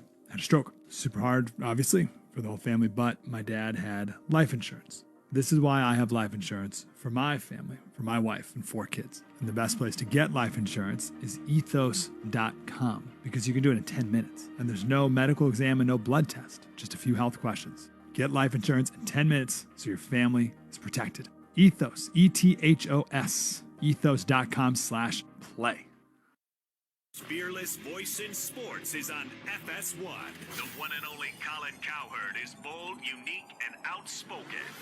Wow. You can see him on The Herd, weekdays at noon Eastern on FS1 in the Fox Sports app. Accessing. The one and only. When Dan Patrick speaks, you better stop and listen. I must have missed this. This is the Dan Patrick Show. This is the perception. Let's say 6 months from now, Terry Rozier, Chauncey Billups, totally exonerated. Damon Jones, totally exonerated. It feels like this is going to be lasting. Because it felt like, if you're a fan, you probably already have suspicions. Most fans are like, oh, it's fixed. Oh, they fix it. This is where it kind of is a stamp that stays on you. It's like when you go to the nightclub and you still have the stamp on you the next day and you can't get it off. That's what this feels like. It's just perception and reality. Now, it could turn out to be just plain reality, and that would be devastating for the NBA. You got all these new TV partners. NBC, Peacock spent billions of dollars on this. ESPN brought in the TNT guys. I mean, this was a big rollout. Everything's going great until the FBI stepped in. But tried to recap this, and I mean, it felt like it was out of Goodfellas and a James Bond movie. Or, Law and Order or Rounders. I mean, there was so much involved in this, and then the mafia's involved in this. And then are you giving information? Who are you giving the information to? How much money are you getting kicked back if you take part in these poker games? I mean, and everybody says the same thing about this. Chauncey Billups made a lot of money. I've never met somebody who's made too much money or doesn't want to lose money. If you want to know what Dan Patrick said next, just podcast it by searching The Dan Patrick Show. And as always, you can listen to Dan Patrick live weekdays, 9 a.m. Eastern, 6 a.m. Pacific on Fox Sports Radio. This is The Herd. You got to be consistent. With Colin Cowherd. Mike check. The Chargers and the Vikings are opposites, and not just because they're in different conferences. The Chargers love their quarterback. All they hope is that his teammates around him can occasionally stay healthy. He's the franchise. He is the bedrock for 15 years. He is worshipped in the building. The Vikings love all their players around the quarterback, but have no idea who's going to lead him the next 10 years. They flirted with Aaron Rodgers. They settled for Carson Wentz. They had Daniel Jones in the building. They wanted to keep Darnold but wouldn't pay for him.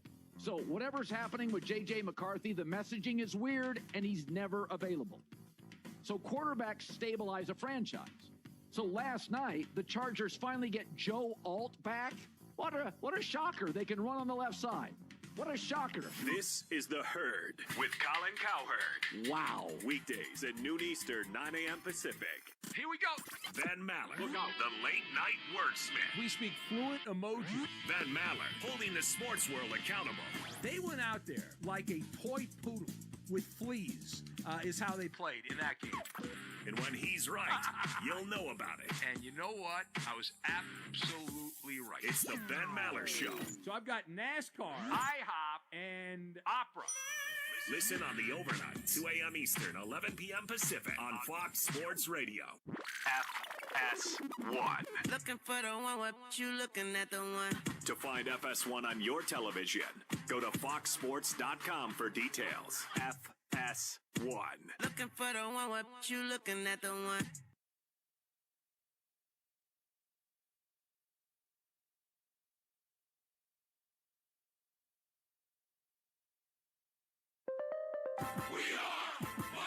And here's what you need to know. Week 8 of the NFL continues, and the Jets are knocking on the door to score against the Bengals. Bengals are up 38-32 with 2 minutes to go in the game.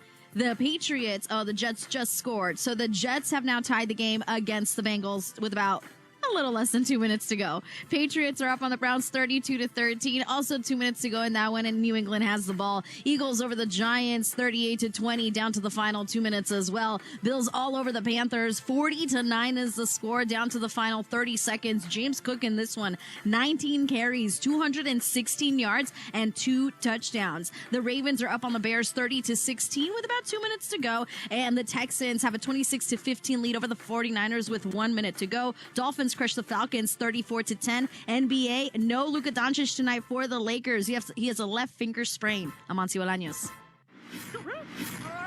This is Fox Sports End Zone Radio. Every stadium, every touchdown, every score, all broken down for you. We got the pads on now. This is Fox Sports End Zone Radio, live from the Fox Sports Radio studios. Here's Steve Hartman and VJ Husky. Miracles do happen. The Jets are leading. The Jets are leading the Bengals 39-38. After a trick play that looked like it was going to fail miserably, the only thing worse was the Bengals defense. And Flacco's out. Flacco walked to the locker room. Jake Browning. Oh boy! Jake No! He heard you. Oh, here comes No. Willis Reed. Send for the man. No way are they going to put Jake Send for Browning the in man. game. Joe Flacco says no chance. No chance. All right, so here's where we are right now. Backstage with WWE, he's rushing out to the. By the way, End Zone Radio here in the Fox Sports Radio studio. So the Jets lead the Bengals 39-38. Still a minute 52 to go, and the Bengals will take over at their own 24-yard line. And yes, Joe Flacco is in the game. By the way, Flacco's had a really good game today, but the big story today is some of the decision-making by Aaron Glenn, who went for back-to-back two-point conversions, both of which were successful. And because of that, when the Jets finally did score, they just needed to kick the extra point to take the lead, 39-38. Mason Taylor, son of Hall of Famer Jason Taylor. All right, so there you go. Big score for the Jets. And now let's see what Joe Flacco can do to try to bring back the Bengals. Can the Jets show any defense? Just got to hold on right here, man. Well, here's the thing. The By the Bengals way, only need a field goal. They only need a field goal. They only need a field goal, Right. and they have 3 timeouts. Yeah, so there's plenty of time. This They is can an throw eternity. anywhere on a field Yes. right now. It's interesting. They're letting the clock run right now with the timeouts. We got a minute 24-23. The clock is running, and look at this. Big run up the middle. Chase Brown. And all of a sudden, you're already up to, 40-yard line? Past the 40-yard line for the Bengals. Right here, you think, right? You Well, take a they're timeout letting the right clock here. run. I guess they're so not concerned about getting yards against this Jets defense. Yeah. Maybe they don't want to have time on the other side. McPherson is getting ready on the sidelines. But we're inside a minute to go right now, and they have a first down. They still need about 20 yards. But I'm kind of with you in your analysis you just mentioned. Maybe they don't fear this defense. They're like, dude, we're going to move. They've been moving the ball. We almost got a 40-burger. And we got a 30-burger. Oh, intercepted. Oh, close, man. The ball knocked up in the air. That was about an inch short of an interception. He wishes he had that. Wow. So the ball was knocked up in the air. So incomplete pass. That will stop the clock with 42 seconds to go. The pass was a little behind the receiver and knocked up in the air and just slightly out of reach for the Jets. Good to get up defense the right end. here. Ball pops up. Oh man, stick your arms all the way out. He alligator armed that. Yeah, he doesn't have long arms. All right. Oh, a run up the middle for no yards. What are the Bengals doing? What is that? No, they're gonna have to call a I was about timeout to say here. you got to and burn one now. Well, they are. 37 seconds left, and all of a sudden you got third down here. And long. They had to burn that one. That was a terrible play call. Yeah, look at the fans. The Bengal fans are like, "What kind of call was that?" Oh my goodness! By the way, gracious. how long is Taylor going to be around? See, the Bengals don't fire coaches. No. No.